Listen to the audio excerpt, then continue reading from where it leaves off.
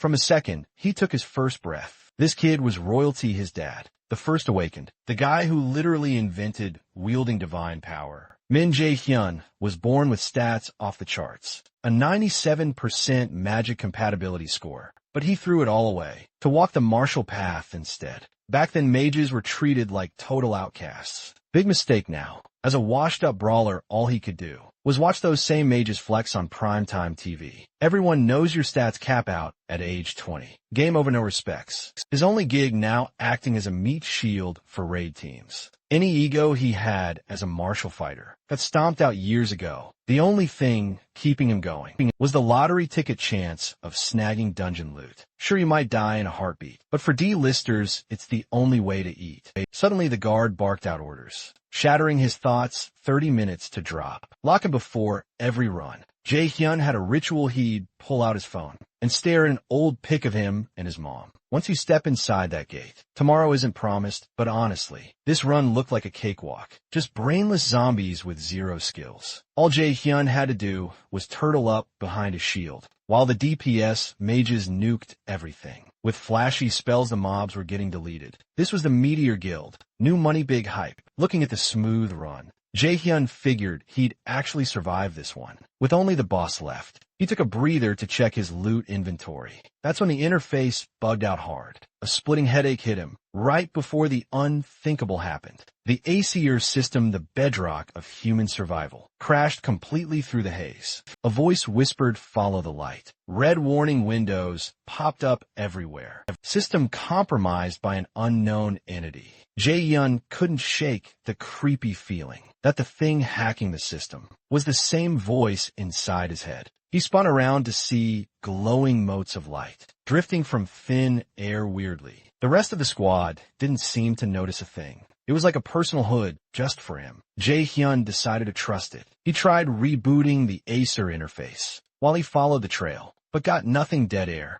This had never happened in 17 years. Ever since that monstrosity rose from the Pacific. Yggdrasil, the world tree. It shot up overnight and choked out the sky in less than 9 days. That tree wasn't just scenery. It was the end of the world. On day 9, the hell gates opened. Monsters flooded the earth. Half of humanity gone. The rest started dropping from starvation and plague. Then came the Acer system, gifting divine powers and creating the awakened. It saved civilization, and now that lifeline was severed, with the world's operating system offline. The mystery voice guided Jae-hyun to a dead end. Standing there was an ancient weathered gate. His heart skipped a beat. Could this be the legendary treasure gate? Rumor had it these only spawned in high-tier dungeons, guarding loot beyond imagination. This was his one shot to flip his life around. Nerves frying, he shoved the heavy doors open. But he didn't find mountains of gold, like the stories promised. The room was empty,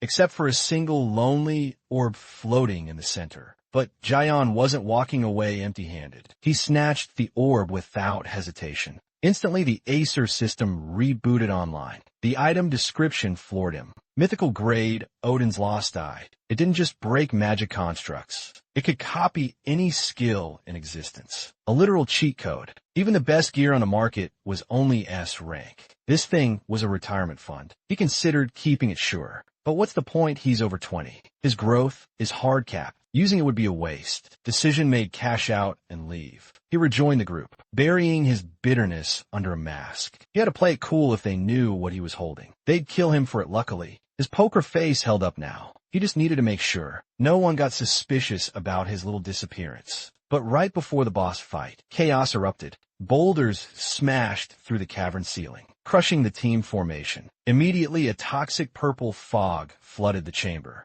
The glass cannon mages dropped instantly, choking on the fumes. Jae-hyun opened his mouth to scream a warning, but he froze as a blade punched through the chest of the guy in front of him. In a split second, he realized there were hunters hiding in the mist. Jae-hyun didn't hesitate. He turned and sprinted. No way was he dying right after scoring a mythical item. Crack! A lightning bolt scorched the ground, detonating the path ahead and cutting him off. Jae-hyun panicked. Who the hell was attacking? A silhouette stepped out of the shadow. Knew you'd make it, Hyun. Jae-hyun's blood ran cold. It was young Yeoman. This didn't make sense. Yeoman was his agent, the guy who tossed him scraps and hooked him up with gigs like this one. Yeoman smirked, told you I'd drop by today. Didn't I? That's when it clicked. The ambush, the chaos. The man standing there was the architect of this slaughter. Jae-hyun glared, you set this up. The poison the media guild hit. Yeoman shrugged, calmly guilty. Client orders, people hate media's arrogance. Making enemies was inevitable for them.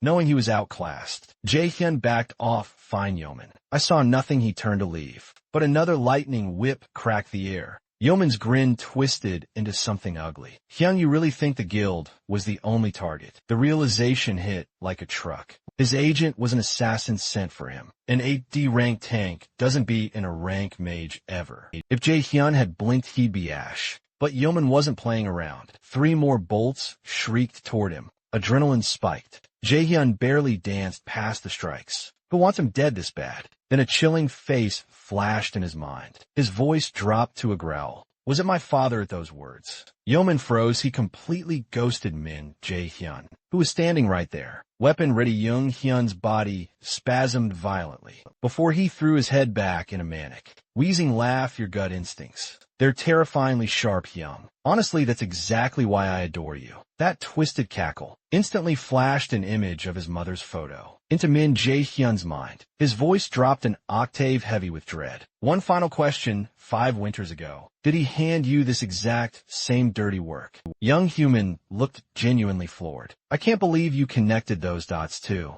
You're actually kind of impressive, though I really don't get it. What kind of father slaughters his wife first, then turns around and puts a hit out on his own son? Young Human, even you have to admit that crosses a line. But we're past the point of no return. Goodbye, Hyun. Right at death's door, Min Jae-hyun triggered Odin's lost eye. A supernova of blinding light erupted, drowning Young Human's vision in white. He could feel it. Min Jae-hyun's magical energy wasn't just rising. It was spiking off the charts. Refusing to let this go sideways, Young Human decided to take the gloves off. No holding back. The chain of lightning tore through the air, rocketing toward Min Jae-hyun at Mach speed. Millimeters before impact, the lightning sizzled and vanished in a thin air. Young Human froze, eyes wide, brain unable to compute. That's when he clocked it. Min Jae-hyun had just equipped Odin's lost eye. He burned a blank card and successfully copy-pasted the lightning chain skill. Min Jae-hyun's voice was ice cold. Young Human, I'm going to make your death the most excruciating experience possible. As the threat landed, 6 full-blown chains of lightning materialized behind him like a halo of doom.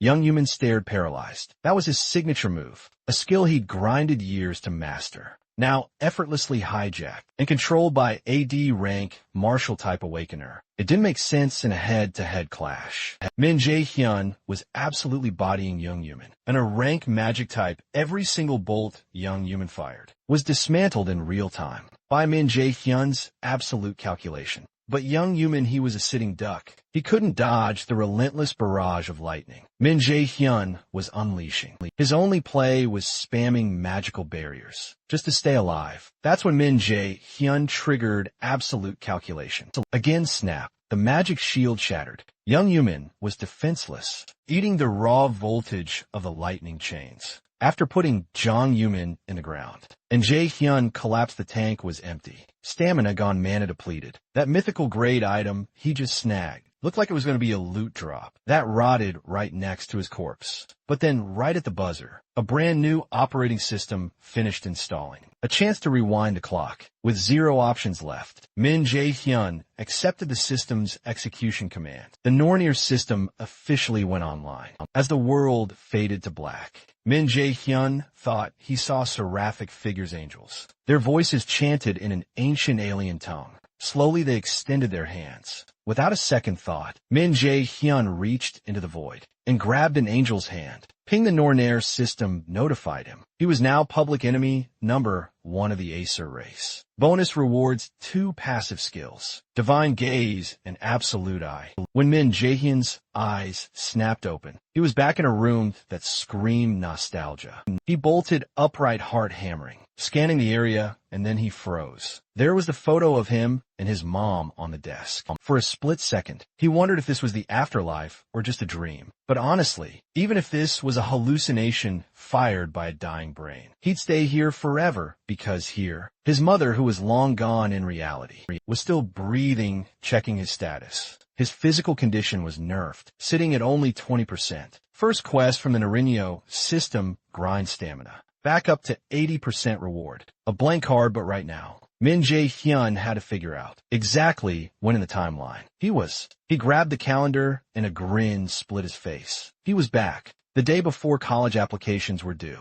Min Jae-hyun couldn't stop the tears. Scenes that had replayed in his nightmares were now living, breathing reality right in front of him. His mom, noticing the breakdown, started panicking. Her usually quiet kid was sobbing in his rice bowl. As she was heading out, she couldn't just leave it alone. Mingyao Hoyun, baby. Is something wrong? He wiped his face and forced a smile. No, just a really bad nightmare. The kind I never want to see again. Actually, Mom, I need to tell you something. I'm switching tracks. I want to major in magic. His mother stood there stunned. He'd been dead set on the martial path his whole life. But looking at his face, she knew this wasn't a whim. She smiled gently. Do what makes you happy. Money matters, sure, but what matters to me is that you live a life you actually want. Mage, warrior, whatever. I've got your back always. Min Jae-hyun knew the pity party had to end. He had a job to do. Serve some ice-cold payback to his father. That a rank scumbag to get strong enough. He had to speed run the Naruni Systems missions. Quest complete, another blank card secured his edge. Right now it wasn't stats, it was info. He knew where every hidden stage and secret manual was buried, but his skill set was still purely martial. So he pulled up the hood. Level 7 attributes reset to baseline. But wait a glitch. Why weren't his passives reset? Thanks to Divine Gaze, his pre-reincarnation cheat skills had carried over to the new save file, plus every level up, now granted a +1 to all base stats. As for Absolute, I still a mystery. For now, he had to dump his available stat points. For Mage's mana is the flashy stat, but Stamina, that's the engine. It doesn't boost damage, but it keeps you in the fight, when everyone else is gasping for air. The million-dollar question, what skill to learn first? The most offensive. Magic is trash if you don't have the mana tank to cast it. Looking at the meta, the smartest play was a healing skill. Right now, mages were bottom of the food chain, treated like dirt compared to martial types. But healers, that was the VIP ticket. They were treated like royalty, courted by every top-tier raid team in the business. If he mastered a healing skill, nobody would dare look down on him. The only snag,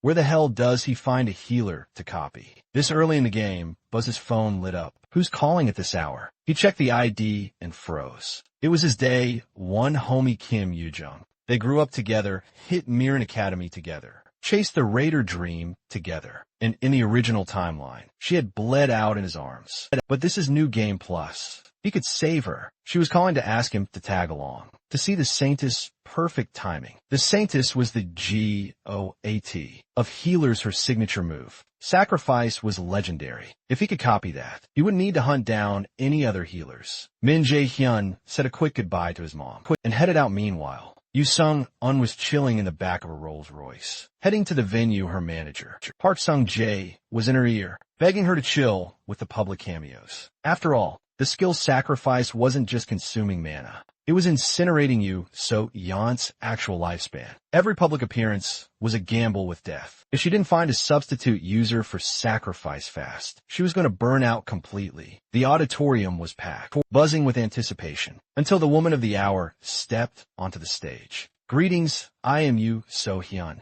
As you all know, humanity is staring down the barrel of an apocalypse. Since the World Tree, Yggdrasil sprouted and unleashed the monster wave. The death toll has been catastrophic. Right now, less than 20% of Awakeners are stepping up as raiders, while the casualty rate continues to skyrocket. We are teetering on the edge of extinction, with millions of innocent lives hanging in the balance. We need heroes to all the Awakeners watching. Your bravery is the only thing standing between us. In total darkness, the Lotus Guild pledges to back you. With everything we have, as the applause thundered, Min Jae-hyun slipped away from Kim Yoo-jung. He had a target to acquire. He needed to intercept you, So Hyun, before she vanished. Spotting her sleek limousine, Jae Hyun made his move, walking straight up to the security detail. I need a word with Chairwoman Yu Parks. Young Ji sized him up, dismissing him as just another obsessive fanboy. He was about to tell the kid to get lost when Jae Hyun dropped the bomb. I'm not looking for an autograph. I know the chairwoman is dying from an incurable curse, and I'm the only person on earth who can fix her. In a flash song, Ji had Jae Hyun by the collar, slamming him back. Who talked? How do you know that suddenly? The tinted rear window rolled down. So Hyun's voice was icy but intrigued. That's a bold claim. Can you back it up? Jae Hyun didn't blink. Absolutely. I can save your life, chairwoman. Intrigued by his unwavering eye contact, So Hyun made a snap decision. Getting too many eyes out here. Let's take this somewhere private. Moments latte.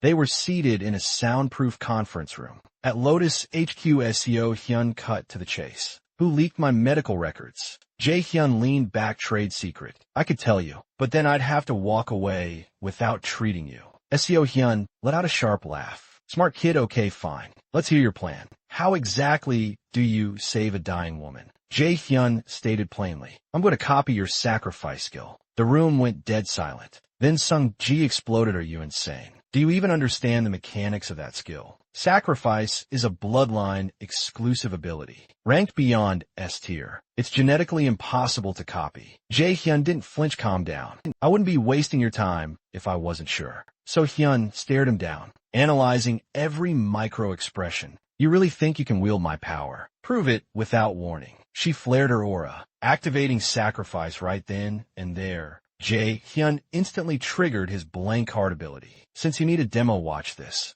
He mirrored her energy signature and cast sacrifice on himself. Since he utilized the blank card to proxy the skill, the life-draining backlash didn't touch him. SEO Hyun and her bodyguard stood there, jaws on the floor. The impossible had just happened there. Jae Hyun said, brushing off his shoulder. Now let's talk business. So Hyun regained her composure. What's your price? He held the cure to her mortality. He could have asked for half the city instead. Jae Hyun looked her in the eye. I want a sponsorship. So Hyun tapped her chin. You have the talent to back up that audacity. I'm interested, but I have a counteroffer. My health is my personal problem, not the guild's, but you're asking for the full weight of the Lotus Guild. Behind you, we don't just hand that out to freelancers. If you want our resources, you join the roster. Jae Hyun paused. He expected a fight, not a recruitment pitch. So Hyun continued, her eyes gleaming. I don't joke about talent. Here is why you need to be one of us. First, your intel network. You knew my deepest secret. That kind of information gathering is terrifyingly efficient. Second, you did the impossible. You copied a bloodline skill. That breaks every known rule of awakening. Your potential isn't just high, it's infinite. And third, you're a high schooler, standing in front of the Lotus chairwoman without breaking a sweat.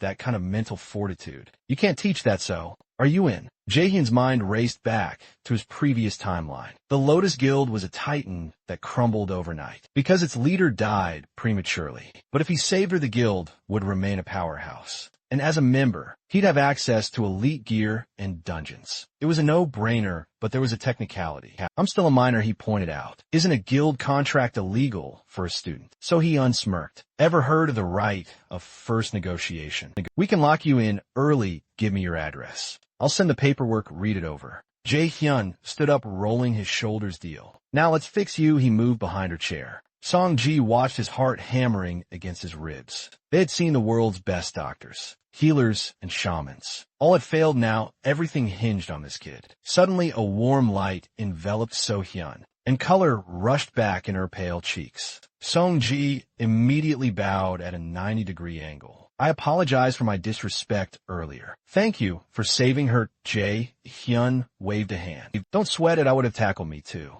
As the glow faded, a system notification popped up. Emergency healing has reached level 19. SEO Hyun walked to the window, inspecting her hands. The constant draining fatigue was gone. She felt alive. A single tear traced her cheek. The pain, it's actually gone. Thank you, but what about the backlash? Are you hurt? Jae Hyun grinned. Fresh as a daisy. If you ever feel sick again, just call me. SEO Hyun nodded firmly. You have my word, the guild is at your disposal. She handed him a sleek black card. Consider your conditions met. Think about the contract. Jae-hyun took the card, his expression turning serious. Actually, chairwoman, I have a favor to ask right now. The next morning, a black sedan rolled up to Curb Park. Song Ji-I was playing chauffeur. Jae-hyun needed to power level. He had requested access to the Lotus Guild's private, low-level dungeons. Millen Academy was a shark tank filled with geniuses. If he wanted to survive the semester, he needed a grind. Lotus had stocked the trunk with supplies, but time was against him for now. They could only scrape together some leftover guild gear, honestly. Park Sung-ji-I was still sweating bullets about letting Min Jae-hyun fly solo. Even an E-rank dungeon is a death trap for a lone wolf. But Min Jae-hyun just shrugged it off. Relax.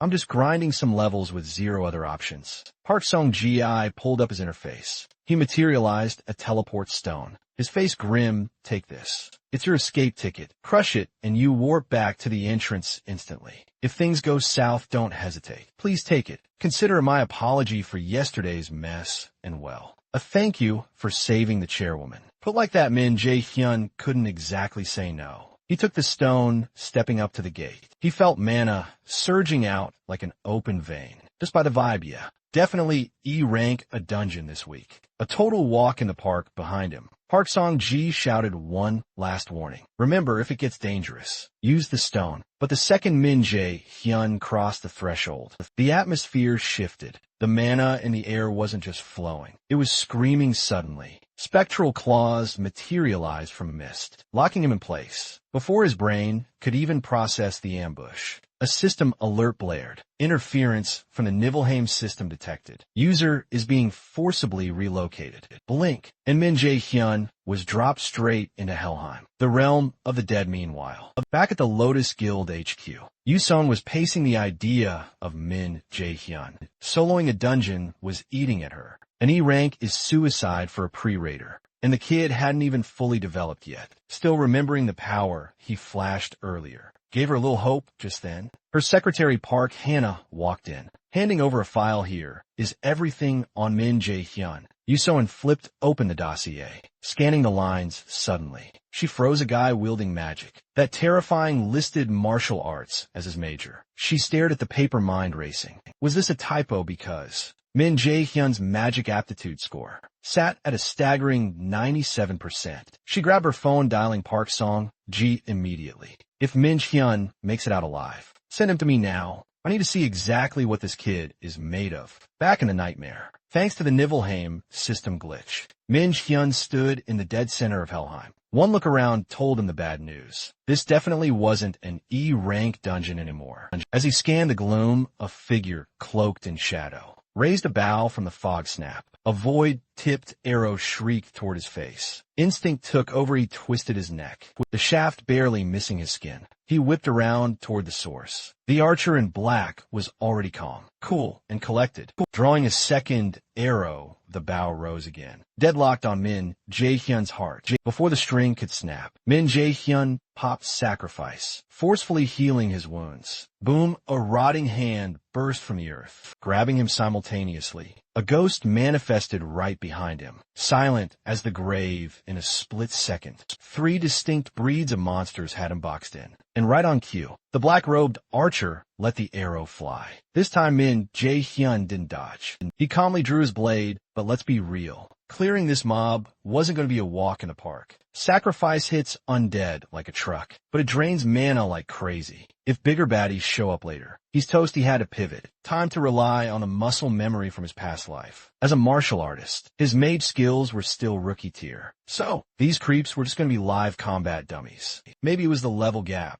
but Min Jae-hyun realized these monsters weren't exactly terrifying. Even with his current stats, he could dance circles around them, gripping his staff like a bat. He lunged with a brutal swing. He cracked the black-robed archer right in. The skull one hit, but that impact shattered his weapon into splinters. Perfect timing, the scythe ghost. And the ghoul swordsman rushed him at once. Out of options, Min Jae-hyun triggered sacrifice again. A burst of holy light erupted. Instant désintégration. Both monsters were reduced to piles of ash. The massive mana cost dropped him to his knees. If he hadn't leveled up right that second, it would have been game over. He knew he was way too weak to clear this dungeon. He prepared to warp out, but suddenly, a primal dread washed over him. Freezing his blood, Min Jae-hyun felt it. Something was coming. The pressure was so heavy. It felt like gravity had doubled. He jammed the broken staff into his thigh, using the pain to stay conscious. A shadow stretched across the ground.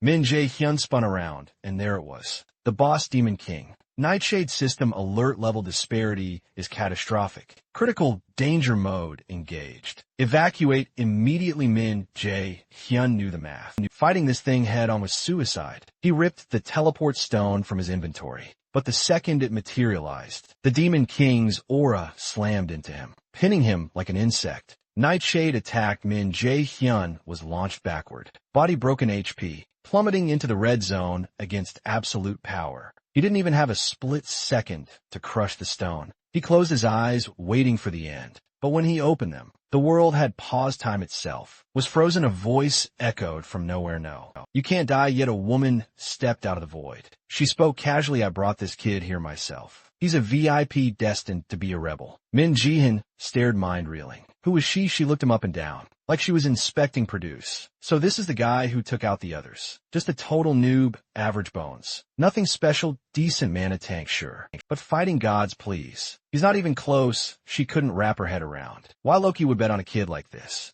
Meanwhile, blood loss was making Min Jae-hyun's vision swim. But the rage kept him awake. Revenge wasn't finished. He refused to die here. Seeing that fire in his gaze, she nodded. I do like that look in your eyes. But let's be real, you're weak.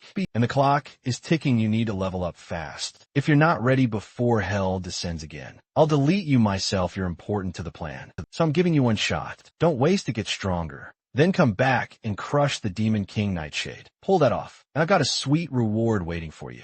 You have 2 months. Fail, and you know exactly what happens. Just like that, Min Jae-hyun was drafted into Hell's boot camp. Her final words were ice cold. Show me some growth, or else I will personally escort you to hell. Good luck, little Nornair's chosen. When Min Jae-hyun blinked, his eyes opened. The dungeon's ceiling stared back at him. He was back at the entrance, and every single scratch on his body had vanished in a thin air. But the glowing quest log from the Nornir system, hovering in his vision, proved he wasn't hallucinating. That nightmare was real. The woman he just faced was Hell herself, the goddess of death and ruler of the 9 worlds. Her cryptic warning was still bouncing around his skull, but the message was loud and clear. Get strong or get wrecked. If Hell wasn't bluffing, the second he stopped leveling up, he'd be deleted from existence. His mission, take down the Demon King Nightshade within 2 months. At his current power level, that was a straight-up suicide mission. He didn't even know the basics of combat magic yet. To survive, he needed a solid foundation. His best play was to align himself with the Lotus Guild and their powerhouse you. Sung-un, talk about timing. Park Sung-jae was already 1 step ahead, locking in a meeting with the guildmaster. For the very next day, by the time the sun rose, Park was already escorting Min straight to Lotus HQ. Min had a gut feeling. They'd already peaked at his awakening report. Even though his stats showed god-tier magic affinity, he had wasted his potential on the martial path. Why? Because the media wouldn't shut up about how cool melee fighters were. While trashing mages as useless support, he'd fallen for the hype plain and simple. Moments latte, they stepped onto the Lotus training grounds. The second Min locked eyes with Yu Sung-un. His breath hitched. She flashed a professional smile. You're finally here. I've been waiting. Have you looked over the contract? I think you'll find the terms generous. Generous was an understatement. The paperwork you slid across the table was insanely heavily weighted in Min's favor. We're talking perks. That would make veteran a rank raiders jealous. Min didn't waste a second. I already told Manager Park. I have one condition before I sign you. Sung-un didn't even blink. Her smile remained cool and collected. I'm listening. What do you need? Min leaned, and you've seen my file. You know, I only switched from martial arts to magic. Less than a month ago, I'm a rookie. I have no idea how to fight like a real mage yet. So, Chairwoman Yu, I want you to be my personal mentor. This was bold, asking one of the world's few S-rank raiders to play tutor Park Sung-jae. Looked like he was about to have a heart attack. At the audacity, Min kept his gaze steady. If you can't agree to that, I'll take my talents elsewhere. Yu Zhang-hun let out a soft chuckle spicy. I like it. I accept your condition. You're definitely interesting enough to be worth my time. But first we need a vibe check. You don't mind demonstrating what you can do, right? Min had called this, even with a golden contract. The Lotus Guild wasn't going to sign him without seeing him sweat one look at Yu's face. And Park knew exactly what kind of hell was about to break loose. Snap with a casual flick of Yu's fingers. A terrifying wave of mana exploded behind her. Behold the mana cube, she announced. Your job is simple, beat it. The mana cube wasn't a toy. It was a torture device used to test B-rank magic users. And even then, 93% of them failed. You eyed Min with amusement. Perfect stage to flex your true power. Don't you think if you want priority status at Lotus, this is the bar you have to clear? Min kept his cool, trying to humble me before I even start. You smile, didn't waver, not at all. Even if you wipe out inside, I'll still sign you. I guarantee it on my name as chairwoman. She turned to her assistant Sung-jae. Fired up, Park hesitated. Sweating bullets, chairwoman. This thing eats experienced mages for breakfast. Mr. Min is still green. You cut him off effortlessly. Do you really think that kid is ordinary? Relax, he's built for this. Reluctantly, Park hit the switch, activating the cube. Min had heard rumors about this thing in his past life, but seeing the beast up close was a different story. Yu's voice broke his trance. Whenever you're ready, impress me. With the eyes of an S-rank titan on him, Min stepped into the swirling vortex. Park muttered, I've got a bad feeling about this. I get that you're curious, boss, but he's just a kid. You replied, instantly trust the process. He'll clear. Park looked baffled. What makes you so sure? You smirked. Call it a woman's intuition. She didn't look away from a cube. Let's see how long he survives. Inside the cube, a death trap with a 7% survival rate was an infinite ocean of condensed. Trushing mana fuels magic. Sure, but swimming in this density, it was like breathing pure radiation. Too long in here, and your organs would liquefy. There was only one way out. Find the single exit node, hidden somewhere in this chaotic storm of energy. Min forced his heart rate down. He closed his eyes, sensing the flow, filtering out the noise suddenly. A pulse caught his attention. Deep in a vortex, ahead something felt different. He pushed closer and spotted a crystal, pulsing with the core energy of the entire dimension. Back in reality, Park. Watch the timer. You seem pretty confident he's not going to die. What's the over-under on his time? You check your watch. My personal best was 40 minutes. That's still the national record. Park realized the stakes. Min was either going to get trapped in that box forever, or he was going to make history. You nodded. He won't come out crawling. But a second later, her composure cracked. Sung-jae, look at the cube. Park whipped his head around. The Mona cube wasn't just humming. It was glitching. Cracks were forming on the surface structure outside. The duo stood frozen. It had only been 10 minutes since Min walked in. What kind of monster was he fighting in there? Meanwhile, Min stared at the crystal. His gut screamed that this wasn't just a part of the test. It was the test. He didn't overthink it. He reached out and crushed the crystal in his fist. Boom. The entire mana ocean evaporated instantly. A system notification pinged. New passive acquired essence of mana mastery. Outside the scene was absolute chaos. The Mona cube usually took pros 3 hours to solve. S-rank Sung unneeded 40 minutes. The world record holder Camilla, 36 minutes, and Min Jae-hyun just walked out. Like he owned the place, he didn't just break the record. He obliterated it by 26 minutes. Park rushed over, grabbing Min's arm, insane. 10 minutes? How is that even possible? You stepped in dead serious, Mr. Min. How exactly did you speedrun my test? Min shrugged casually. Dusting himself off, saw a shiny crystal. Broke it, then I woke up here. Yu Xiaon ungrabbed his hand, practically vibrating with adrenaline. Wait, you shattered it. You actually dusted the crystal. That thing held the entire Mona cube's energy reserve. Your average awakener couldn't even pinpoint the core, let alone crush it. The implication was terrifying. The raw mana, surging through Min Jae-hyun, was more volatile than the crystal itself. A dazzling smile broke across her face. Mr. Min Jae-hyun, you passed as of right now. I'm pushing all my chips to the center of the table. The Lotus Guild's future and my own reputation. It's all riding on making you the world's strongest mage. You ready? Cut to the street outside. Kim Yu-young stood waiting with Jae-hyun's mom. A sleek Rolls-Royce glided to the curb, purring like a beast. The door swung open, and Min Jae-hyun stepped out. For a heartbeat time stop, neither woman could process the visual. Was that Jae-hyun? Did he get picked up by Sugar Mommy? Given his recent weird behavior, Yu-young's suspicion meter instantly redlined. First, the mysterious luxury ride.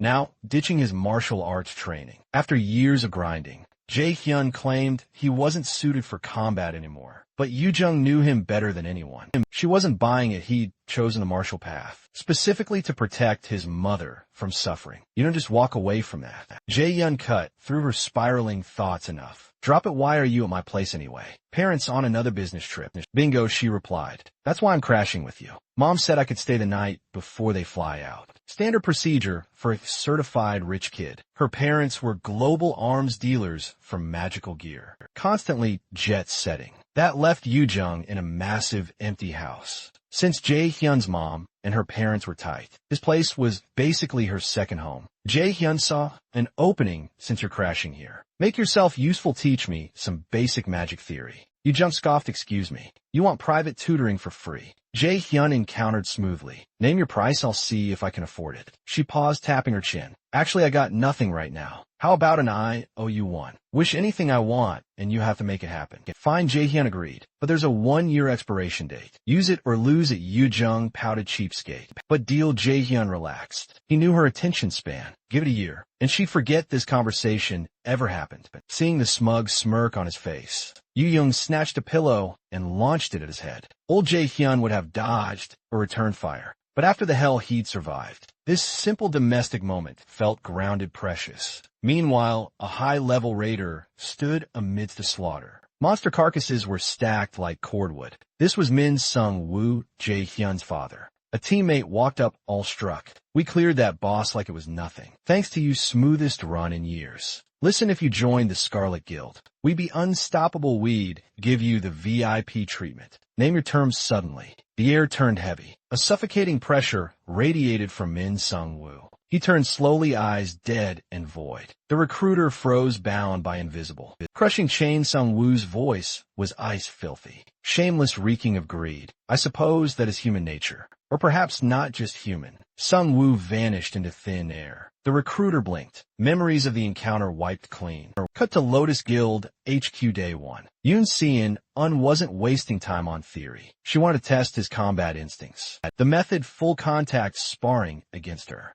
Jae-hyun broke into a cold sweat. Real combat already isn't that a bit extreme?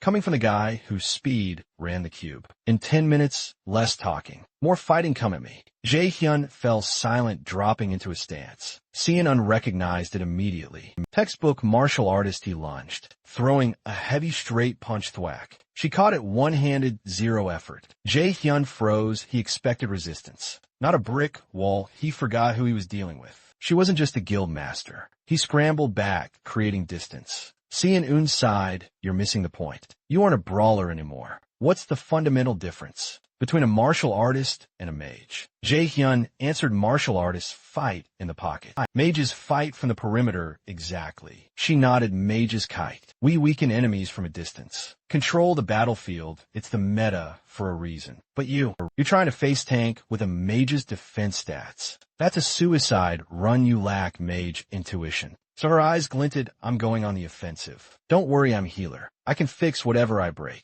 Show me what you can actually do. She didn't wait for a signal. An attack spell ripped through the air toward him. Pure instinct saved him. He barely rolled out of the way. Okay, your turn. Crackling blue energy flared around Jae-hyun. Snap. 3 lightning chains whipped toward her. But Se-in didn't flinch. At this range, evasion should have been impossible. Blink. She was suddenly behind him. A rank lightning chains. You've been holding out on me. Her counter was already launched. But a god tier skill is useless if you don't know how to drive it. Still, I'm impressed. I held back and you're still standing. Let's see if you can handle this. She prepped a spell that, by her calculations, he couldn't dodge. It was a teaching moment. She fired, but then the impossible happened. Her sacred arrow didn't hit him. It disintegrated in midair. Absolute calculation activated. He deconstructed her spell code in real time. De masque sleeping. You just never stop, do you? How many aces do you have up your sleeve? Jae-hyun grinned. Who knows? Boom. A lightning chain erupted from the floor beneath her. She threw up a barrier just in time. The impact rattled her arm. Before she could reset, multiple chains manifested behind Jae-hyun, poised to strike. That's when the horror set. In no incantations, no cast time. He was chain casting instantly. This wasn't rookie behavior. It was prodigy-level anomaly. But the tank was empty. Jae-hyun's mana hit 0. You're gifted, Seon-un said, regaining composure but unpolished. Before the sentence finished, Jae-hyun hit the mat. You didn't think you'd actually win, did you? She teased, but immediately reached down to haul him up. That fight changed everything. He knew the power gap between them was an ocean. But Yoo Sung-hoon saw something else entirely raw. Untapped potential. Watching you fight just triggered a thought. She grinned, a strategy everyone dreams of, but nobody's ever executed. Except you. You're the key. So start calling me master. Congrats, kid. You're my first disciple back home. Min Jae-hyun couldn't shake the adrenaline. The duel played on a loop in his head. Kim Young finally snapped her fingers in his face. Earth to Jae-hyun. Hello. Are you even listening? Keep zoning out, and I'm quitting as your tutor. Look, now that you're focused, let's talk business. Magic had 1,000 branches, but realistically only 3 actually counted. Combat buffs and healing. The deeper Min Jae-hyun dove into the theory, the more his system interface started going haywire. With notifications, it was like the algorithm itself was desperate for him to level up. Kim Young let out a heavy sigh. You're actually a freak of nature. Spells that take normal people a month to grind, you're nailing in 48 hours. Jae-hyun shrugged it off. Big deal. You did it in 3 days. Yoo Jung's eyes started to gloss over, raw emotion bubbling up. I've been studying magic for ages, but your growth curve is terrifying. At this rate, you're gonna leave me in the dust. But she had no clue. That Min Jae-hyun was way more stressed than she was. The guy literally gambled his soul against the goddess of death. She kept going. Do you even realize how insane I thought you were for pivoting to a martial build? Sure, magic doesn't pay as much, but wasting the kind of god-tier compatibility, that's madness. Jae-hyun turned his head, and suddenly his vision was choked with spectral chains. A figure materialized from the shadows behind him, taking slow, deliberate steps until he loomed right over Jae-hyun. The stranger leaned in, whispering a secret directly into his ear. Snap, reality crashed back in. Kim Young was still mid-rant. Wait, you've been grinding actual combat drills too, right? While nodding along. Jae-hyun's brain was frantically rewinding. The hallucination. That bizarre encounter stuck to him like glue. Was it a glitch of vision? He didn't know. He only knew the voice had said something bone-chilling. But there was 0 time to overthink it. He had 2 months on the clock, unless he pulled off a miracle to break the stalemate. Meanwhile, Park Sung-gi was prowling the Lotus Guild training grounds, his gig spotting rookie mistakes and crushing them before they became bad habits. When Yoo Sung-un showed up, Park immediately launched into the daily debrief. But Yoo Sung-un looked like she was a million miles away.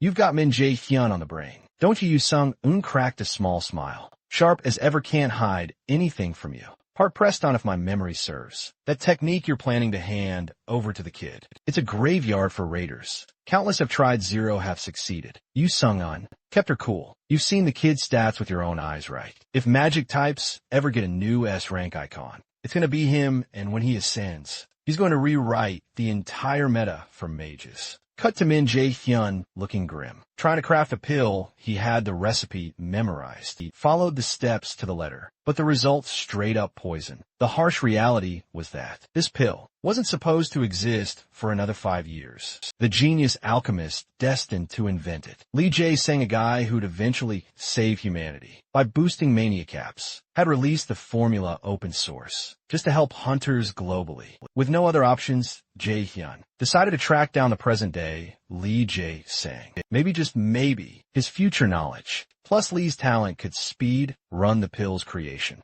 In this timeline, Lee should be a fresh-faced first year at Mills Academy. Plan set, Jae-hyun packed up to leave that very night. At the terminal, the clerk eyed him. Destination: 1 ticket to Daegu, please. Jae-hyun answered calmly, but Daegu, that place was a war zone under total lockdown. Monsters swarmed the streets. Stepping foot in that city was basically signing your own death warrant. Given the chaos, there was only one reason to head to Daegu. You were a Miller's Academy student. Soon enough, Jae-hyun stood at the academy gates. Walking the campus, he'd know years in the future. He felt zero nostalgia. This place was just a monument to his past trauma. But right now, Mission 1. Find Lee Jae-song. The kid's dad was the nation's first S-rank raider, meaning Lee grew up crushed under the weight of massive expectations. Lee was forced into a martial class, but his combat skills were trash. He hated fighting, so checking the training grounds was a waste of time. Just as Jae-hyun turned toward the classrooms,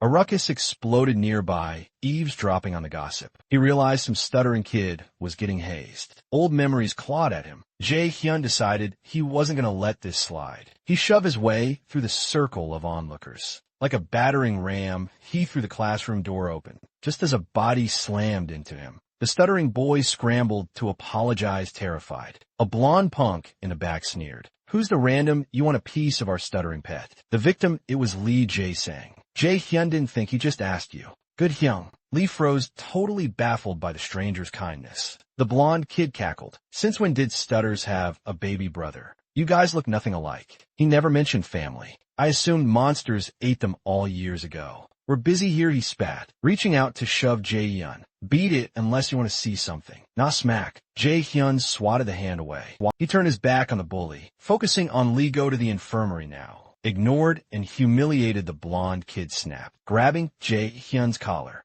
Are you blind, moron? I'm talking to him, you got a death wish. Jae-hyun stared down at the hand on his shirt, his voice dropping to sub-zero. That is strike 2. Why is everyone obsessed with grabbing my collar lately? As the words left his mouth, Min Jae-hyun's mind flashed back to the magic theory Kim Yu-young had drilled into him. Perfect recall. He instantly mirrored Liu Shang's casting technique. In a split second of blinding, sacred arrow materialized and smashed directly into the blonde student's chest, gritting his teeth through the pain. The blonde guy swung his sword wildly at Min Jae-hyun, but before the steel could even connect, the blade was violently deflected. Min Jae-hyun had already deployed a magic field too fast. Before the blonde student could even process the counter, Min Jae-hyun's hand clamped over his face. His eyes went dead cold. This ends right now. Another sacred arrow fired at point-blank range, dropping the blonde student instantly. He crumpled to the ground out cold. Now, seeing his opponent was completely incapacitated, Min Jae-hyun decided not to turn this into a murder scene. He pulled out a high-grade potion instead.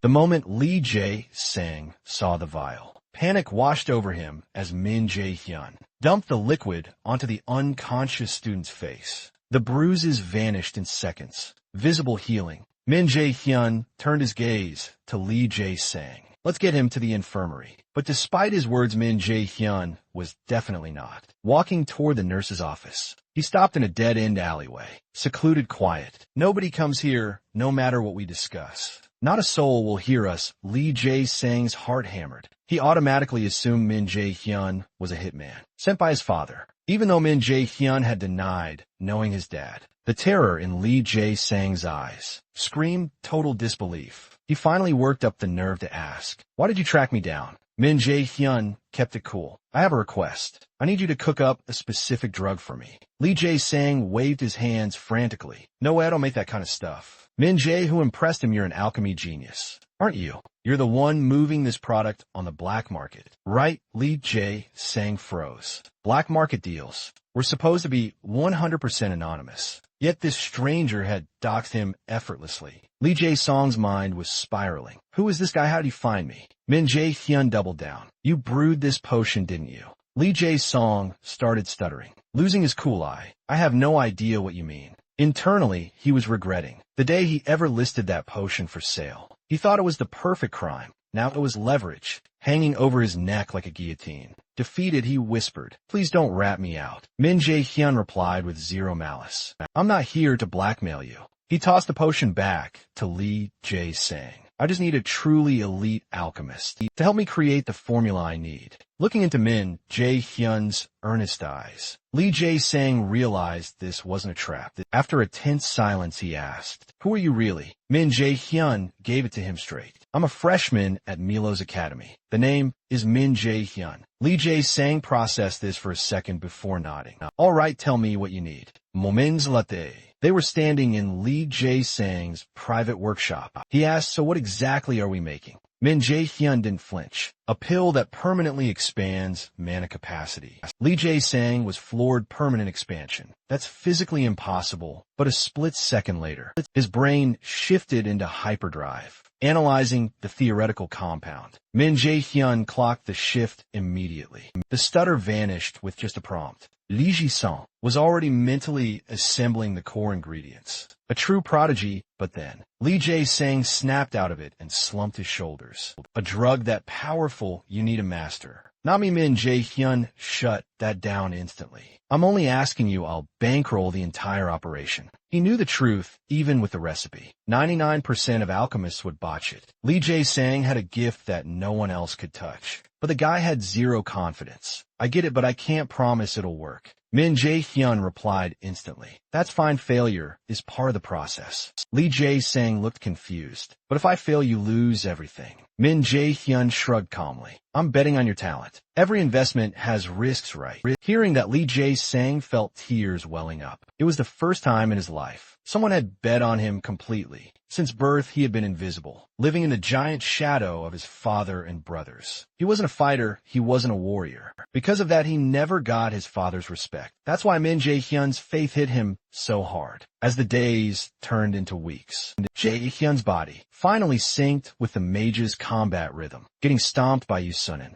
Yeah, that was history now. He was flipping the script, actually pressuring her sometimes. He'd even run out the clock without taking a single L. But confidence in the gym doesn't always transfer to the ring. Taking down Demon King Nightshade, that was still a massive question mark. One last pit stop, he hit up Lee Jae-sang. And man, the guy delivered the goods. The elixir was absolute perfection. Jae-hyun downed it and boom. Mana spiked by 15 points instantly. See, told ya. Jae-hyun beamed, hyping him up. You're a straight-up genius. Jae-sang got all shy. It only worked because you believed in me. Noticing the dark circles under the guy's eyes, Jae-hyun got serious. Go crash. Man, you look like a walking zombie. Jae-sang rubbed his blurry eyes, forcing a smile. If you need another miracle, just holler with that. Jae-hyun exited the workshop. No more prep time tomorrow was D-Day. He had a promise to keep to the goddess of death. Suddenly, Hell's voice echoed in his mind. About a vibe, we're about to get a VIP visitor. Fast forward to dawn. Jae-hyun was back at the dungeon. Gate locked and loaded, pre-check complete. Park's Young Ji cranked the entrance open. And just like that was go time. Solo run round 2. This time, the teleportation vertigo didn't even make him blink. Touchdown in the realm of the dead. The mission was simple: drop Nightshade. Unlock the secrets of his reincarnation. A chill ran through the air as a spectral glow flared up ahead. Enemy spotted. Skeletal archer. The bone bag had its bow drawn. Arrow locked on a Jae-hyun skull. Too bad for a Jae-hyun wasn't the same rookie anymore. He was rocking a dual-class build now. Usually mixing styles is a recipe for disaster. You get wrecked in melee by fighters and outgunned at range by mages. Stuck in the middle, trash at both. That's the stereotype, but you see on in. She knew Jae-hyun was built different. He was the exception to the rule. Meanwhile, back in the real world, Park Sung-ji was on standby monitoring the feed. Suddenly the hairs on his neck stood up. Unknown presence. His hand snapped to his weapon hilt. A flashy red sports car screeched to a halt, and a girl stepped out flashing a $1 million smile. Bingo, so this is your hideout. I've been hunting you down for ages. It was Yeonju, an old junior from his college days. Recognizing her face, Song-ji relaxed his grip. Exhaling sharply, they hadn't spoken since graduation. So her popping up here was totally out of left field. Yeonju cocked her head. Wait, you're the gatekeeper here. That's weird. This seems way below your pay grade. Doesn't it? She paused, leaning in closer, voice dropping to a conspiratorial whisper. Spill the tea. The rumors about chairwoman use health tanking. Are they legit? Song-ji's face turned to stone. Don't be ridiculous, of course not. Where are you even hearing this garbage? Yeonju, she shrugged casually. Word gets around my guild has eyes and ears everywhere. That's when the alarm bell started ringing. In Song-ji's head, the Lotus Guild had a mole. Thanks for the heads up, he said. Voice icy. Looks like I've got some house cleaning to do later. Yeonju whipped out her phone, swiping to a photo. One more thing. You know this kid, Min Jae-hyun. He's practically living at the Lotus Guild lately, constantly meeting with the chairwoman. What's the deal with him? Song-ji's eyes narrowed into slits. That's classified. Outsiders don't need to know. Hitting a brick wall, Yunju spun around with a smirk. Figured you'd stonewall me. Senior song, G, you're famous for keeping secrets. I was just checking the boxes. Because the guild paid me to ask. How to make it look good, you know. Anyway, I'm out. Catch you later, senior. Meanwhile, deep inside the dungeon, Jae-hyun had already wiped the floor with the trash mobs. Now he stood in the silence, waiting for the main event. A sinister rustle swept through the darkness. He knew that Sound the Boss was here. Like clockwork, Nightshade materialized from shadows. Jae-hyun locked eyes with the towering monster. Long time no see, he stated. Voice steady, but I'm not the same prey I was last time. Before the echo even faded, he unleashed hell. Nightshade tanked the hit and snapped back with a lethal counter. But Jae-hyun danced around it like it was nothing. He went airborne, raining down attacks without missing a beat. Sacred arrows flew like a machine gun, chipping away at Nightshade's HP bar, chunk by chunk, crushed by the sheer weight of the attack. Nightshade had to back off, letting Min Jae-hyun touch down. But the second the Demon King recovered, it snapped back with a vengeance boom. 3 energy blades ripped through the air, screaming straight for Jae-hyun's head. But Jae-hyun didn't even flinch. A smooth sidestep and the attack whiffed completely. That casual dodge clearly shook the Demon King to its core. Watching Jae-hyun close the gap, Nightshade panicked and spammed attacks. But it was useless. Jae-hyun was weaving through every strike. With board precision, then he raised a hand. Skill activation, lightning chains. You look confused, not part of the script. He taunted before the echo faded. A dozen electric shackles launched at Nightshade. This wasn't just a basic skill. It was a guided missile way stronger than Sacred Arrow. And Jae-hyun was steering the trajectory in midair. The Demon King never accounted for a curveball. One hesitation and it was over. Nightshade was trussed up like a holiday turkey. Still, Jae-hyun knew this boss was too tanky to go down from just a bind. He immediately loaded up a Sacred Arrow to secure the kill, but this boss was built different. Nightshade's health bar was massive. It soaked the damage and didn't drop. Instead, it roared. Glowing red, berserk mode engaged. The clock was the real enemy now. If Jae-hyun didn't wrap this up in 10 minutes, the system would execute him instantly. Desperate, he tried to hack the mechanics, using absolute calculation to break the skill. But right before the code cracked, hell blocked the connection denied. Stunned and raging, Jae-hyun screamed at the sky hell. Why are you sabotaging me now? Silence. No answer, gritting his teeth. He forced himself to lock back in. He had to speed run this fight right now. But Nightshade started playing dirty, backpedaling to burn the clock. It was stalling left with 0 options. Jae-hyun popped Sacrifice to force a lockdown. But Nightshade exploited the casting delay. It countered hard, interrupting Jae-hyun's flow and slapping him with a fear debuff. Seizing the freeze, the boss rushed in, siphoning Jae-hyun's HP bar rapidly. Lucky for him, it wasn't a one-shot kill. But if this went to overtime, Jae-hyun was dead meat. He switched up the playbook. Instantly blind the enemy. He charged, and as expected, Nightshade tried to kite him. But Jae-hyun slammed the brakes, stopping just within casting range. You really thought I was going to just run at you.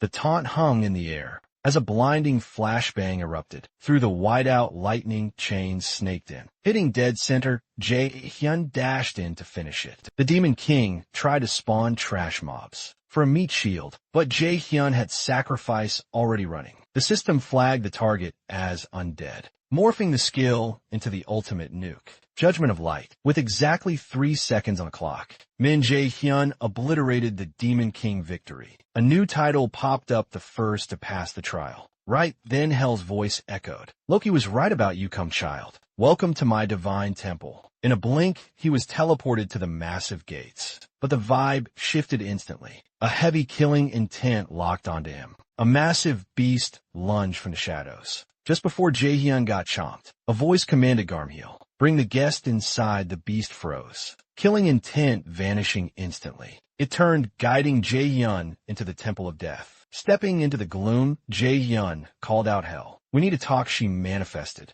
looking genuinely impressed. I didn't think you'd actually survive. Kudos, child of the rebel. You aced the test. Jae-hyun cut to the chase. Voice low, why the Nornair system? Why torture me with this trial? What's the endgame? Hell replied. Cold as ice to forge you into a rebel. Jae-hyun frowned. Why me? Hell smirked. Because it's in your blood. Your destiny is to crush the high and mighty Ashier and execute the supreme god Odin. That is Loki's bet and ours. Jae-hyun was floored. You want me to assassinate Odin? You're speaking gibberish. Hell shrugged, indifferent. You don't need to get it yet. I didn't expect you to. You're pawn in a game you can't see yet. But burn this into your memory. This isn't just an Asgardian crisis. The whole planet is on a one-way trip to extinction, and Odin plans to crown himself king of the ashes. We need your strength to stop the apocalypse. Level up. I'll be waiting for the rematch. Before Jae-hyun could even open his mouth, Hell blasted him right out of the temple. Alone again, she whipped her head around, eyes freezing over. You gonna keep lurking in the shadows? Pretty sure I didn't send an invite. A golden orb materialized, and Mimir's voice resonated from within. Forgive an old man's intrusion. I heard you made contact, and I couldn't resist. That kid's loyalty is timeless. But Spill, what was it like seeing him in the flesh? Hell kept her poker face too early to call it. He's barely taken his first step. Mimir let out a low chuckle maybe. But I get the feeling. You got a soft spot for the rookie. Hell didn't clap back for a rebel. He's leveling up faster than I anticipated. I threw him a curveball, and he crushed it. To stand right here, sure. Things got a little chaotic, but I'm satisfied. Mimir let out a breath he didn't know he was holding. Good, that's good. If his path is clear, I can sleep at night. I'll cut him off, voice dropping a few degrees. That's a don't play dumb, Mimir. You got secrets to spill. Mimir feigned total innocence. I haven't the foggiest clue what you mean. Hell scoffed, you slippery old fox. You really think I'm blind? The law of causality around that kid is warped beyond recognition. Did you really think that would slip past me? Guess Wise Giant is just a dusty old title now. And his left eye, that was Odin's sacrifice to the well of wisdom. Start talking, Mimir. What kind of game are you and Loki playing? Mimir's tone shifted to apologetic. My apologies, but it's not time for the full story yet. Just chalk it up to fate's design for now. A faint smirk touched Hell's lips. Fate, right, fine. Patience is my specialty, but I'm not sitting on the sidelines. The prophecy says he's got a gauntlet of trials ahead. To reach the top, he needs a Sherpa, someone to keep him on the straight and narrow. Meanwhile, Jae-hyun was beamed right out of the dungeon. He was still in the dark about the big picture, but he didn't leave empty-handed. Hell's blessing. In the book Fast Forward, a week before the semester kicked off, Yusung's secretary Park Hannah dragged Jae-hyun to the mall to gear up for school. But the guy looked like he was marching to a funeral, not a shopping spree. Hannah picked up on the vibe instantly. Hey, you look wrecked, something eating at you. Naturally, Jae-hyun wasn't about to spill his guts. That detour to the domain of the dead gave him 0 answers and a million questions. Sure, he scored an X-rank skill,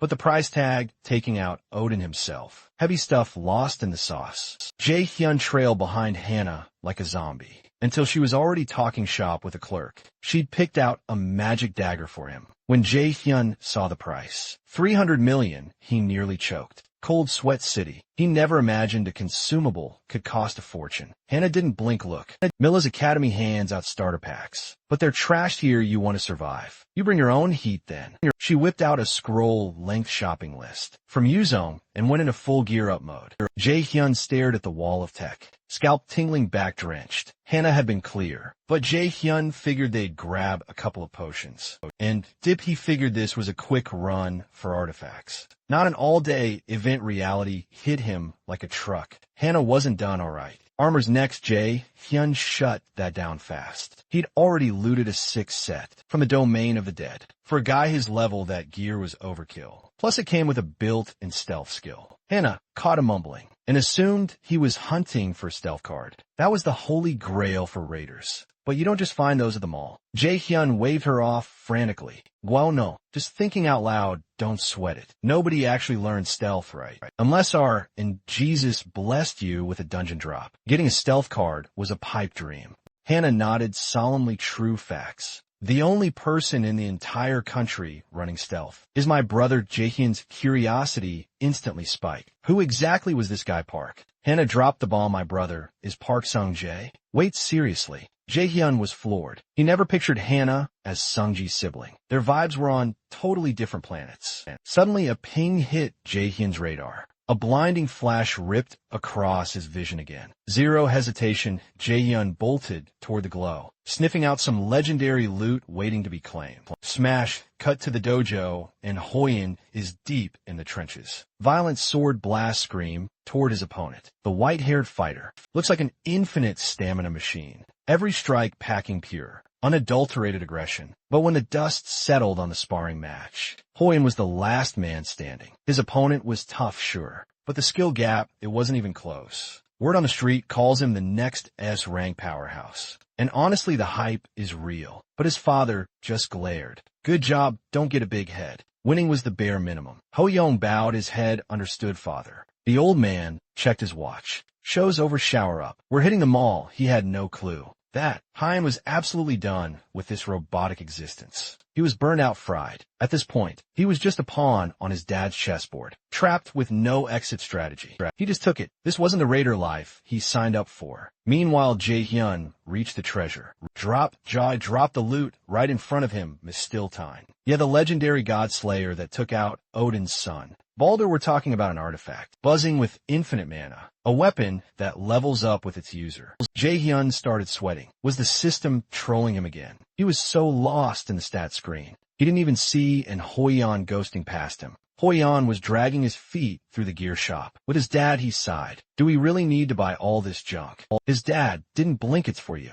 Future S-ranks don't cheap out on gear. Hoyan bit his lip before pushing back. But this cost a fortune. What about mom's hospital bills this month? His father shut him down instantly. Drop it, I handle the money. You just train. Hoyan froze, feeling like a literal puppet on strings. Why was he even here? He felt like a zoo animal, put on display for the public to gawk at and judge. He flashed back to his awakening day. His mom smiled, that gentle pat on the head. That was the spark he wanted to be a raider, to bring a little hope into that suffocating, broken home. But to his dad, that dream was just a cash cow. So Hoyan became a robot, executing his father's code day in, day out. Suddenly, bam, a dungeon rift cracked open right next to them all. Hoyan froze, but his dad was already walking away. Hoyan, snap out of it. Let's go, you're a national treasure, kid. You get hurt here, we blow the million. Academy debut not worth it. But Hoyan saw the terrified civilians. Instinct kicked in. He ditched his dad and sprinted toward the chaos. This was his shot to prove he was a real raider. He had to know, was he still the son his mother believed in? But the second he saw the goblins, Ho-yun slammed on the brakes. First time seeing them up close. Even though they were trash mobs, he started shaking like a leaf. Pure terror, he just stood there as the beast charged. The killing intent paralyzed him. He was dead meat, but right at the buzzer, Jae-hyun crashed in, tackling Ho-yun out of the kill zone. Jae-hyun stared down at the trembling kid. You, and Hoyan rewind 2.5 minutes back to when Jae-hyun snagged Mistletoe. Hannah had just caught up to the shop. She was staring at Jae-hyun like he lost his mind, wondering why he dropped cash on a jagged, ugly rock before Jae-hyun could explain. The dungeon alarm screamed through the speakers. Jae-hyun didn't hesitate, he bolted for the exit. Raider instinct in full effect. The second he hit fresh air, Min Jae-hyun unleashed Sacred Arrow, letting a barrage of pure, magical destruction rain down on the goblin horde. But the sheer volume of monsters was insane. Even for him, soloing this endless mob was a suicide mission. That's when he clocked the so-called unfortunate prodigy in Hien, who looked completely shook. And Hien couldn't figure out who this powerhouse was. But Jae-hyun cut him off. Q, and a later right now. I need backup suddenly. A goblin lunged from the shadows. And Hien screamed, yo, watch your 6-2 slow. Jae-hyun had already deleted the threat before the warning even left Hien's lips. And Jae-hyun whipped around cold as ice. You're gonna freeze up, get a grip. Grab your gear. Those words slapped the fear right out of him. And Hyun's hesitation instantly evaporated. This guy, he was the definition of a true raider. No time to simp, though. They had a monster mash to clean up, and civilians in the mall to save. Jae-hyun checked on Hyun's vibe and asked, can you pull aggro with taunt? If yes, draw their fire. We're outnumbered, so you gotta peel them off. Me and Hyun didn't blink, weapon summoned. Skill trigger, pulled taunting roar. And we're not talking basic aggro here. This was high-tier stuff. Pulling off a move like that at his age. Yeah, that's exactly why They labeled him a genius in the original timeline, before Jae Hyun's respawn, and he unpeaked at a mediocre B rank, and nobody knew why he flopped, but it was probably that glass heart of his. A total mismatch with his genius reputation. First sign of real trouble, and he'd fold. Hence the tragic nickname. The unfortunate prodigy, but this run is different. Jae Hyun sees a future ace up his sleeve in this kid. A serious asset. Jae Hyun nodded solid. Now let's speed run this dungeon. Dust settles suddenly. A voice cracks through the silence. Holy, what is this carnage? Both heads snap toward the noise. It was backup a raider finally showing up to the party. Park Kyung-hun Raider Association. The newcomer announced, looking totally stunned. You two clear this whole mob. They nodded. Park's eyes locked onto An Hyen. The gears started turning in Park's head. He knew the rumors about the prodigy kid, but looking at him, he's barely high school material. And the guy next to him, just as fresh-faced. Two teenagers wiped an army. The math wasn't matang, and Park looked visibly stressed. How do I even write this report? Sensing the panic, Jae Hyun stepped in. Actually, let's talk about that. Put it on the associations tab. Nobody's gonna believe. Two kids dropped this many bodies anyway. Park frowned. That violates protocol. Jae Hyun didn't flinch, only if someone saw it. And it looks pretty empty in here. Right? Park sighed defeated. Look, I'm a Fed. I can't just go off script because I feel like it. But if you want to stay low key, I can bury the details. I'll process the bounty rewards. Jae Hyun pointed at An Hyen. Great. Send my cut to him too. And forget my face as Jae Hyun turned abouts. An Hyen panicked. Hold up. What are you doing? You did the heavy lifting here. Jae Hyun kept it vague. Sorry. Gotta move in silence. The Million's Academy opener was coming up fast, and the last thing he needed was his dad catching wind of his power levels. Being weak kept him safe before, but now he was a walking target. If he gets out of the plan, is ruined. He has to stay smuffing in low ranks for now. That's the only way to secure his revenge. Meanwhile, An Hyen was spiraling over the moral conflict. His brain said, don't steal valor. He didn't earn that clout, but the bounty money that could save his sick mom. He wanted honor, but he couldn't let his mom die. Jae Hyun saw the kid breaking and pushed him. Use your head, he said coldly. Every choice triggers a butterfly effect. Keep stalling, and someone's going to pay the price. Wake up, An Hyen. It hit him hard. Chasing dreams means zero. If you lose the one person who anchors your soul. No more hesitation. He locked eyes and stated flatly. If the stars align, I'm clearing this debt. Park Hyun-hoon clocked it instantly. Min Jae-hyun wasn't just a kid. He was an old soul operating on a different wavelength. He jumped in with perfect timing. Since you guys shook on it, I'll roll with your playbook. Deal sealed. Min Jae-hyun turned to bounce. I'm out. And Hyun scrambled to block his path. Hold up, drop a name or some digits. Jaeon smirked. Let's not make this deep. We're both freshmen at Milan Academy. Trust me, our paths are going to cross again. Fast forward to enrollment day. The hype was real, especially for the martial arts god himself. And Hyun had heads turning left and right. But then another heavyweight entered the chat. Suyena. She was destined to be the queen of the Raider charts. But Suyena, she wasn't just another pretty face. Jae-hyun knew she was playing hard to get. No point in rushing a recruit like that. Besides, his squad was already stacked with 3 monsters, whose power levels broke the scale. Kim Yojong nudged him, clearly salty. Okay, she's a 10, but quit drooling on the pavement. Suyeon shot a glance their way, catching the vibe suddenly. The speakers blasted to life. Welcome fresh meat of Milan Academy. I'm your chairman, Gu Se Rin. The second that name dropped, Jae-hyun's face went ice cold. This man was the architect of his past nightmares. He leaned in voice grim. Lock-in Yo-young. This place isn't safe. Anything can happen. She totally missed the vibe. Check laughing it off. Oh, worried about me. Chill, I'm built different. Jae-hyun stayed silent, deep in thought. Whatever helps you sleep at night. Fact for facts post-enrollment. Kim Yojong was destined to be the number 3. Magic-type powerhouse, but in this timeline, he wasn't letting her walk into that same tragic ending. On stage, Gu Se Rin kept the monologue going.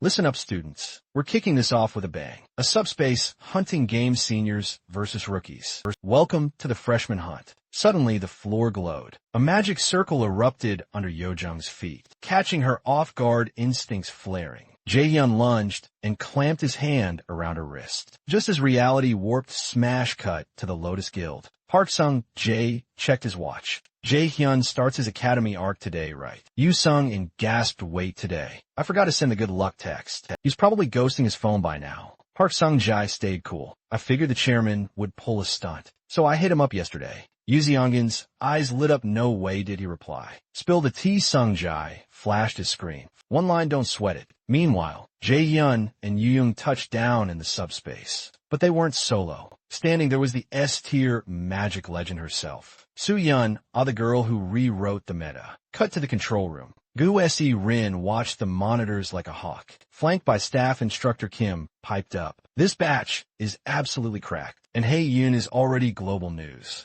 A total superstar, but the talent pool runs deep. Soo-yeon, Kim Yo-woong, Lee Soo-hyuk, all magic types, all scoring above 90. There's also one wild card who switched classes. Midstream profile is still loading. Gu Se-rin scoffed. Indecisive brats like that always wash out. Getting into Milan proves talent, sure. But compared to gods like Hae-yoon, the rest are just NPCs stepping stones. However, when you back a rat into a corner, with death staring them in the face, that's when evolution happens. A second awakening if they survive. We cash in being a raider is about results. Nothing else, and the ones who break. Just defective products trash them. And the ones who get stomped out, they're just broken goods. Defective trash. That didn't have what it takes to survive the grind. His mission, handpick the absolute elite to serve the great one. And the clock was ticking. Disappointing the big boss wasn't an option. Welcome to the Millis Academy entrance ceremony. The freshmen hunt the arena, a subspace dimension, completely severed from the laws of physics. Reality warped into nightmares here. A place where 5% of the student body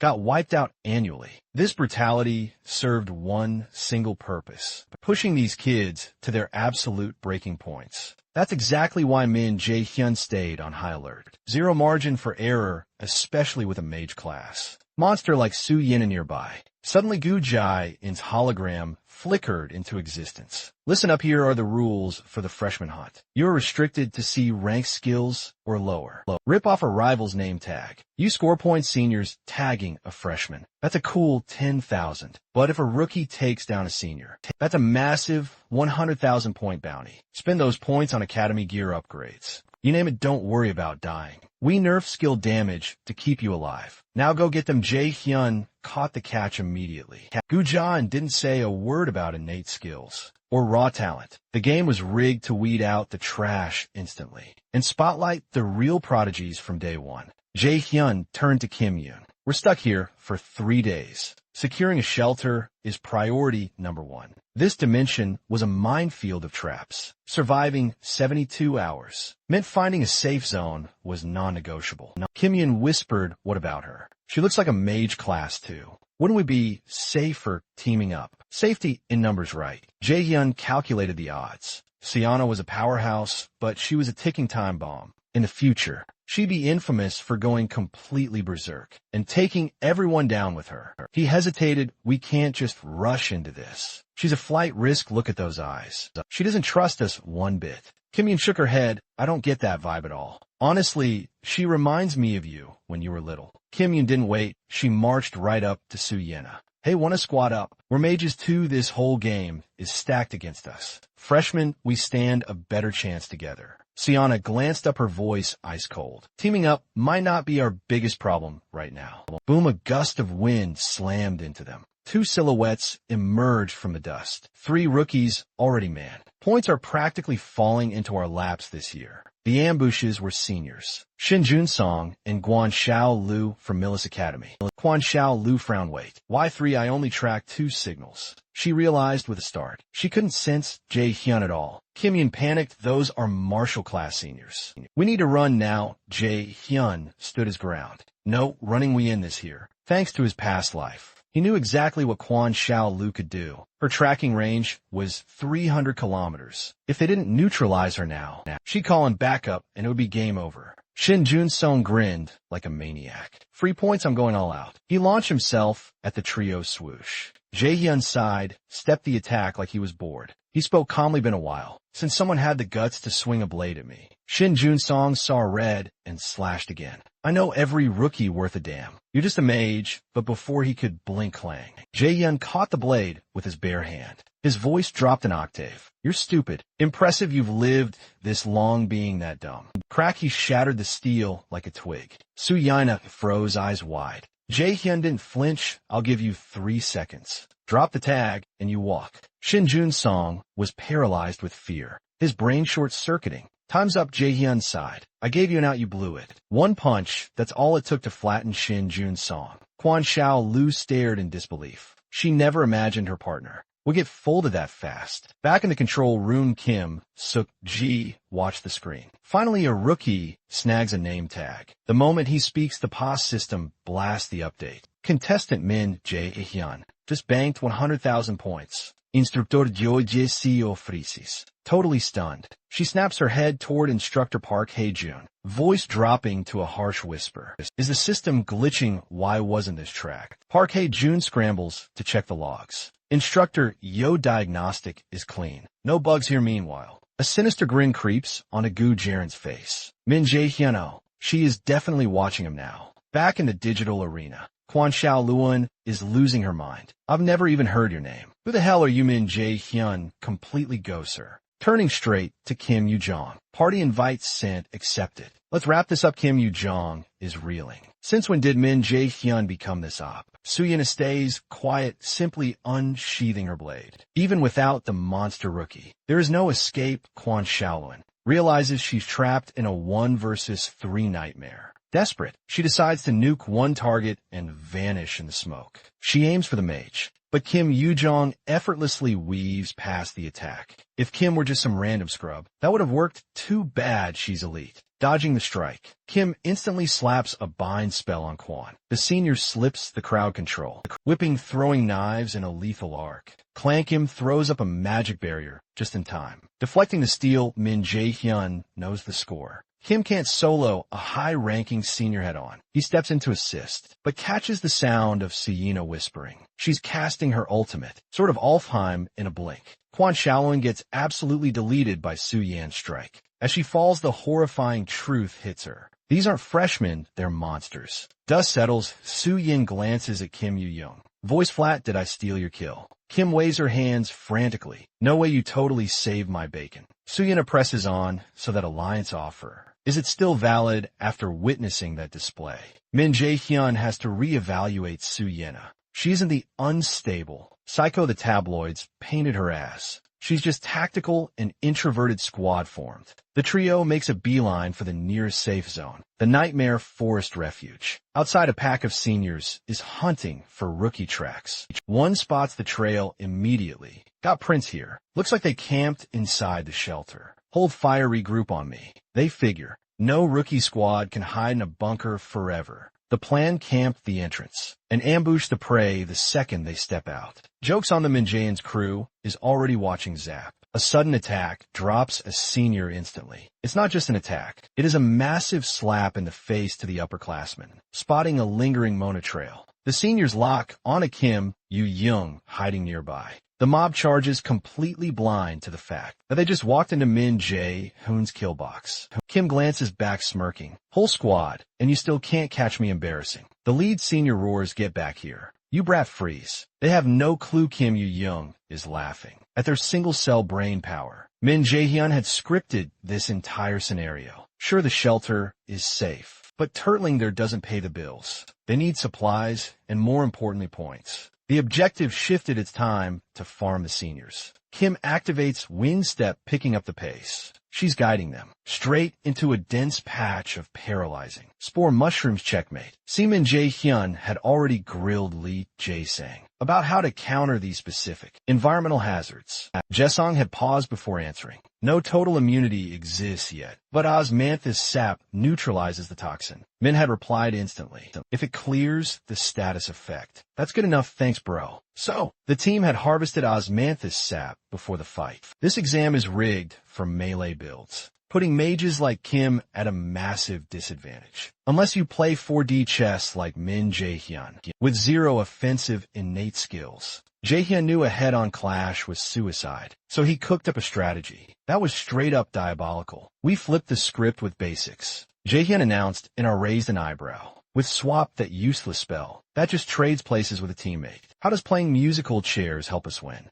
Jaehyun just smirked, holding up a vial of golden osmanthus sap. Chill with this juice. We go beast mode meanwhile. The upperclassmen squad started sensing bad vibes. Something felt sketchy, they realized. Chasing Kim Young any further meant walking straight into the paralysis zone, a field of toxic spore mushrooms. The group froze. Park Sung-hyuk started sweating bullets, sparking a shouting match with the hot-headed O. Jong Hyuko snapped. Veins popping, we're deep in enemy territory. You want to bail now and look like cowards. Park's face was grim. If we bail now, we survive. Oh, wasn't having it. He roared that Rookie wiped out Sung-han. You want to let him walk? Park hesitated, his voice shaking. They might be noobs, but if we get stunned, we're sitting ducks. Oh sneered, eyes full of contempt. Even if we freeze, that Brad is toast. Park, stay back. Guard the perimeter outside the spore zone. The rest of you on me. I'm going to teach these kids that cheap parlor tricks won't save their skins. Oh wasn't stupid. He knew Yang was baiting them into an ambush setup, but his rage had total control of the wheel. Plus, who takes magic-type freshmen seriously anyway?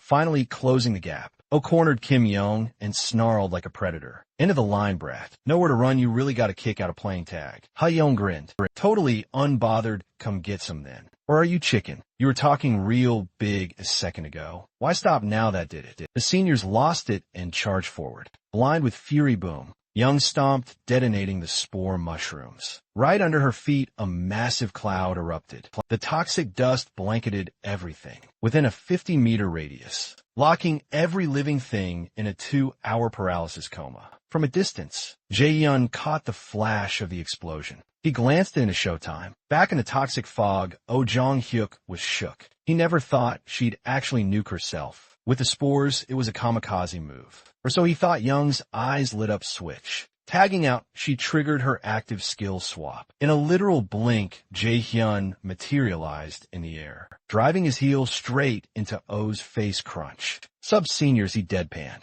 My turn. He didn't even let the sentence finish before punting O across the clearing. But even while flying through the air, O screamed, desperate and stubborn. You think you won, you moron. You just trapped yourself. You teleported right into the paralysis zone. And I've got a lookout waiting for this exact moment. Once the fog clears, you're dead. Jae-hyun cut him off ice cold. Sorry, your lookout isn't coming. Right on cue. A massive explosion rocked the distant forest. The system voice rang out. Contestant Park Sung-hyuk eliminated the killer Sawona. Oh saw the notification and his blood ran cold. He was frozen. Jae-hyun stepped closer. Told you he wouldn't make it. That's when the horror finally hit O. The spores, the ones that stun lock players. For 2 full hours, they weren't touching Jae-hyun. Thanks to Hell's blessing, he was immune to all status effects. He was the apex predator in a room full of statues. Jae-hyun stomped down. Take your complaints to the admins. The remaining seniors watched in horror, completely paralyzed,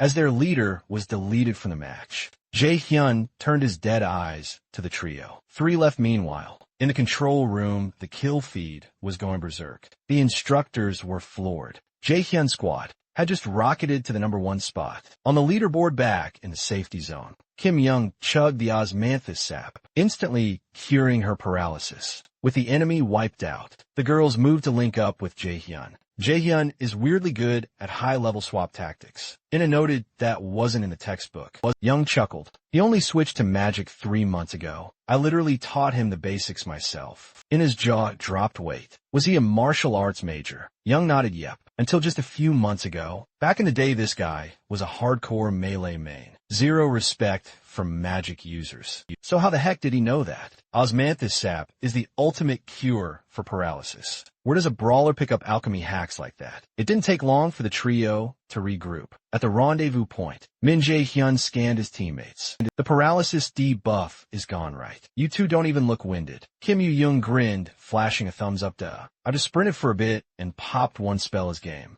SEO Yuna nodded in agreement. I'm good too then. Kim Yoo-young squinted at Jae-hyun teasingly. Usually you look kind of brain dead, but today you're actually acting SUS Min. Jae-hyun immediately reached out and pinched her cheek. Who are you calling brain dead? That's some bold talk coming from you. Watching them bicker, SEO Una realized something. Jae-hyun didn't look dumb. He was actually low-key hot. Exactly her type. She shook her head, deleting that thought instantly. Survival comes first, simping comes later. After clearing the mobs outside, they retreated to the shelter. Jae-hyun immediately started playing chemist. Over a boiling pot, SEO Yuna watched intrigued. What's the plan? Brewing stamina buffs. Jae-hyun didn't look up as he stirred. Figured we'd need a boost. So I snagged the recipe from some old veteran I know. Kim Yi-young burst out laughing. You know a veteran, please. I thought your friend list was empty. Jae-hyun shot back without missing a beat. Look who's talking. Like you got a social life outside of me. So Una cut in, eyes wide with genuine admiration.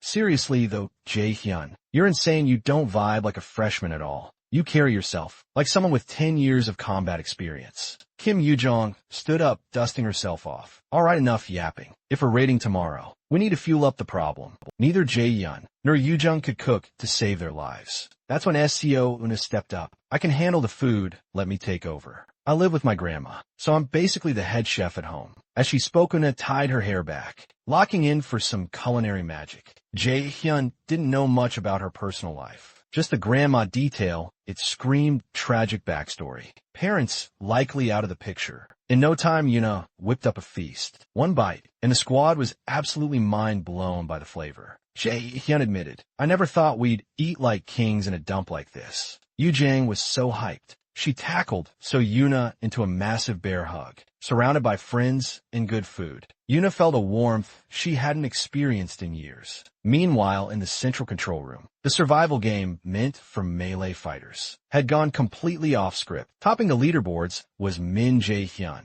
a magic class student, leaving the instructors absolutely shook. Instructor Kim Suk-ji stared at the screen. Our top prospect in Hae-yun is sitting at 4th place. But what's actually breaking my brain is that 1st and 2nd place are both dominated by mages. Gujan was rattled until today. Stats like this belonged exclusively to top-tier martial raiders. This situation defied all logic. 3 magic freshmen were smuffing the entire lobby, wiping out martial upperclassmen. He spun around to Kim Saki. Roll the tape from Spore Zone. I need to see that again watching the replay. Gu Jae was still in disbelief. Even under pressure, Jae-hyun showed zero hesitation, displaying judgment and combat mechanics that completely gapped the martial students. He didn't move like a mage. He moved like a seasoned veteran brawler. The craziest part, the kid is a freshman, but the system still hadn't updated Jae-hyun's full profile. Suddenly Park Hae-jun burst in, clutching a stack of papers. Chairman, we dug up Min Jae-hyun's file, but I don't know if this data is legit. Gu Jae frowned. What do you mean legit? Stop stalling and spit it out. What are we looking at instead of speaking? Park Hae-jun slid the file across the desk. See for yourself. Min Jae-hyun's magic compatibility rating is sitting at 97% the second he saw that number.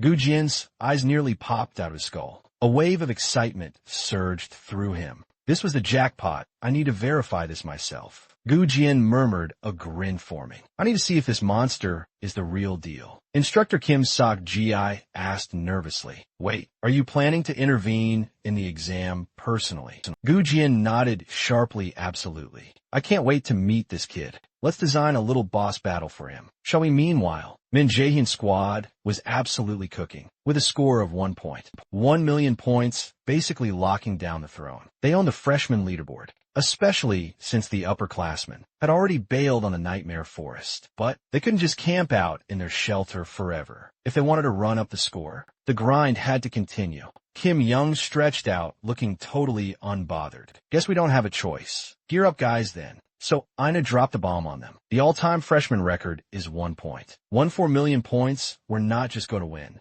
We're going to shatter history. Jae-hyun was shook. He didn't know she had that competitive fire in her. Suddenly his instinct screamed danger slash. A massive energy blade ripped through the air, straight at him. That raw power was way beyond some weak C-tier skill. The subspace was glitching out, completely removing the safety limiters on skill levels. It was open season. Heads snapped instantly toward the source of the ambush. Adrenaline spiking. Kim Young's voice trembled. Jae-hyun, you good? We're all rookies here. Why is he beefing with us? Jae-hyun stared down the attacker, his voice deadly quiet. Didn't think I'd see you again like this. On Heehan, snap out of it. But on Heehan gave zero reaction, staring blankly like an NPC. Seo Ino whispered lights are on. Nobody's home, he's being puppet. Jaehyun realized it instantly. This had Gu Jain's dirty fingerprints all over it. It was a total replay of a nightmare from a Millis Academy anniversary. In his past life back then, when Gu Jain got caught embezzling funds, that psycho tried to dodge the law by mind-controlling students. It turned into a literal bloodbath. He caused a massive catastrophe to distract everyone. Then Gu Jain vanished in a thin air, while countless students paid the price with their lives. That was the day Kim Young died in Jaehyun's arms. As a friend, there was no way Jaehyun could go all out against Hyun. The mission wasn't to kill. It was to wake him up right on cue. The system flashed a notification quest. Rescue the mind-controlled student. The loot, a legendary black card. Jaehyun turned to his team. Eyes blazing, I'm handling this solo. Get out of here, run now. While you're at it, maybe grind some extra points. Kim Yoo-jong asked, her voice shaking. Do you even realize who you're dealing with? That isn't Ho Yun, the Marshal Department's absolute prodigy. Trying to solo him, that is straight up suicide. Min Jae-hyun stopped and glanced back, his gaze steady and intense. You really think I'm gonna lose? I'm seeing the fire in his eyes. Yun, I didn't hesitate, understood. She whispered, we're out. But Yoo-jung was spiraling. Yena, why are you enabling this death wish? Afine, I'm leaving, but the point grinding is on us. Got it, she hesitated, then snapped, but Jae-hyun, don't you dare get wrecked. Wrap this up and find us immediately. Jae-hyun flashed a faint smirk. Relax. I'll catch up. The scene cut to 24 hours. Earlier on, Ho Yun had been on a solo rampage, clearing out upperclassmen purely on muscle. His score a massive 600,000 points. He crunched the numbers. One more day, and this game is a wrap. But even after sweating buckets and giving it 100%, he still wasn't sitting on the throne. What really ground his gears was seeing the Magic Division geeks hogging the top ranks. Even their teammates were scoring high. It was humiliating. Ho Yun couldn't help but think back to his first run-in with Min Jae-hyun. He swallowed a bitter sigh. That guy is built different. I can't fold now, not to a mage. Time's not up yet, just gotta grind harder. Suddenly, a holographic screen popped up right in his face. Student on Ho Yan, this is Chairman Gu Jae-in. Oh Yan blinked confused. Why are you contacting me? Jae-in didn't waste breath on small talk. He triggered his innate skill brainwash. I have a job for you. A white-hot agony ripped through Ho Yong's skull. His mind twisted violently. Rewriting itself, the override was complete. Clutching his head, eyes glazed and vacant. Why am I here? What was the mission? The static in his brain snapped into a single, crystal-clear directive. I remember. Eliminate Min Jae-hyun back in the present. Ho Yun launched himself at Jae-hyun. His movements were zombie-like, but relentless, swinging his blade with lethal force. Jae-hyun sighed, stepped the slash effortlessly. He clocked the move instantly. That was Ho Yun's rank signature. Martial apex, the attack whiffed, but Ho Yun instantly closed the gap. Jae-hyun frowned when they first met. This guy was just okay, nothing to write home about. But now his micro-control, his timing, it was like fighting a different person. In a raw contest of strength, Jae-hyun was actually the underdog here. Using nothing but a shield, Ho Yun bashed him, sending him launching into the air. Jae-hyun twisted his body mid-flight, barely diffusing the kinetic impact. The second his feet touched the dirt, he triggered wind step, his velocity spiked, leaving Ho Yun in the dust. Using the burst, he ghosted behind Ho Yun.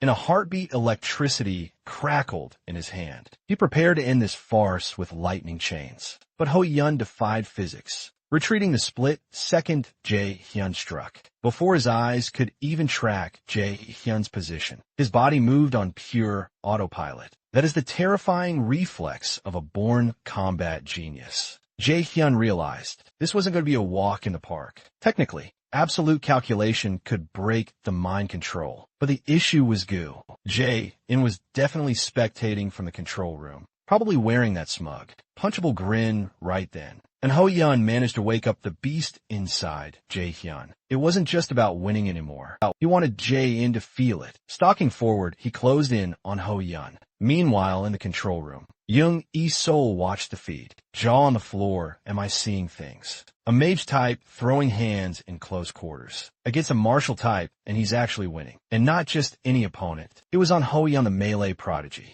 Isol's brain refused to process the footage. She gripped her sleeve, knuckles white. Completely shook how. How is he pulling this off? A mage clapping a martial artist in melee. That's physically impossible. That rule was etched into her soul. From every raid she'd ever survived. But right now the impossible was happening. In 4K resolution by now on. Hoyun was done, totally incapacitated. Jae-hyun looked down at him. Voice flat, didn't mean to go that hard. But you're a tank. You'll be back on your feet in no time. Now time to deal with the real problem. Jae-hyun locked eyes with the hidden observers in the control booth. Then chaos. The monitors exploded into a blinding white void. Instructors screamed, shielding their eyes from the glare. What the hell, we lost visual. Goose Siren didn't wait. He ripped the remote straight out of a terrified instructor's grip. He mashed the buttons furiously. But the screen stayed dead, static nothing. It's a blackout spell, Kim, Sok G muttered. Stunned, shining world crack. The plastic remote shattered in Siren's fist. Clever little punk, playing hardball, huh? Siren hissed, listen up, Kim. The second this game wraps, drag Min Jaehan to my office. Kim blinked, caught off guard, sir. We're deciding this already. Siren flashed a cold predator smile. Think about it, instructor. He didn't just win, he killed the feed to build suspense. He knows how to hike up his market price. Back on the field, Jae-hyun loomed over An Hyen. He triggered absolute calculation, shattering the mind control spell like glass. Head clear, yet Jae-hyun asked coolly, and Hyen tried to push himself up, but agony spiked through his nerves. His legs gave out, leaving him twitching in the dirt. My bad, Jay. Hyen shrugged. You kinda came at me with intent to kill. And Hyen blinked, dazed. I attacked you, why would I do that? Mental manipulation spell. Jae-hyun clarified memories, flashback. A creepy whispering voice in Hyun's ear, impossible. And Hyun stammered, that's a rank magic. This dungeon caps everything at C rank. Jae-hyun looked grim, either the system glitched, or we got a hacker and Hyun wasn't letting it go. Who? Why? Jae-hyun shook his head. No solid proof yet, but whoever pulled this off isn't someone you want to mess with. But deep down, Jae-hyun had a pretty good guess. Eventually, An Hyen would see the monster behind Goose. Irene's mask gritting his teeth, and Hyen forced himself up, fighting the screaming pain in his muscles. And there stood Jae-hyun, totally unbothered, like he hadn't just fought a war. The skill gap was humiliating, and Hyun's nails dug into his palms. I'm sorry, he rasped. For real, Jae-hyun, just turn away. If you can walk, I'm bouncing. Use whatever time's left to recover. He started to walk, but whoosh. And Hyen threw an object through the air. Jae-hyun caught at the name tag. Jae-hyun frowned, dude. What are you doing? Handing this over means instant elimination. Keep it, and Hyen said firmly. You outclassed me, I'm stacked on points anyway.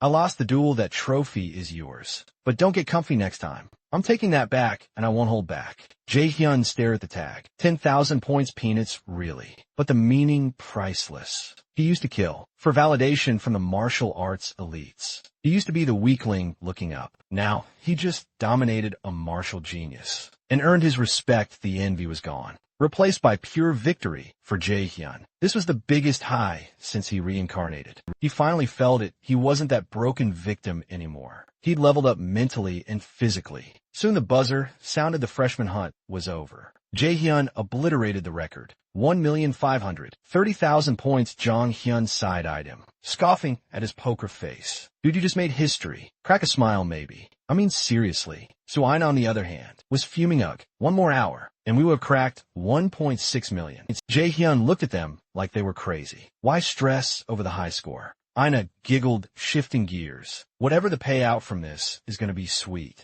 No yuk haijungrin. 10 to 1 exchange rate, we're talking real cash. That's roughly 15 million. One in my pocket plus. With me at first and you two tied for second. We're getting that 1,000,000-point bonus. The math hit Jong-hyun like a truck. She practically tackled Jae-hyun in joy. While they celebrated, the other students watched. Green with envy suddenly. The crowd parted, a looming figure approached. Eyes up, I'm Instructor Kim, Sok G. The girl snapped to attention. Kim didn't waste time, I need a word with you three. Private too many years out here. Can we take this somewhere private? Min Jae-hyun locked eyes with him. What's the agenda? Here, the freshman hunt scores right. Kim Suk-ji stood there mute, just giving a stiff nod. Jae-hyun didn't wait. Brushing past him. You could at least drop a pin on where we're headed. He tossed back effortlessly. The chairman's office, I nailed it. Didn't I, instructor? Without missing a beat. The trio trailed Kim Suk-ji straight to Gu Jiren's lair. Jae-hyun scanned the room, unimpressed. So where's the big boss calls a meeting and ghosts us? Kim Suk-ji was boiling internally at Jae-hyun's sheer audacity, but bit his tongue. Just take a seat. Wait here, unlike the rebellious Jae-hyun.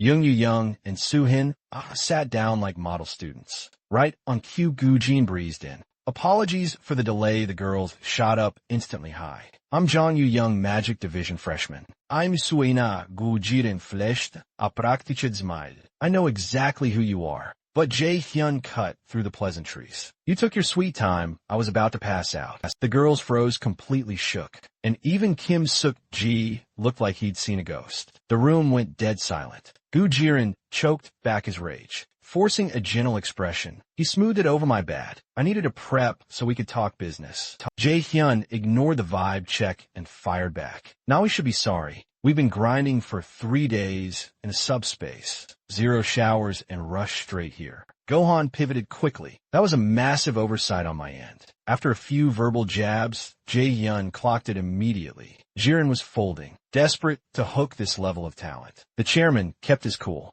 I've cooked up a pretty sweet deal for you. Excuse the stiffness first off. Major props to you three for dominating the hunt. Absolute elites, no question. Especially you, Jae-hyun. First place, you didn't just win. You obliterated the old record by an insane margin. Even I'm shook. Jae-hyun frowned. Can we skip to the main event? Jiren paused for effect. Milan Academy wants to shower you with perks. Number 1, free access to the luxury VIP dorm suites. Number 2, any facility with a wait list. You skip the line priority access. Number 3, if you ever tank a test, you get a get out of jail free card. 1, re-examination. As the top 3 freshman hunt survivors, Jae-hyun's squad was getting the royal treatment. Penthouses, VIP passes, and even a cheat code for grades. Then Gudrun dropped the other shoe. Plus you 3 can sign right here and become official partners of Milan Academy. Jae-hyun shut it down instantly. Look, the perks are cool, but let's be real with our skills. We'd unlock all that in a month anyway, right? Milan's whole vibe is strength rules all. I don't get why we need to sign some extra contract when we're already paying tuition. So how about you let me read the fine print first? Just like that, the shady Milan Academy partnership contract slid across the table for 5 years. Post-signing active raters must kick back 30% of their earnings to the Academy chairman Gu.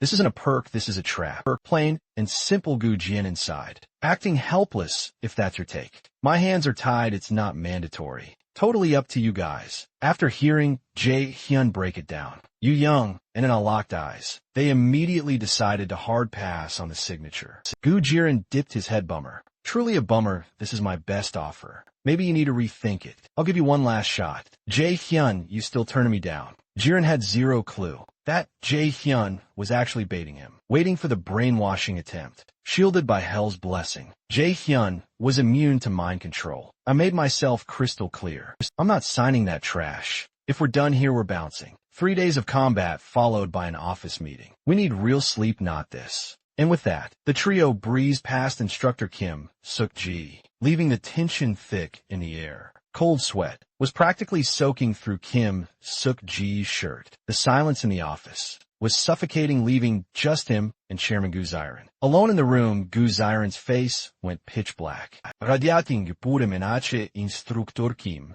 Get out, leave us. He muttered to himself, he's just a rookie freshman. Yet he shrugged off my ineptitude like it was nothing. A twisted, obsessive grin formed. Min Jae-hyun, now, I want you even more. Meanwhile, outside the building, Jae-hyun shot them a look. You guys seriously okay with this? You just rejected a direct offer from Guzrin. Kim Young shrugged. I mean, the money sounded sweet at first, but after listening to your logic, it was a total no-brainer. Yena nodded in agreement. The contract gave me bad vibes anyway. Walking away was definitely the power move. Getting handed a golden ticket on day one. That's not fair play. Real power isn't given. It's earned with your own blood and sweat. Jaehyun finally let out a breath he'd been holding. Glad to hear that honestly. I was praying you guys would say no. Kim Young leaned in voice lowering to a whisper. But wasn't it creepy the second we turned him down? His face looked like he wanted to murder someone. Yena shivered. I felt that shift too. Totally ominous. It's our very first event at the academy, and it's already a disaster. But the staff acted like nothing happened. She turned to the protagonist. Min Jae-hyun, do you have dirt on Chairman Gu or something? Jae-hyun froze in his tracks. He kept his face neutral. What makes you say that? Yena analyzed him. You're way too chill for a newbie. But the moment you stood in front of the chairman, you went full aggression mode. Jae-hyun hesitated, weighing his words. Look, I can't give you the full picture yet, mostly because I'm figuring it out myself. But I'll give you one piece of advice. Don't trust a single soul here. Not the chairman, not the instructors. No one. Yena tilted her head. So, does that mean we shouldn't trust you either? Suddenly Kim Young popped up behind Yena like a ghost. Who exactly? Don't trust this guy. Look at that resting villain face. Bruce, he totally abandoned me in the middle of the street. Earlier she dramatically grabbed at Jae-hyun. Do you know how emotional that damage was? They started goofing around, shoving each other playfully. Jae-hyun laughed, shoving Kim Young off. Okay. Chill out, let's head back. Yena lingered, sounding a bit disappointed. Guess this is where we split up, huh? Kim Young looked at the two of them, catching the awkward vibe instantly. He grinned. Whoa, what is this AK drama moment? Do I need to play the third wheel? Jae-hyun pushed his face away, exasperated. Girls left, guys right. Go sleep, you weirdo. Yena smiled softly. All right. We'll get going then. You get some rest too, Jae-hyun. Big day tomorrow, see ya. Back in his dorm, reality hit the air, hung heavy with the smell of rotting mold, and the floorboards screamed under his weight. It was the same dump he lived in, when everyone treated him like trash. A constant reminder of his days as a powerless loser. A bitter nostalgia he hadn't felt in ages. Fast forward to the next morning. Students were already buzzing inside the massive equipment hall. Listen up, Magic Division. I'm Kim Ji-eun. I'll be running your mana adaptation fundamentals course. Jae-hyun scanned the woman on the podium, his brow furrowing. Instructor Kim Ji-eun. He searches memories. I draw a complete blank. She wasn't in my past life. Maybe because I was stuck in the Martial Division back then. She flew under my radar. Or maybe she quit Milan Academy early on. Wouldn't blame her. Teaching at this hellhole is a nightmare gig. Something every awakener knows. Well, except for sellouts like Kim Suk-ji, who only stuck around because he was addicted to Guzerin's fat paychecks. All right, listen up. It is time to test your limits. We are about to see exactly how much mana density your bodies can handle. Before breaking, Jisoo runs through the rules quickly, then orders the students into formation. If you feel like you are going to pass out, raise your hand immediately. The moment that hand goes up, the guides will drag you out. We start at level 1 and crank it up from there. The first wave of students heads in and strolls back out. Piece of cake. Next up, the second chamber. A few students tap out early, unable to handle the pressure, but the herd remains mostly intact. Level 3-4. Then 6. The crowd is thinning out fast. Fewer hands go up because there are fewer people left standing. By the time the dust settles, only 4 elites are still in the game after level 6. Min Jae-hyun, Kim Yoo-sung, SEO Aina, and finally, Lee Soo-yuk, the absolute top dogs from the entrance exams. Then there is Jae-hyun, Principal Gu Ja-in. Did not just suggest Ji-sun watch him. He practically demanded it. That kid is an anomaly. Not that Ji-sun loves taking orders, but she is curious. Level 7 is open. You can enter now. The big 4 step through the doors, while the rest of the class watches with pure jealousy. What are these kids eating? Iron bars usually. Only seniors can tank the pressure of level 7. And just when the class thinks it is over, the squad heads straight for level 8. Are you kidding me? How is anyone supposed to compete with these monsters? Eventually the doors open. Soo-yuk, Soina, and Yoo-sung stumble out. They look wrecked, totally gasping for air after surviving level 8. But Jae-hyun, he walks out last, looking like he just took a pleasant stroll. Zero sweat. Instructor Ji-sun steps in to explain the shift. Level 8 is not just heavy air. The mana density actually changes structure. From here on out, the pressure mimics the crushing atmosphere of a real dungeon. Without missing a beat, she points to the next room. Level 9, let's move. Minutes drag on when they finally emerge. The group is hacking their lungs out. Jisoo looks concerned, but she stays rooted to the spot. No helping hands, the principal's orders were absolute. No matter how bad the students look, never intervene first. A crisis is an opportunity for evolution, and robbing them of that struggle is unacceptable. Back to the students, the situation is getting grim. Ko Aina is stumbling, practically drunk on mana toxicity after level 9. But even now, she refuses to fold. She cannot lose to Jaehyun. Her mind loops the same dark mantra. We live in a cruel world, a place where only the strong survive. Talent does not matter if someone stronger is standing over you. Weakness is a death sentence. But despite her grit, she knows she hit her wall. Moments latte. Medics are rushing SEO Aina to the infirmary. On a stretcher, Jaehyun watches her resolve, then turns and heads straight for level 10. Even Jisoo is shook. That room is a nightmare. Even she struggles to handle that kind of density. She tries to talk him out of it. This is not for rookies. But Jaehyun just gives her that calm,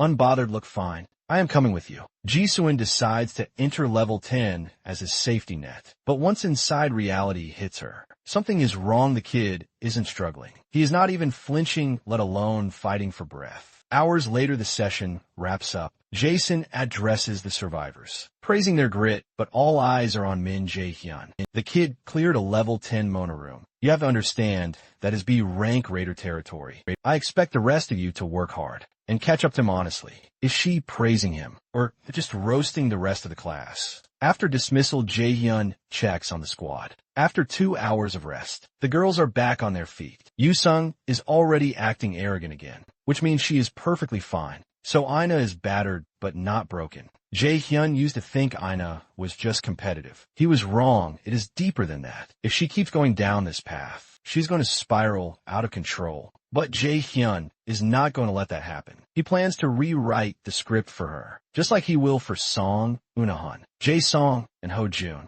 and definitely for Kim Yoosung. Meanwhile, in the corner, Suyeon is brooding. How on earth did that absolute unit Jaehyun clear level 10? If Suyeok knew Jaehyun could also shatter monoblocks, his brain would probably short-circuit. While he is sulking, someone else walks in. Perfect timing, Suyeok grabs Minsu, desperate for intel on the new guy. Minsu just shrugs that guy. He was the top ranker in the entrance exams. Yeah, thanks. Captain Obvious, I need his origin story, Gramps. After roasting the red-headed knucklehead for a bit, Minsu finally spills the tea on Jaehyun's background. But Soo-hyuk is tripping as soon as he hears the story. He immediately jumps to the conclusion that Jaehyun must have cheated. Little does he know, Minsu actually expected Jaehyun to get absolutely crushed by both Selena and Kim Yoosung. That night, in his new dorm, Jaehyun gets a ring from Guild Master Song-eun. She's playing coy, asking how the test went, like she doesn't already know he took first place. Let's cut the small talk. I'm calling because I need names. She says I'm looking for potential recruits. Then she drops the magic words. Bring me useful intel, and I'll make it worth your while. The moment cash is mentioned, Jaehyun's eyes practically turn into dollar signs. He starts rattling off intel like a machine gun. He lists Selena, Kim Yoosung, and even the warrior class ace. Anha Dun Basik Ali, the heavy hitters who dominated the entrance exam. Oh, and there's one more guy. After dropping that bomb, he hangs up. Back in her office, Song unpauses. She's thinking about that last name Jae-hyun mentioned, Lee Jae-sang. The kid is totally ignored because he lacks raw talent, but his family name carries weight. Recruiting him means declaring war on Lee Jae-shin. Is he really worth triggering a massive conflict? Jaehyun's answer was a simple one-word guarantee: yes. Because Lee Jae-sang is destined to become the world's greatest alchemist. Just then, manager Sung Jae bursts in. Boss, you've got a visitor, enter Bae Ji-hyun. She struts in and greets Song-hoon. But the vibe is icy. One look at their conversation, and you can tell she's strictly business friends. Definitely not she traveled all this way for one specific Yanawa Guild student. Let's stop pretending. Song-on. She says how much for the kid. Sonya isn't stupid enough to put a price tag on talent for these rich vultures. She tells Ji-hyun to look elsewhere. We don't treat our members like crypto tokens. Besides, no amount of money can buy that kind of potential. Ji-hyun realizes she's hit a wall. She knows she won't get what she wants from Song-on, so she turns to leave. Coming here was just a courtesy call anyway. You might not care about money, she mutters, but I doubt the kid feels the same way. Fast forward to the next morning. The physical ability assessment. No shocker here, Anho Jun crushes it, taking the top spot with 101 points. But the real headline, Min Jae-hyun. A mage takes second place. Everyone is losing their minds. But our main character looks devastated. Second place isn't bad, but it proves he still can't physically overpower. A martial arts genius. Some might think Jae-hyun is being too impatient, but he has his reasons. He doesn't know when that guy will make his move. Before he can spiral, Yoo-sung interrupts his brooding session. She's bombarding him with questions. How on earth does a mage rank second in fitness? She's suspicious. Jae-hyun just shrugs. Is it that weird? I actually thought about joining the warrior class. Watching from the sidelines, Instructor Chelsea is analyzing everything. Principal Gu wasn't lying. Jae-hyun is dangerous. He's not just wielding the power of a normal mage. He's on a whole other level. Chelsea clears his throat, calling the class to order for the next phase. Listen up, next is the AR room escape test. Jae-hyun instantly recognizes it. This is the one, it's the infamous Maela's Academy test, designed to push students past their breaking points and test their true limits. Chelsea starts explaining the mechanics. This is an escape simulation. We've rigged the system to boost your combat stats, allowing you to fight inside a virtual reality. Technically, we are only grading your ability to escape. However, taking down monsters will skyrocket your score. It's simple logic. A raider's job is to exterminate monsters and farm them for loot. A raider who can't hunt is basically dead weight. Chelsea starts handing out sleek, headset-like devices to each student. Put these on, he commands. These receivers sync with your brainwaves to make the VR simulation feel 100% real. It stimulates the senses, so the holographic monsters feel solid. But the best part, it's safe. The monsters have full strength, but since it's fake, you won't actually die. The AR system has levels, ranging from 1 to 100. But for today's session, we are capping it at level 10. Instructor Celtic drops the bomb. It's a 4-man squad mission. Let's get this show on the road. One by one, the teams get drafted. Jae-hyun lands in Group 3, stuck with 2 fierce girls from the martial arts class, and Soo-hyuk from the magic department. Before the bell even rings, Soo-hyuk starts beefing with Jae-hyun. He calls him out, demanding to know how Jae-hyun snagged the top spot in the competition. A few days ago, obviously. In his twisted little mind, Jae-hyun must be pulling some shady strings. And we all know exactly what kind of special reason he's hinting at. The 3D monsters haven't even spawned yet, and Group 3 is already imploding. The martial arts girls have to step in to play peacemaker. If the team tears itself apart right here, nobody passes. With the teacher barking orders in the background, they decide to bury the hatchet temporarily. The squad steps up locked and loaded. After a tense 5-second countdown, the first mob spawns a skeleton soldier. Soo-hyuk reacts like a typical mage, instantly backpedaling to keep his distance. But something's off. While everyone expects a ranged battle, Jae-hyun does the unthinkable. He charges straight in for a mage. That's practically suicide. But Jae-hyun has a motive for this madness. He's flexing on Redhead back there. Well, look at this. And that guy won't ever dare cross him again. As he rushes, he ignites his blue fire skill. Time to show them what real power looks like. In less than 5 seconds, the skeleton soldier is dust. The whole room is left with their jaws on the floor. Who knew a mage could throw hands like that? But the show's just starting. That was just the appetizer. Round 2 of level 1 kicks off with 3 skeleton soldiers. Same drill, Jae-hyun obliterates one with a savage combo of kicks and punches. Then he triggers mono weapon, a skill most mages can't touch. It boosts physical damage, making it useless for the typical spellcaster. Yet again, in a matter of seconds, all 3 skeletons are annihilated before anyone can even process the carnage. Level 1 is cleared. Cadet Min Jae-hyun's contribution rate, 100%. Level 2 begins. Enter the Draugr, one of the nastiest undead nightmares from Norse mythology, but to Jae-hyun, these things are nothing but pests. It takes a little longer, sure, but he sent them all back to the grave. Without breaking a sweat, he keeps going. Group 3 clears all 10 levels, and it's literally the Jae-hyun solo show, finishing without a single scratch. Soo-hyuk stares him down, totally bewildered. How the hell did you pull that off? You expect me to believe a mage just dove into melee range and wiped the floor solo? You definitely cheated. But Jae-hyun doesn't waste breath on idiots. If you don't buy it, Why don't you come over here and test me yourself? Suyuk almost wets himself. Luckily, instructor Celtic steps in, saving him just in time. What do you think you're doing? Get down here. Turns out the underdog has bite. Before scurrying off, Soo-hyuk yells back, telling Jae-hyun to check his ego. At the Millis Academy Festival, I'm taking you down for real. In response, Jae-hyun just smirks. He's got his own plans. Later that afternoon at the boys' dorm, Ho-jun is replaying the scene of Jae-hyun shutting down Soo-hyuk. He thinks maybe Jae-hyun sees me the same way. It's true. He did promise to settle the score another time. But sitting here, moping, isn't going to fix anything. He can't rot in his room and let everyone down. Ho-jun grabs his gear and heads straight for the training grounds. Meanwhile, the instructor is on his way to brief the principal on the cadets' performance. And obviously the hot topic is Min Jae-hyun,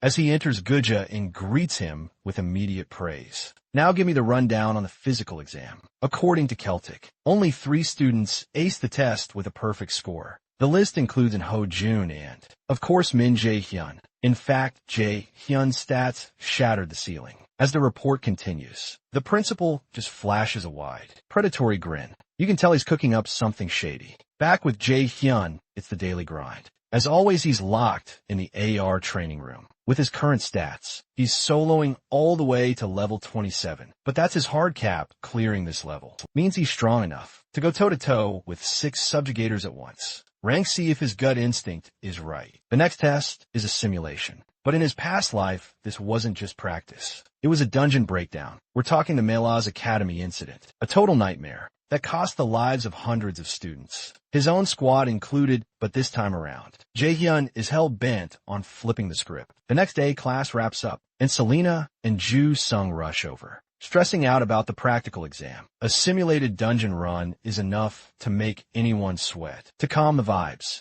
Jae-hyun manifests a small flame in his palm. A little trick he explains, but super useful for survival. Flash forward and the big day is here. It's day 1 of the dungeon trials. Jae-hyun is already deep in his warm-up routine. Here's the deal with mages. No matter how talented you are, pushing high-tier spells risks mana rebound. One slip up, and your body gets wrecked from the inside out. Since Jae-hyun is packing heavy hitters like lightning, chain, and sacrifice, he needs to be extra careful. Suddenly ding, the system drops a new main quest. It's a long-haul mission, the gimmick. For every pivotal moment, every desperate desire, you choose replay the past or rewrite history. Rewards and penalties, total mystery. Staring at the screen, Jae-hyun smirks. The gods must be desperate to power level him if they're handing out sheets like this. A few hours later at the Malasim Center, the warriors and mages get thrown together. Teams are decided by lottery, pure luck of the draw. As soon as Professor Jisun drops the news, the crowd goes into full panic mode. It makes sense for the school, but it's totally unfair. Real monsters are waiting in there. If you roll a strong carry,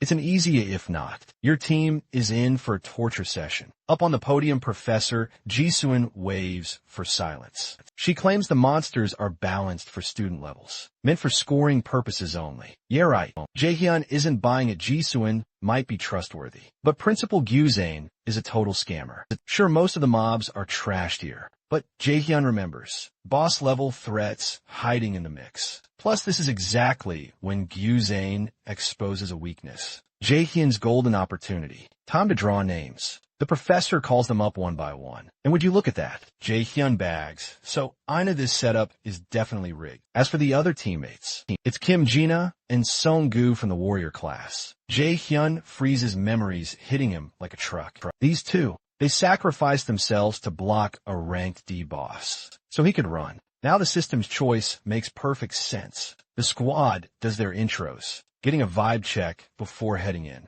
Who knew? The future legendary mage was actually super shy. That explains her Ice Queen reputation on TV. In the future, as for the other two, they haven't changed a bit. Same energy as the friends he lost. Intros done. Time for strat. First order of business, pick a shot caller. They huddle up and lock in a solid game plan for the entry. Jae-hyun gets serious no matter what. Don't back down if the vanguard retreats. The whole team gets wiped. Sung-ho is awestruck by Jae-hyun's pro gamer mindset. He really lives up to the hype. If only he knew. This kid was mentally 27 years old. It'd make a lot more sense. Professor Jisun cuts the chatter, times up everyone into the simulation. Jaehyun scans the room and spots something interesting. Jisun got lucky and teamed up with Ho-jun. That's a relief. At least his buddy's squad won't get decimated. Jisun orders the leaders to guide their teams into the gates. Minutes later, inside the dungeon, Ho-jun's team is already struggling. The girls are terrified. It's their first real taste of danger. So it turns out, their dungeon is basically a glorified mine. And thanks to Yusung's big mouth, this monster hunt sounds more like a diamond heist. But Karma loves to slap the sassy ones. Instantly, a massive rumble shakes the ground. Bad news incoming suddenly. The squad is encircled by a pack of feral wolves. They might look low tier, but mob control is no joke. Captain Ho-jun steps up, taking the vanguard to hold the line. Meanwhile, Yusung, she drops a holy light nuke, blowing the trash mobs to pieces. The other two might not be powerhouses, but they're pulling their weight. Haemin unleashes Cyclone, while Yusung stacks a wind magic blast and completely wipes the wolf pack. The squad finally breathes easy. Thankful everyone's in one piece. Well, 3 of them are. Siho is collapsing in the corner, looking absolutely wrecked, sending the team into panic mode. Disaster never knocks once Yusung spots the symptoms. He's being crushed by an overwhelming magical pressure. It's the Kobold Lord, the alpha of the pack. Meanwhile, deep in Team 3's dungeon, Jaehyun's crew has pushed far in, without seeing a single mob. It's eerie if anything actually dared to run out. Jaehyun would have insta-cleared them anyway. Pushing forward a bit more, the squad finally spots an anomaly. A cave looms ahead, and Jaehyun's memory triggers, recognizing this as Principal Gujai's design. But the principal missed a massive glitch in the system. He immediately signals high alert. Something is coming. They switch to Plan C. Turtle up, then counterattack. Right on cue, the beast strikes. A massive wolf emerges, bringing a whole army of minions that leave the student's jaw dropped. Why on earth is a B rank boss spawning here? But remembering Jaehyun's drill, they lock in so Gu takes point, fortified by Selena's shield, while the beast focuses on the tank. Jaehyun seizes the opening and lands a devastating haymaker. It goes down fast, but it's never that simple. Just as Jaehyun predicted, the principal's masterpiece has a twist. The Kobold Lord stands up, regenerating its health. A system window pops up with the enemy stats. The puppet master behind this Kobold Lord is Odin's Crow new quest, Unlock Crow Hunter. Meanwhile, outside the gate, Instructor G Sunday is monitoring the raid feeds. Obviously, her eyes are glued to the top-ranked ace. Suddenly, a dungeon gate cracks open. To her shock, the first squad out is Ho-jun's team. He frantically reports the anomaly. A Kobold Lord spawned, and Seiho is down. Ji-sun is stunned, but snaps into action, shouting for the medical team to stabilize the injured. Hours tick by, and the anxiety for the remaining squad spikes, especially for Team 3. They have 2 powerhouses, yet it's radio silence in the principal's office. The phone rings. It's G Sunday. After hearing the report about a high-tier monster glitch, he promises immediate backup, but something feels off, and Ji-sun gets a sinking feeling in her gut. Is this the calm before a catastrophe? Back with Team 3, the situation is critical. Aside from Jaehyun, the squad is battered and bloody. Meanwhile, the wolf doesn't have a scratch, thanks to those healing crows. Lorchek Odin has 2 crows. Hugin represents thought, and Munin holds memory. They're his eyes and ears,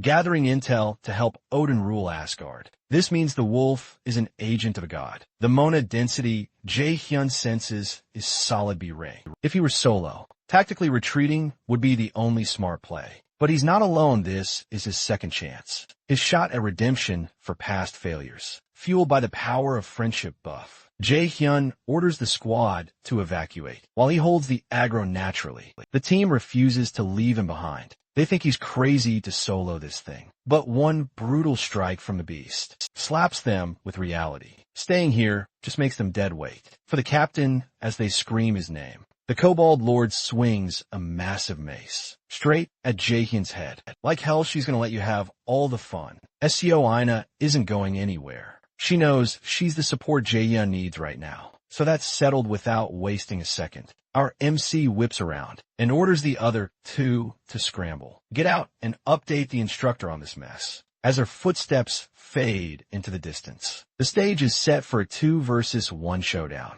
Holy Sword activate. Seo Aina immediately casts her ultimate buff to back Jaehyun up. Meanwhile, our boy is already making moves. He's closing the distance on that kobold with serious speed, but as it gets up close and personal, he notices something off. That beast is literally leaking blood. It means this thing is overclocked. Its body can't handle the insane amount of power pumped into it. Some scumbag is pulling the strings, force-feeding it mana way past its limit. Now that he knows the score, Jaehyun instantly equips the Mistletoe Bracelet Boom. His HUD updates, expanding his vision to match the mana range. Just like that, he traces the mana stream connecting the two entities and locks onto the target. Found you, you little rat. I'm gonna rip you into confetti. I swear. Meanwhile, way up in Asgard, Odin is getting a DM from his raven. Hugin, it's about the Mistletoe signal. That artifact that vanished from the Divine Vault. Another god chimes in, curious about the location. And Hugin drops the bomb. It looks like it's on Earth, right alongside the prophesied enemy. Thor just scoffs, thinking the All-Father is losing his marbles and overthinking things. Didn't Dad already sign a treaty with those losers? Fighting the Asgard on the flip side, the goddess thinks Thor is being way too reckless. Don't forget the Aesir clan lost Baldur in the last war, and the weapon that took him out was Mistletoe.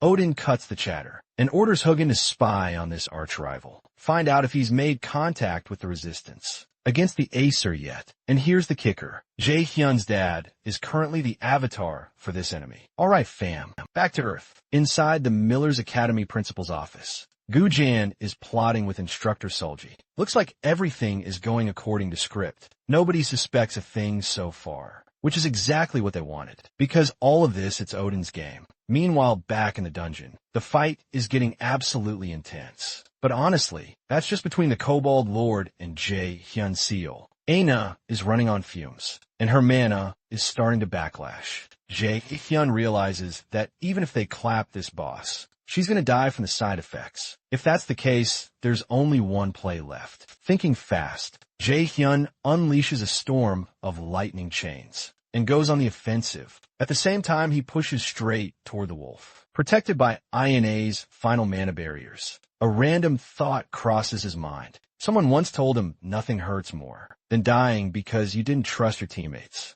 Totally irrelevant to this brawl. But okay, whatever, focus. Jaehyun uses the lightning chains as a springboard, launching himself straight over the kobold's head. Midair with one clean sword stroke, he severs the 5 threads, connecting the kobold lord to Odin's raven. Snip, now it's your turn. Isn't it? Jaehyun stares into the dark corner of the cave, calling out the lurker hiding in the shadows. Tell me, what's the connection between Odin and Gu-jan? But after bullying the bird for a bit, he realizes this raven has 0 consciousness. Well, time to stomp it into oblivion. Done with the bird, now he's got to check on his muse. Say Oina. Right on cue. The mana backlash in her body goes critical and starts exploding outward. It's hitting Jaehyun too, but thanks to his stacked skill set, he easily purifies and absorbs the mana. That's rushing in, however. That's just a being op SEO Ina. On the other hand, is literally at death's door. A few minutes later, somehow Jaehyun manages to pull her back from the brink.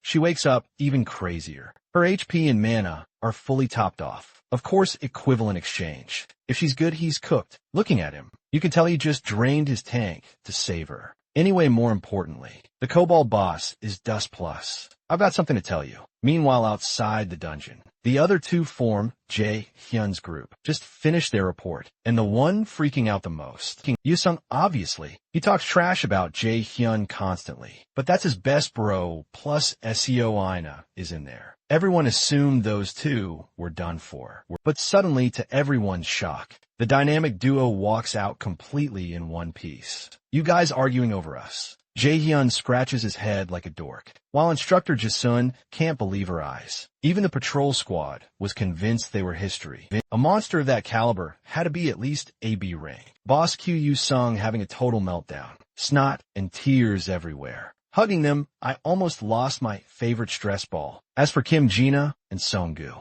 they're reading the room and realizing how awkward this is. Jae-hyun thanked them, keeping it cool. After all, they were just following his orders, and they played their parts perfectly. Deep down, the guilt gnawed at him. In the previous timeline, he was the one who bailed, leaving them in a hellhole way worse than this. Flashback to the dungeon darkness. Jae-hyun had dropped a truth bomb on SEO-ina. Regarding Principal Gu, that man is straight up trash. His master plan treats students like disposable batteries. To him, weaklings are better off dead. Zero empathy, but Ina wasn't just nodding along. She pressed him on how he knew every single dirty secret. The guy knew the script before it was written. But facing her interrogation, Jae-hyun zipped his lips. Ignorance is armor. If she dug deeper, she'd paint a target on her back. Snap back to reality. Miss Ji-suin was bowing her head, drowning in apologies for the chaos. Obviously, she didn't know a high-tier boss was lurking inside. But as the pro in charge, she owned the mistake. Jae-hyun didn't waste breath on speeches.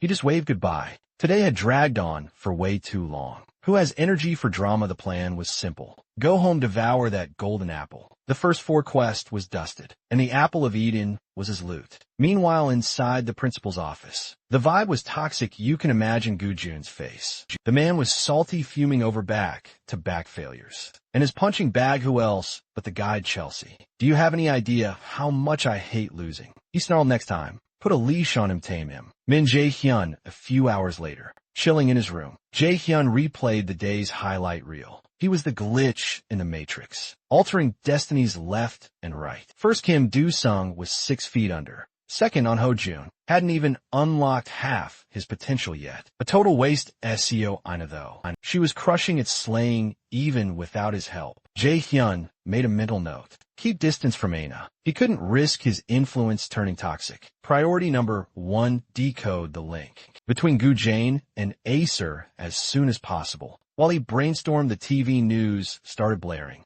Exactly what he needed to hear. Some professor was lecturing on dungeon classifications. Regular dungeons, easy mode. Just nuke the boss and leave. But themed dungeons, whole different beast. The main difference for raiders is that brute force won't work. You gotta solve the dungeon's riddle. That sparked a memory for Jae-hyun. But hold that thought on the screen. The expert kept spouting theories. Raiders tackling a themed dungeon must literally become part of the story. They have to clear objectives like an RPG character. And the loot raiders crave from these hellholes are ultra rare drops. Bingo. That's exactly what Jae-hyun was banking on. Items known among raiders as God's arrangement. That's the bait that makes them dive into these nightmares, ignoring the insane difficulty. Enough lore. Dumps time to focus on the loot in hand. The golden apple of Eden. A legendary item with insane buffs, responsible for the Acer god's eternal youth and immortality. But before he took a bite, another plot point surfaced. According to Jae-hyun's future knowledge, an rank-themed dungeon was about to spawn.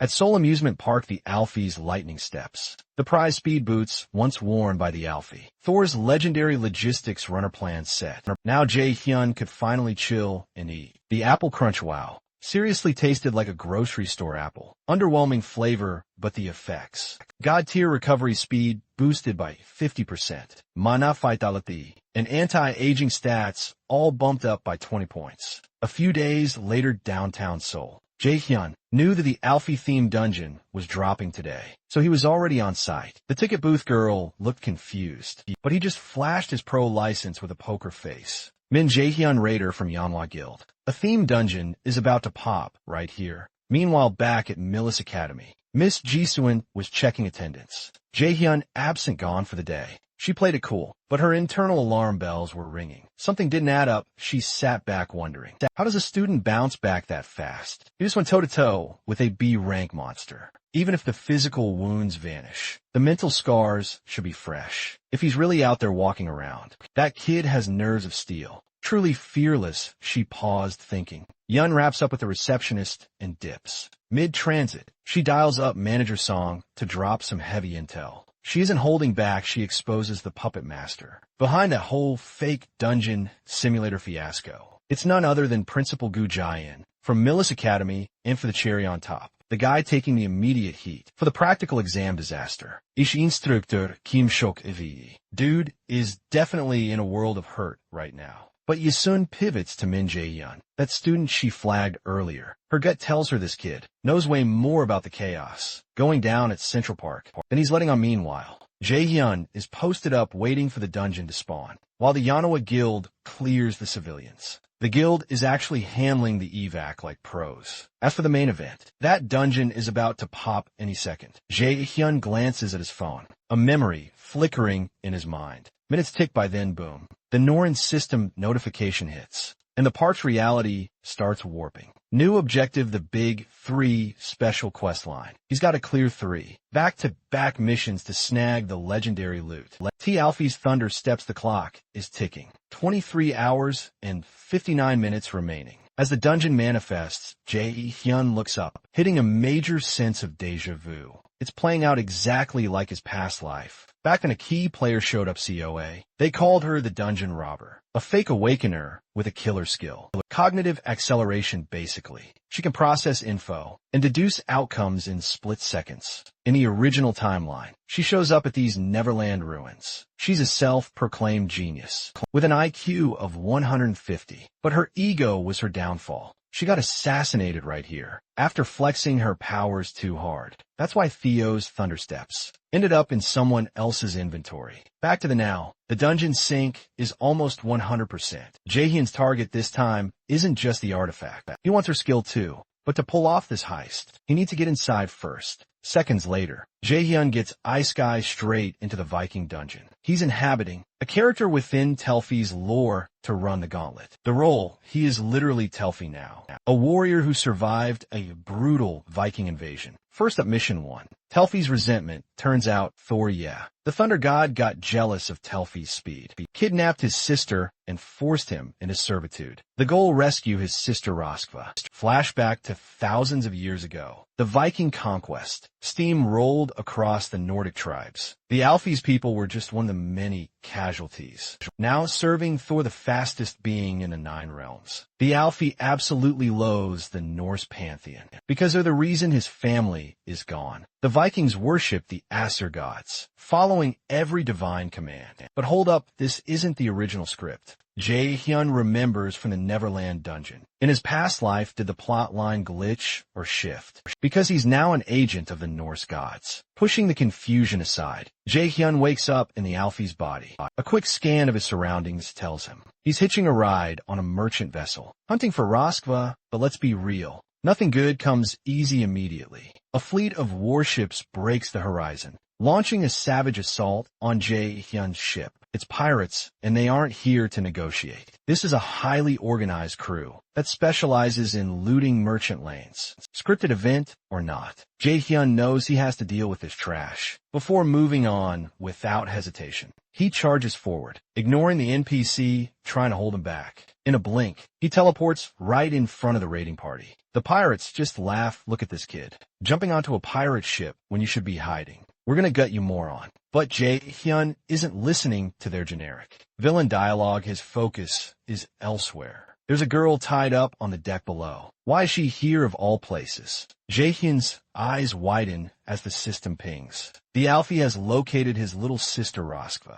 To understand this twist, we gotta rewind. A few minutes before Jae-hyun entered the instance. SEO, I was chilling at the park. For all her genius intellect, she completely failed to calculate this variable. The odds of a themed dungeon spawning are 0.6%. The chance of getting trapped inside, 3 in a million, yet here she is, stuck in the game. But first things first, she needs to figure out an escape route. As soon as possible, Silas stumbled through the darkness, desperately hoping a raid squad would pop up and drag her out of this chaotic hellhole. But reality check life isn't a fairy tale. 0 rescue teams in sight. Instead, she spotted something way sketchier. Lurking in the shadows, naturally, her survival instincts kicked in. Ciola knew the situation, was screaming red flag, a kid her age, strutting into a dungeon with total confidence. Nope, she had to tail him and figure out his deal. Fast forward to the present disaster. Ciola is somehow cast as the character. Jenny's little sister, you have got to be kidding me.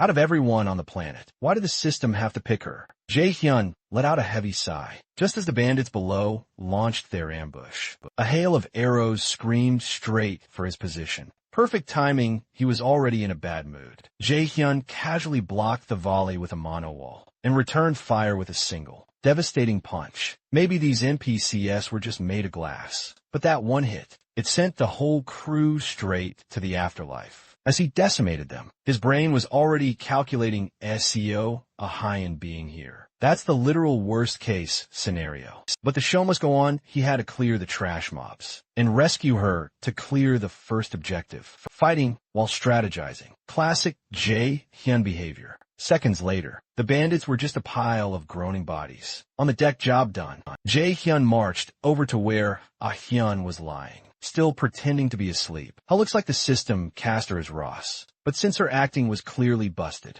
Seola didn't bother keeping up the charade. Let me guess you're playing the role of Jenny. What followed was a heartwarming reunion. And by heartwarming, I mean the kind that gives you a heart attack. Jae-hyun didn't waste a second. He ripped her little scheme apart right then and there. You better drop the dumb con artist act before I wipe the floor with you. A few minutes later, the first quest was marked complete, and the system warped them out of the scenario. Now the real fun began. Seola found herself in an interrogation that made the FBI look gentle. Panic mode engaged. This guy was supposed to be a mage, but he fought like a berserker and had the personality of a supervillain. Seola was kicking herself. Why did she ever decide to tail this psycho? While she was spiraling in regret, Jae-hyun cut through the silence with another question. So mind telling me what skills you're actually packing? Just some basic swordsmanship. She lied, the words rolling off her tongue, without a single stutter. She was betting he wouldn't know the truth. Even at the academy, her real ability was a total secret. Big mistake the second the lie left her mouth. Jae-hyun's expression went ice cold. I hate liars. I'm talking about cognitive acceleration. You know, the one that dilates time. It slows down the world and overclocks your brain. A classic commander tier ability. I'm not wrong, am I? Game over. Seola realized nobody was coming to save her from this one. Jae-hyun stood up abruptly. I'm leaving. I don't team up with liabilities who try to hustle me. Wait, I'm sorry. Okay, big boss. Please don't leave me here. I'll die on my own. Jae-hyun scoffed. Why should I trust a scammer like you? If you want to prove your worth, maybe a soul contract isn't a bad idea. Like magic, or maybe you planned this. Jae-hyun instantly produced a pre-written contract. From his inventory, the terms were simple. SEO Ah-hyun becomes Jae-hyun's property. In exchange, he keeps her alive through the Neverland dungeon. This contract was built on the subordination skill, a nasty little branch of brainwashing magic. It was the only way to guarantee loyalty without watching his back 24/7. Sure, Jae-hyun could have just forcefully brainwashed her, but that's not his style. Seola pressed her thumb down, sealing the deal. Officially Jae-hyun's minion. Hey, it beats being a mindless puppet, right? Meanwhile, back at the Hell Temple in Hell's territory, Hell was whispering to the Hellhounds. Watching the show, looks like my rival is working overtime. But the Acer gods were watching, with sharper eyes than before. The tension was ramping up. It was a waiting game to see who'd strike gold first. Back inside the Neverland dungeon, our chaotic duo pressed on. They arrived at the gate of the second trial. The sign above read the haunted house. No secrets here, fam. Seola is completely petrified of ghosts. Just hearing the challenge name had her sweating buckets before we even started. A few minutes later, boom. Teleported straight into the dungeon's hidden zone and staring them right in the face. The mission location, a cursed nightmare fuel mansion. The objective, uncover the Flander estate's horrific secrets. An escapo, and some skills temporarily nerfed for this run. Jae-hyun is role-playing as the streamer, and COLA is stuck on camera duty. Their backstory invited guests of Countess Flandier. Time to dig up some dirt, but while they're strategizing, someone suddenly materializes inside. According to the game lore, he's the butler, and he's here to serve Jae-hyun's soul. Please come in. The butler creaks open the rotting door. He gestures for them to enter. Allow me to escort you to the dining hall. To refresh yourselves, it's a long walk. On the way to the mess hall, Jae-hyun and CLA spot some seriously weird artifacts. From a vase with cryptic engravings to a massive portrait hanging dead center in the mansion. The butler chimes, and that's the master of the house. Apparently, she really treasures her childhood, which explains why her kid version is plastered on the wall like that. Sure, totally normal. She holds many dream-like, happy memories. Every word this guy spits out sends shivers down your spine. Please write this way. They keep following the butler. but honestly they're ready to cry. After walking until their legs hurt, they finally spot the dining table. It's a full-blown feast, specially prepared by Countess Flandra. I shall return once you've finished. Yeah, right. Only an idiot would eat that. Jae-hyun isn't touching that food. The priority investigate while the creepy butler is Mia. Without wasting a second, CLA activates her cognitive acceleration skill to scan the area, every corner of the mansion, floods into her subconscious, her brain analyzing the data in real time. A few minutes later, bingo. We got progress. There are a few spots in this mansion that are definitely off sale. It deduces the owner is likely a child, probably around 12 years old. The evidence, the main chair and the waiting lobby. The head of the table's chair is significantly taller than the rest. Plus, all the shelves in the lobby are built low, and only the bottom racks show signs of use. Hearing the breakdown, Jae-hyun realizes she's spot on. Now they know who they're dealing with. Next step, crack the mystery. So the duo one leading. One filming moves out, continuing their haunted house live stream saga. But the second they hit the door, Jae-hyun spots a new problem. Looks like we're locked in. Meanwhile, outside, the military and press are swarming. Breaking news about a dungeon spawning in downtown Seoul. It's been 2 hours since it popped up. Reports say there's a raider from the Manhwa guild inside, plus a high school student. Status unknown nearby. 2 agents from the Awakening Bureau are venting about the recent chaos. If this dungeon hadn't popped up, we'd be promoted by now. Add that to the goblin outbreak last time. We might actually get demoted probably. Whatever. Let's just check the IDs of the people trapped inside. Following orders. The partner flips through the file and freezes. It's Min Jae-hyun. Wait. Isn't this the kid who soloed that entire wave of goblins near the mall? Last time, rumor has it, he joined Miles' Academy and the Manhwa Guild. The blonde inspector's attitude does a complete 180. He turns to his partner confident as hell. If that's the case, I'm betting this dungeon gets cleared in record time. Back inside the dungeon, facing a sealed door, COA is basically praying to every god she knows. Please save me. Who knew she'd end up in a horror movie scenario like this? While she's melting down, Jae-hyun is laser-focused, analyzing the escape route, checking the lock mechanism. It's clear they're sticking to the classic playbook, catching a glimpse of CLI, who looks like she's just seen a ghost, literally drained of color. Jae-hyun steps in to talk her down from the ledge. This is a dungeon after all. There's always an exit strategy. But first they gotta deal with the mansion itself. The homeowner clearly isn't a fan, and brute forcing the door with her current stats isn't gonna fly with that thought. Jae-hyun shifts his gaze back to CLA. According to his past life memories, she escaped this haunted house all by herself. That proves raw power isn't the solution here. Clearing this dungeon trial requires a different kind of variable. He's deep in thought when suddenly, off in the distance, CLA hollers for him to check something out. The camcorder is acting glitchy, and wouldn't you know it, the creepy stuff starts rolling in. The moment they peer into the viewfinder, reviewing the random footage she shot earlier, CLA accidentally capture a corpse, rotting in the mansion, and get this, it looks exactly like the manager who guided them in, meaning that guide was a straight-up imposter. The second they uncover this dark secret, the system pings first mansion mystery unlocked. But Jae-hyun isn't popping the champagne just yet. This is just the tutorial level. What's confirmed is that this camcorder captures things the naked eye misses. But the million-dollar question is the footage showing the present or the past? Since they can't touch it or see it without the lens. Pinning down the timeline is tricky, then flexing her high IQ. Ziola deduces it has to be a blast from the past. The dungeon quest is to solve the mansion's mystery, implying the tragedy already went down. They need to hunt for clues about the whole incident, which means all this fancy food is just set dressing. Meanwhile, Jae-hyun, after getting his fill of the gore fest on the screen, hands a camcorder back to its owner. His main focus is the mana radiating from the mansion itself. He's betting everything in front of them is an illusion, a rare type of magic that only pops up occasionally in dungeons. But they messed with the wrong player. Trying to trick him, big mistake. Active skill, absolute calculation engage. Jae-hyun plans to use this skill to shatter the illusion and expose the ugly truth hiding behind it. But once again, things go off script. The system hits him with a notification. Skill restricted due to special mission parameters. Won't make sense. If it were that easy, It wouldn't be much of a dungeon trial, right?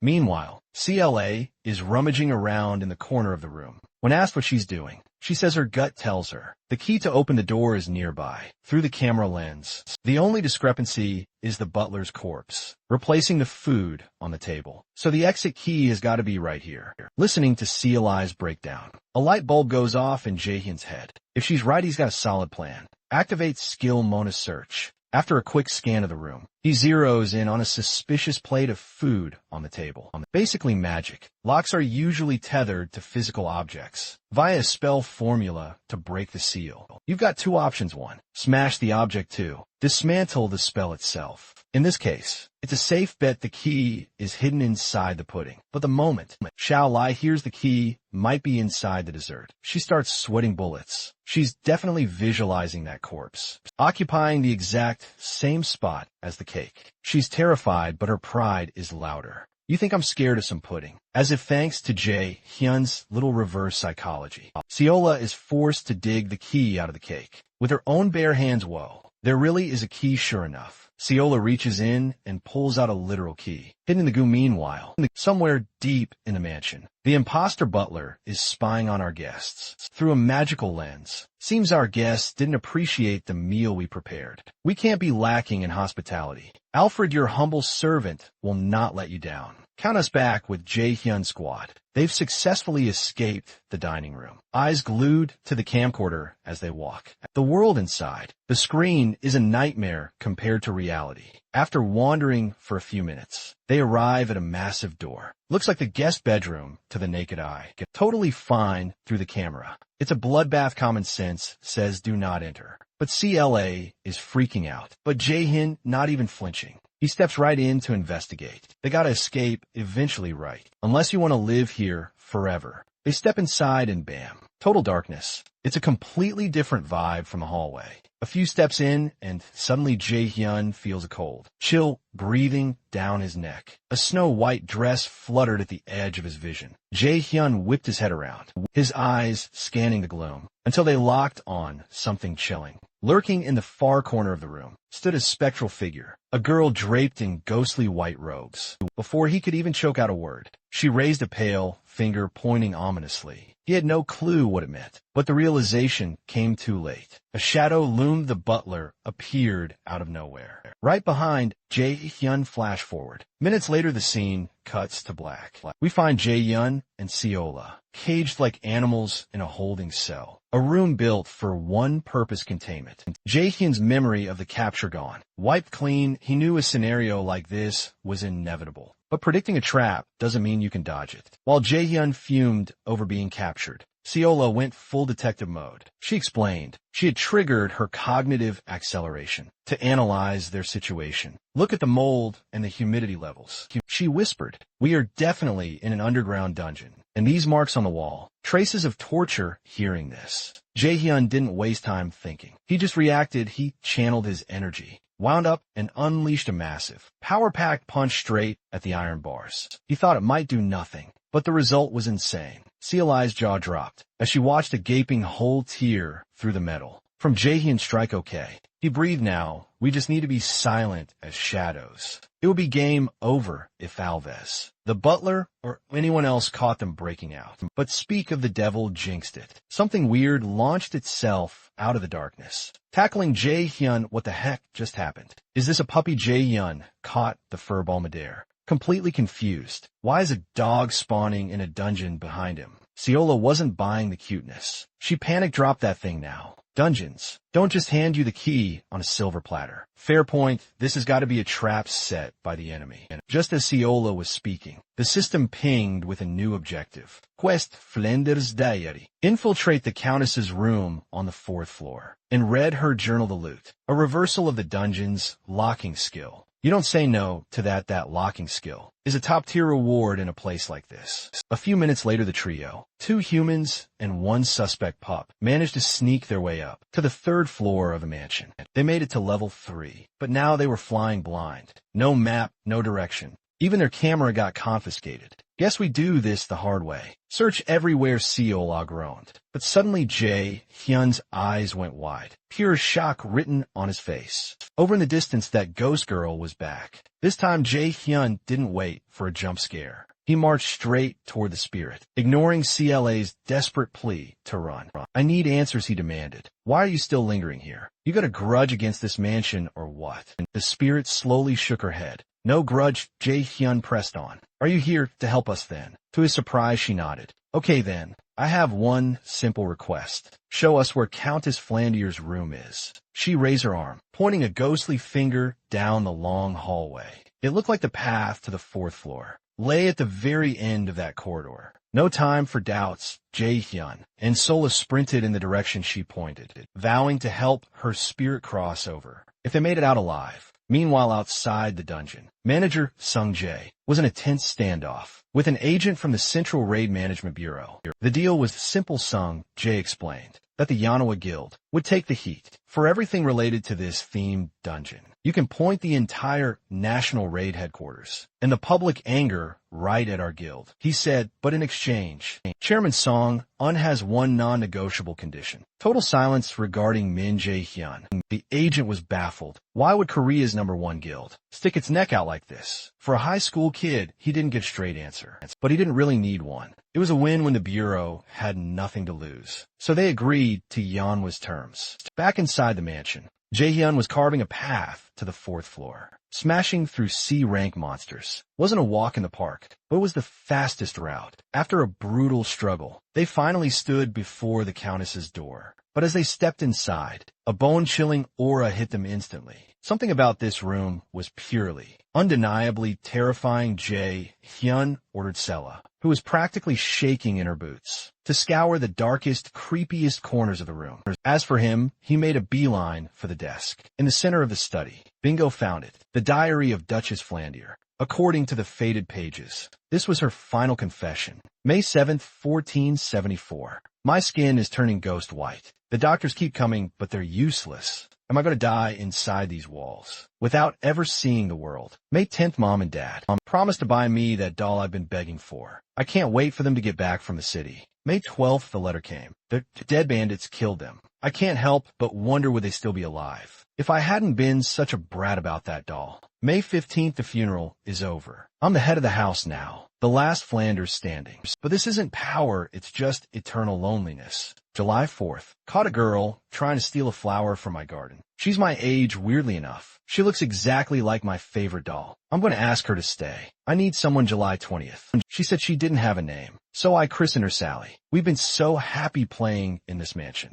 Every single day, I prayed this feeling would last forever. September 8th. Alfred the butler vanished without a word. Sally says he left in a hurry. Something about business in the next city. September 10th. Alfred is back, but he's wrong. He feels different. And Sally, she's definitely hiding something. October 9th, 1474. Screams are tearing through the mansion. The maids. It sounds like their throats are being ripped out. Something is happening. Sally and Alfred are knocking at my bedroom door. They aren't here to help, they're here to kill me. Jae-hyun slammed the book shut. Puzzle solved. The last Duchess didn't survive that night. The monster that took over this mansion killed her. And if he was right, that thing is a doppelganger. That's you, isn't it? Ding system alert. All mansion secrets uncovered. Skill restriction seals broken. Objective escape this haunted hellhole immediately. In a split second, the doppelganger lunged, unleashing its full power to crush Jae-hyun. But Jae-hyun's side stepped the attack like it was nothing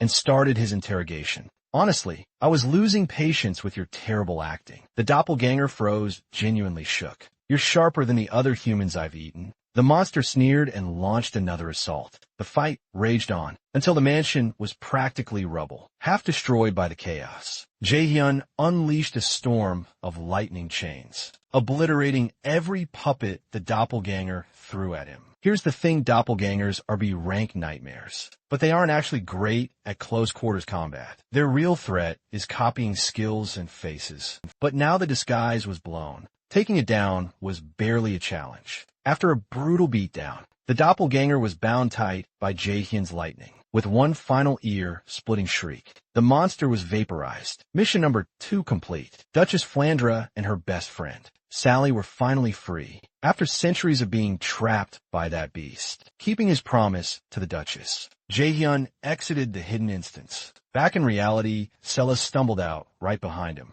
But before they could even process the haunted house, trauma, a new dungeon notification popped up. Welcome to Neverland on Bruin, your master of ceremonies. Come join our parade, a man in a flashy outfit. Zoomed over to where Jaehyun and Sella were standing. Congrats, you two crushed it. Jaehyun cut through the glitter and got straight to business. Skip the intro, what's the final mission format? A chase sequence, Bruin grin sharp. You see that gate over there? You just have to find a way to outrun the horde of monsters pouring out of it and reach the finish line. Jaehyun narrowed his eyes. It couldn't be that simple. Bruin's smile widened. Nothing gets past you, does it? Mr. Jaehyun, this chase game isn't random. It scales. The difficulty adapts to how many players drop in and just how op they are. Translation: the stronger the squad, the deadlier the nightmare. Hearing that mechanic explained, cold sweat instantly drenched Jaehyun. With his current stats, the boss they're about to summon makes the last two levels look like a tutorial. And it's not just survival. You gotta keep COLA alive while sprinting for his life. Suddenly, Bruin zooms in for a vibe check on their power levels. Congrats, you two. You clocked in at S rank weight. Hold up, Jaehyun knew he was cracked, but straight up S rank, that feels like a glitch. Seol, on the other hand, yeah, she's definitely built different. While Jaehyun was busy, stammering about some system error, the final round didn't wait for him to finish. Final festival mission loaded. Outrun the fire giant Surt to the finish line or take him down. Difficulty S+ players. 3 out of 3. The second that notification popped up, Jaehyun sensed the setup: 3 players. Someone hacked the lobby and messed with the scaling algorithm, triggering a total system meltdown. And the boss at Surt we're talking about, the entity who literally wanted to drown the planet in flames. This guy scorched the earth before the first giant. Emer even spawned that flaming sword in his hand. It doesn't just cut, it incinerates everything into ash without breaking a sweat. So now Jaehyun and CLA have one job: run from the literal apocalypse breathing down their necks. The festival turned into a disaster movie instantly, forcing them to sprint like their lives depended on it, because they did. Meanwhile, the mastermind behind this chaos was chilling on the sidelines, laughing their head off. Maybe I went a little too hardcore. Should I throw them a bone? But before they could even decide, a voice cut through the air, telling him to back off, let it play out. I want to see how he clutches this 1v1. Turns out, this whole death trap was orchestrated by Hell and her crew back in the kill zone. Jaehyun was drawing a blank on how to counter this overwhelming power. Taking a monster like that head on. Suicide mission: the only play here is to dodge, weave, and book it to the safe zone. Right on cue, a waypoint marker flashed into existence. Follow the arrow, and it leads straight to the Ferris wheel. But up above, Surt was getting sick of this game of tag. Whoever summoned me is gonna pay for this disrespect. He unleashed a carpet bombing that looked like World War III, slowing Seola and Jaehyun to a crawl. This wasn't working. Jaehyun made the call. Split up Seola. Gun it for the Ferris wheel. I'll draw aggro on the big guy. The moment they separated, the pressure lifted just a bit, since Jaehyun didn't have to carry the team anymore, even with Surt raining fire from above. Jaehyun's movement was god tier, dodging every blast effortlessly. Seol was inches from the objective, but RNG was not on her side. A stray nuke from Surt turned hope into despair. The objective marker obliterated. Mission status updated: impossible. Surt hovered over the wreckage, laughing like a maniac. You insignificant bugs. If you really thought cheap tricks could stop me. With the escape route gone, the only option left on the table was to throw hands. Jaehyun flared his aura to max output, bracing for a direct clash, and launched a counter-offensive. For the next few minutes, it was an absolutely unfair beatdown. An S+ mythical beast versus a human with hidden stats. Meanwhile, watching the intense raid from a distance,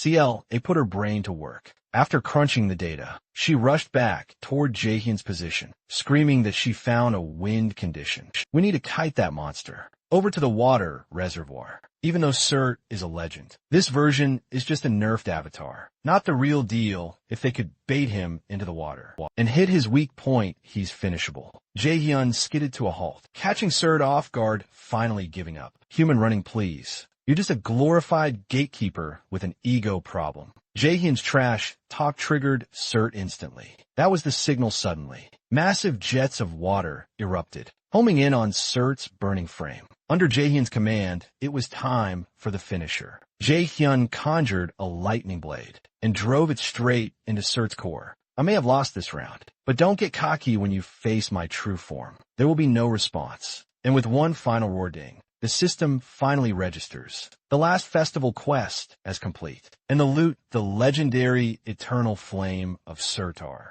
But wait, there's more. The secret quest chain is wrapped up too. Dropping straight into the inventory is an S rank item. The lightning steps, awarded exclusively to challenger Min Jaehyun. Oh, and it comes with a sweet active skill. Steps of Light Jaehyun is vibing with his new gear until he catches Seola acting SUS in the corner. She is definitely hiding something. That poker face needs work. Jaehyun pops his subjugation skill. And just like that, Seol spills the tea on everything. She reveals the item she snagged from clearing the Rose sealed dungeon, along with a passive skill called Courage. It buffs strength and agility, while blocking panic attacks. Honestly, it is the perfect kit for a scaredy cat like Seola. So Jaehyun decides to let her keep it. Mid-conversation, our favorite host Bruin crashes the party again. But the jokes are gone. Bruin's vibe is dead serious. As he locks eyes with Jaehyun, I wish you a safe return. You are destined for greatness after all. Dropping that heavy line,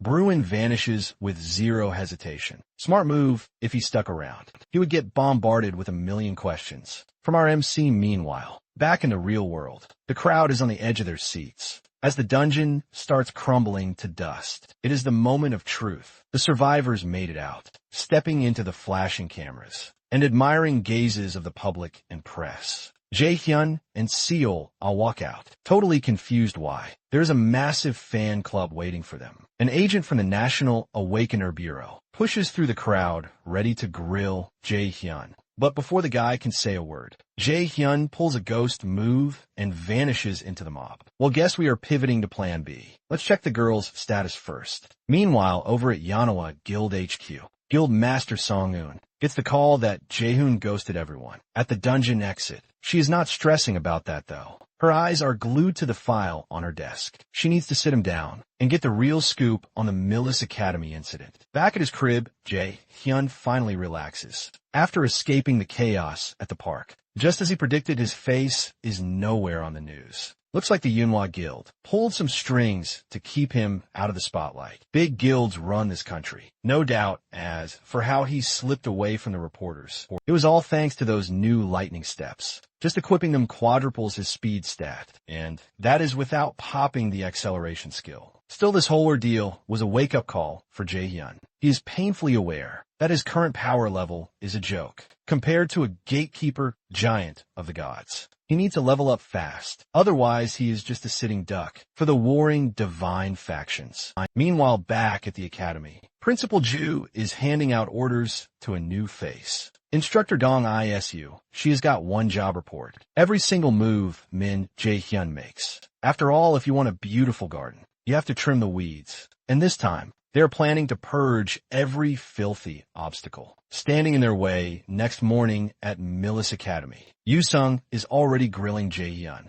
about his disappearing act. He goes to my calls for days. She complains, but hey, it is not like she can do anything about it now. Min drops the bomb. He's been trapped in a dungeon for 48 hours, straight unable to escape. Meanwhile, Selena is low-key spiraling about Jaehyun. She's convinced the universe has a vendetta against him. Like, does the big guy upstairs hate him or something? But honestly, it's the opposite. Call it a blessing in disguise. Just as they're chopping it up, the door swings open and a new player enters the chat. This dude immediately starts roasting Jaehyun, looking like he's ready to throw hands right then and there. Here's the cringe part, he's running his mouth. But nobody in the squad has a clue who this rando is. Turns out it's Lee Soo-hyuk. How to intro himself, cause nobody cared. Major El Inoue. Cut to 30 minutes later, and first period kicks off. Enter Professor Jong I-soo, the mastermind behind magic calculation, aka the math of the supernatural. The concept is simple, but headache-inducing. Calculate the necessary mana output, and boom, you manifest magic. The lecture drags on and hours just melt away.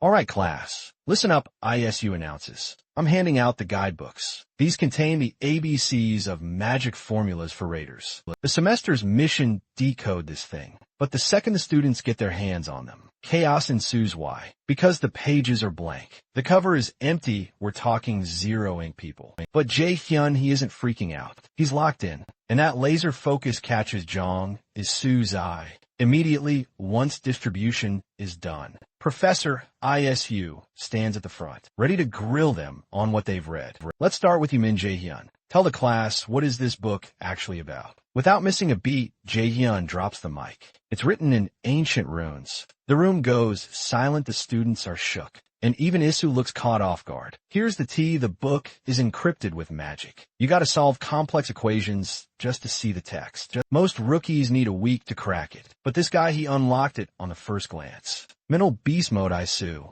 Presses on OK hotshot. What's the meaning of the cover this time? Jae-hyun stays zip-lipped. He's suspicious. Is this some Norn interference? Doesn't matter because the content is S tier. The Life of Odin and Basic Runes. That's the secret title flashing before his eyes. Meanwhile, cut to Selena's place. She is absolutely fuming. Yesterday was a nightmare. She got interrogated nonstop about the dungeon raid. And the loot drop. She had to tank the press conference solo. And the worst part, that magical oath is still active, binding her tight. Flashback to the classroom. As promised, Jae-hyun is still glued to that magic tome. He's decoding the source code. He's grasping the fundamentals, needed to build entirely new spells. From scratch, it's all about the math, calculating how to tweak mana properties and manipulate its form. Take lightning chain. It's just mana chains fused with lightning. Elemental logic. Same vibe as a swordsman grinding basics. Master the core moves, and you unlock the god tier skills. But while Jae-hyun is speed running the curriculum, his two besties are struggling hard. He's nearly finished the book, and they haven't even cracked the cover yet. To make it worse, some dude next to them won't stop yapping. Pure torture. Selena, however, is doing slightly better than Do-sung. After grinding for a while, she finally unlocks page 1. Victory Royale. Proof that grinding beats whining any day. The trio continues mixing study vibes with goofing off, totally oblivious to the eyes, watching them from the shadows. Fast forward a few days to Jae Sang's office, where the squad of 5 is huddled up, brainstorming names for their new shop. Brains are frying. Selena and Do-sung are the skeptics. They're like, are we gonna flop? Who actually opens a potion shop, specifically for Awakened? Saud Zariskio. Jun shuts that down immediately. His logic: survival is the #1 priority for Awakened. So if the product keeps them alive, they'll drop stacks of cash without blinking. Besides, he adds, didn't you guys test the samples? What we have here is a total game changer. Just then the door crashes open.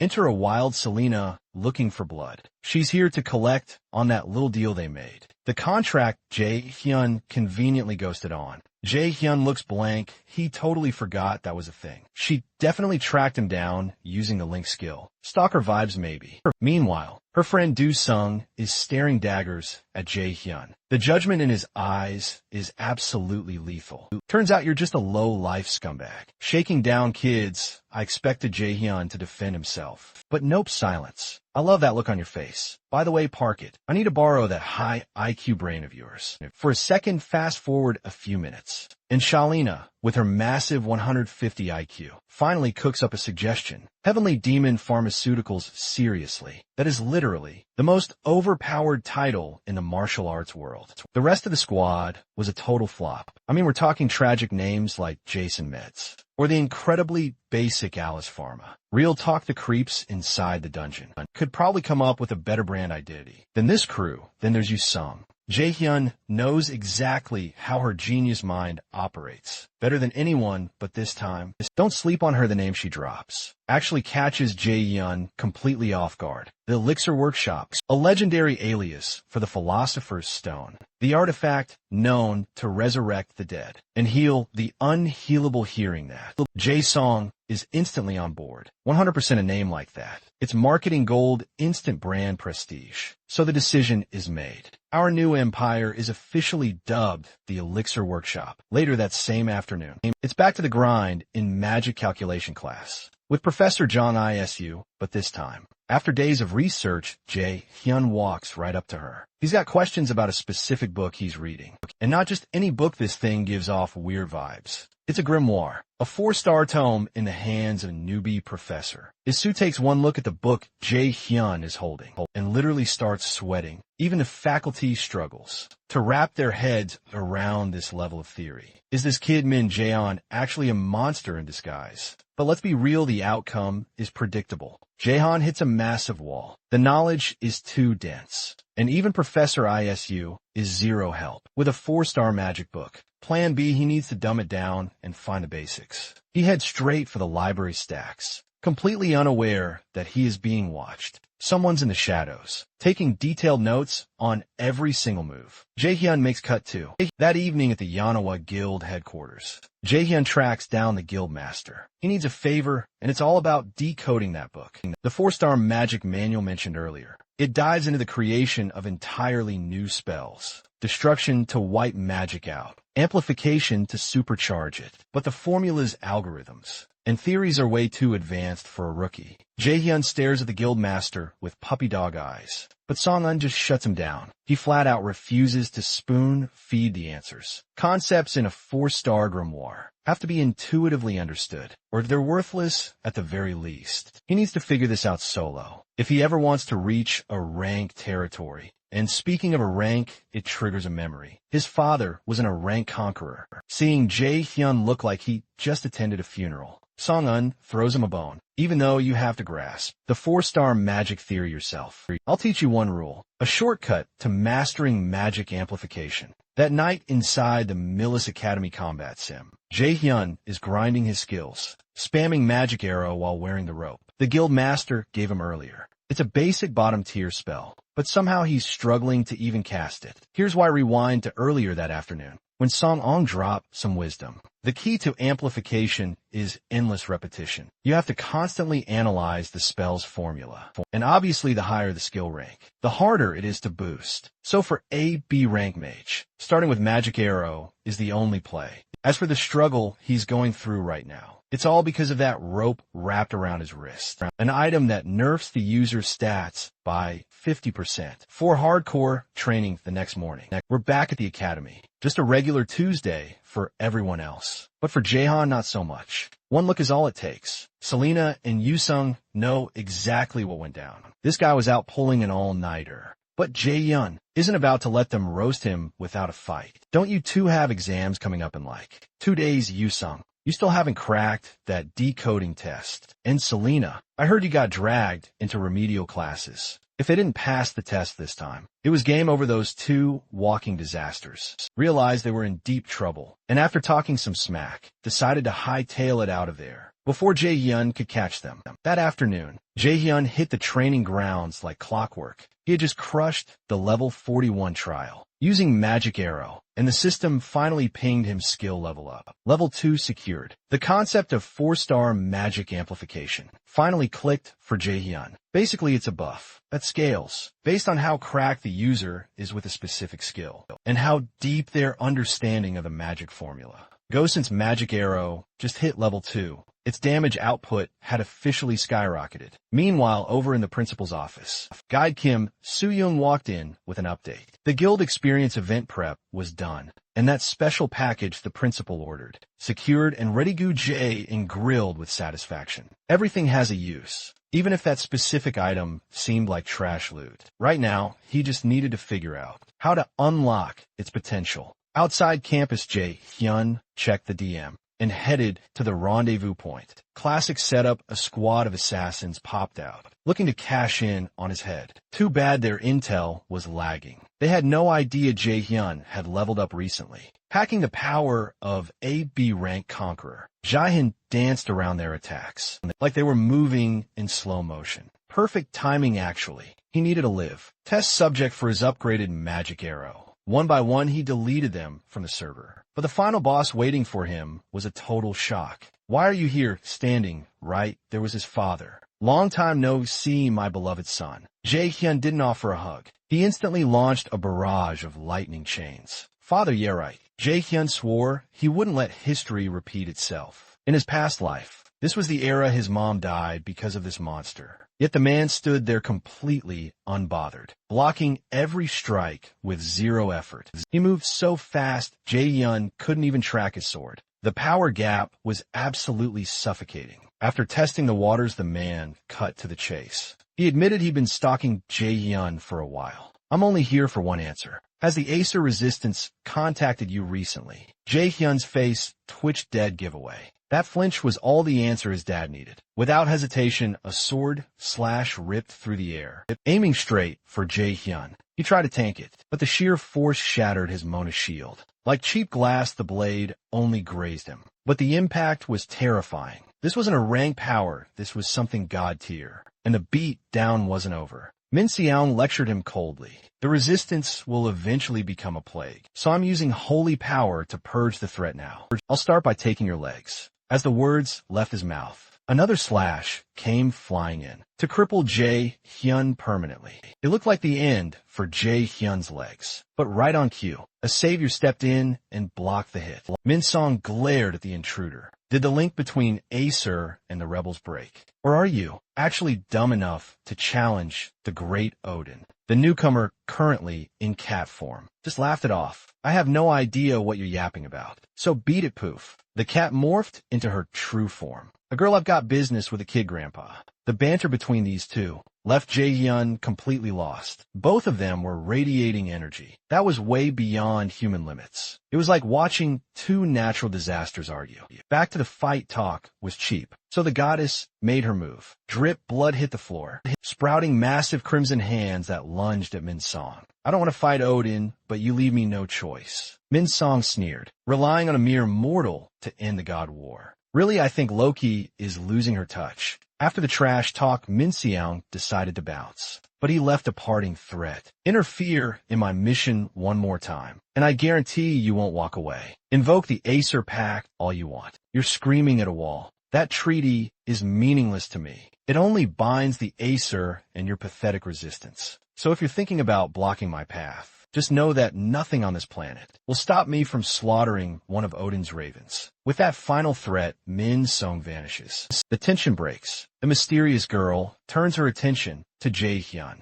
who is crumpled on the asphalt. Gasping for air, she drops her intro like a bomb. She's the observer, his soulmate, and the guy destined to drag the great enemy through 5 hellish trials. Cut to the safe house after patching up his wounds. Jae-hyun finally demands answers. First question, Min Seong. Who is he really? Because that man, he isn't my father. Hela doesn't sugarcoat it. His real name is Hyunjin. He's one of Odin's 2 eyes in the sky. Hyunjin is a mystical parasite that hijacks human minds. He borrows memory-wiping abilities from his partner, Raven Munin, to pull it off. That's why he's been hovering around you, cosplaying as your dad for years, just to monitor the prophesied threat. To prove it, Hela hands him a slip of paper, a trigger to unlock the vault of his mind. Instantly, the mental floodgates crash open. The false narrative shatters. Those memories of being beaten, the abuse he thought, started the moment he awakened his mana. Total fabrication.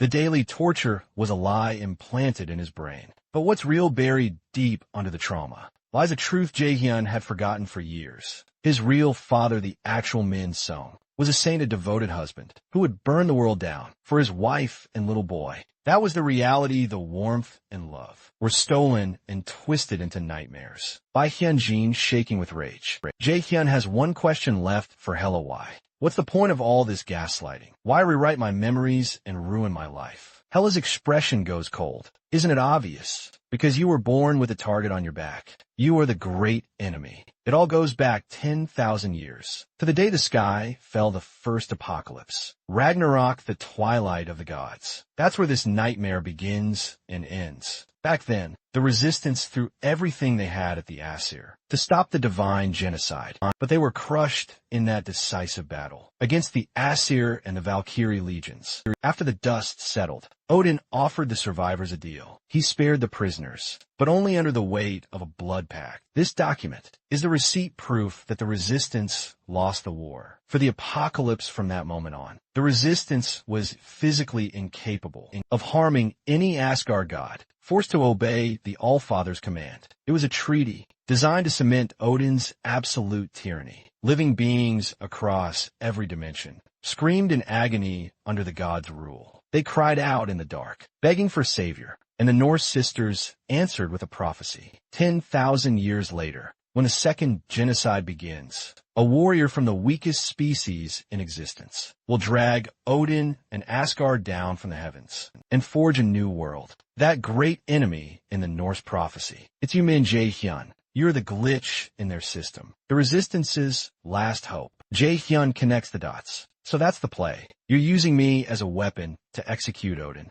But what's his endgame? What does he get out of this? Absolute power Hela fires back instantly. Odin wants to grip the 9 realms in his fist. Right here and right now, and yes, that includes Midgard, the human world. Meanwhile, in the golden halls of Asgard, the capital of the cosmos, Odin is making moves. He's briefing another deity on monitoring the low-tier life forms on Earth. Heimdall, I'm granting you temporary clearance, and I'm pretty sure you know what that means. It means a god is legally allowed to leave Asgard with their full apocalyptic power intact. So far, Odin has conquered Vanaheim, Jotunheim, Svartalfheim, and Muspelheim now. He's launching the second apocalypse to claim the rest. Hearing this, Jae-hyun is confused. If I'm such a danger, why hasn't he vaporized me yet? Why not just kill the guy mentioned in the prophecy? And call it a day, Hela explains. It's the sheer weight of the prophecy. It's a force of nature that even gods can't override. Right now you are shielded by a destiny that transcends the divine. You're untouchable, but let's be real.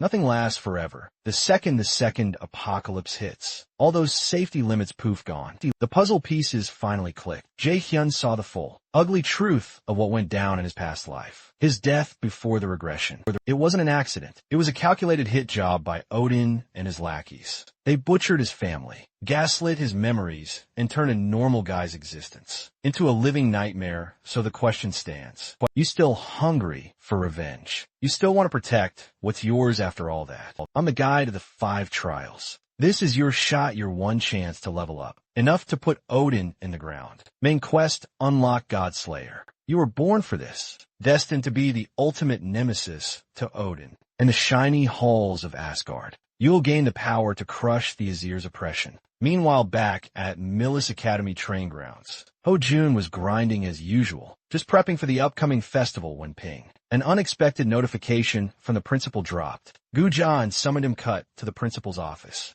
Gu-jin is already deep in conversation with someone about the festival schemes. Sounds like the guy on the other end is a big shot from the National Assembly. But here's the twist, the VIP is bailing on Gu-jin. After that mess at the simulation dungeon, the National Subjugation Bureau, packing up and moving locations. Didn't matter though. Principal Gu just tightened the leash on his political hound. Prep work is done your job. Stick to the script for the upcoming guild trials. At the academy, I'll crack open a gate myself. Like it or not, the deal was sealed. Dirty hands shaking on another dirty deal. Classic win-win for the villains. But hold up, right outside the door. Ho-jun caught every word. The realization hit him like a truck. That disaster at the entrance ceremony. It was Gu-jin all along. He's the one who hacked their minds and rigged the dungeon to fail. Ho-jun was shook obviously, but he kept his cool. He knew this wasn't the moment to flip the table. He had to play it smart, taking a deep breath. He knocked and slowly pushed the door open.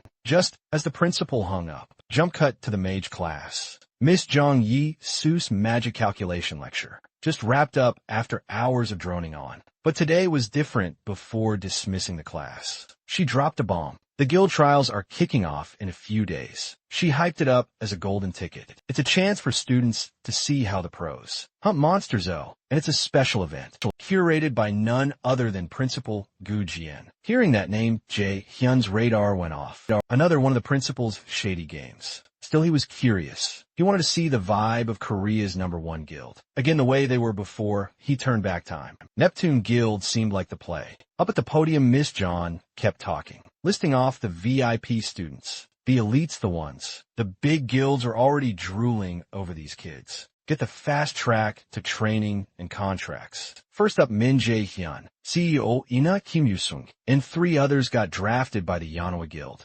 Meanwhile, Lee Soo-hyuk got picked by Neptune. Yu-sung literally jumped out of her seat screaming. She couldn't believe a top-tier guild actually wanted her Korea's #1 baby. Jae-hyun wasn't shocked, though. That question the guild master asked him earlier. It was definitely a setup for this draft pick. Please submit your final decisions to me. Before midnight tonight, don't be late. At the same time, down in the seats, Jae-hyun squad and all their phones buzzed at once. It was Ho-jun get to senior Jae-sang's potion lab now. Minutes later, the whole 5-person crew was huddled up in Jae-sang's workspace. Ho-jun dropped the tea. He told them everything he heard. Eavesdropping on Principal Gu. The old man is planning a purge. He wants to wipe out the weak students during the guild experience. It's a sick survival game. Force a reawakening through trauma or die trying. They knew Gu was corrupt, sure. But this is straight-up villainy. He's crossed the line. He's gambling with human lives. It triggered a memory for Jae-hyun. Back in the original timeline, kids did die during the festival. They were written off as tragic accidents. But even knowing the truth, can 5 students really stop a rigged system?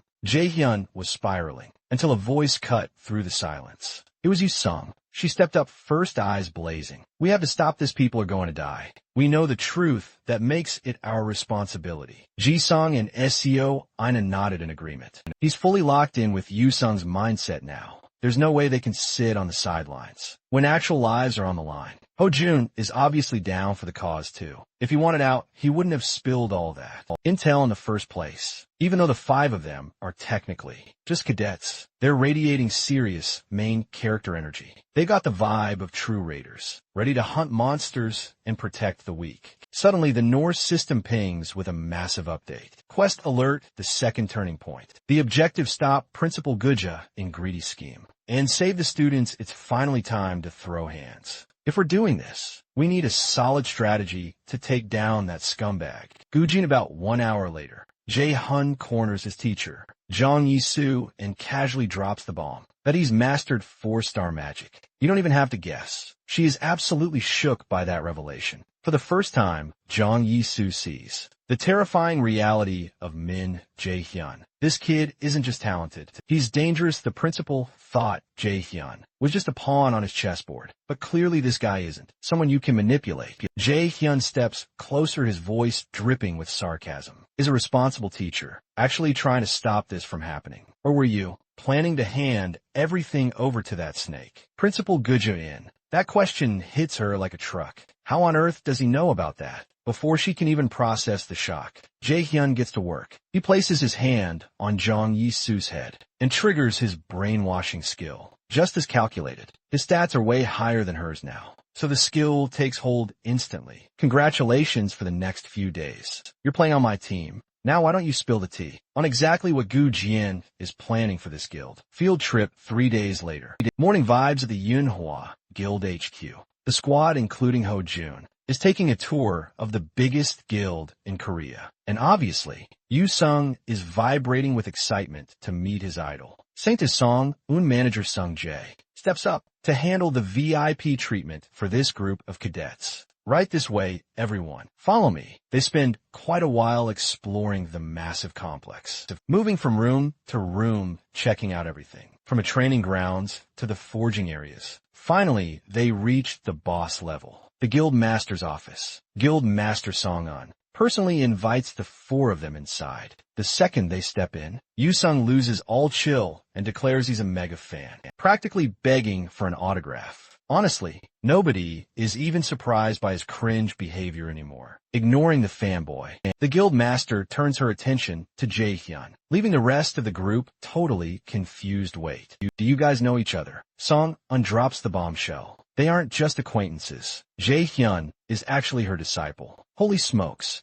Yusun's brain is probably short-circuiting right now. Not only is he tight with the Saints, but he's her only student. Putting that aside for a second, Song-un gets straight to business. The truth is Manhwa Guild and a few other top players are fully aware of Gu Ja-in's dirty deeds. But the guy has so much political clout, they haven't been able to touch him without risking everything. Plus, Gu Ja-in keeps his skills super secretive, so any move against him needs to be surgically precise. Song Un signals manager Sung Jae to pull up the data. A holographic map pops up, showing mana readings around the guild event locations. 2 spots are lighting up like Christmas trees. Massive mana concentrations compared to everywhere else. If a dungeon break happens, it's highly likely going to be at one of these 2 coordinates. Song Un already sent scouts to monitor the area, but Jae-hyun shuts that idea down. Guja-in is a meticulous villain. He's definitely got traps set up for anyone who tries to interfere. Forget that, Jae-hyun says. We're going to save those students ourselves. Meanwhile, at a different location,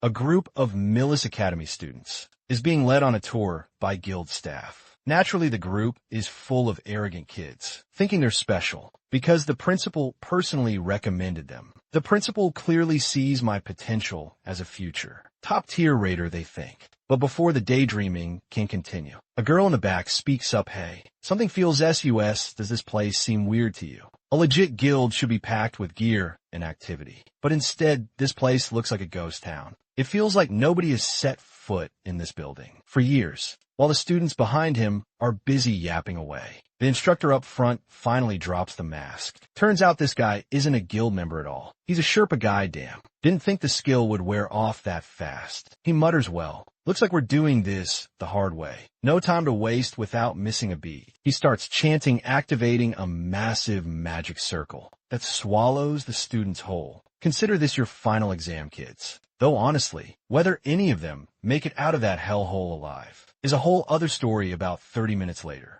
Outside that abandoned guild building, Jae-hyun's squad of 4 finally pulls up. After analyzing the monoflow, they realize they aren't alone. It's not just the students inside. Manager Sung Jae is lurking nearby in stealth mode. Right now, he's keeping a mental link with Jae-hyun, using telepathy. Meanwhile, over at the Yeonhwa Guild HQ, Guild Master Song Un is debriefing her secretary. Hannah, their intel confirms that the guild Guja-in set up for this scheme is called Kane. It's a front he built himself, smack in the middle of downtown Seoul, uncomfortably close to Yeonhwa territory. Jae-hyun is 100% certain about this intel, mostly because it came straight from a mole working inside Gu's operation. Hannah drops the bombshell. Kane is a ghost guild, basically a shell company, designed for tax evasion and shady underground dealings. Looks like Guja-in built this place, specifically for dirty work. Hearing this song, Un stands up immediately, telling Hannah to gear up. She's going in personally.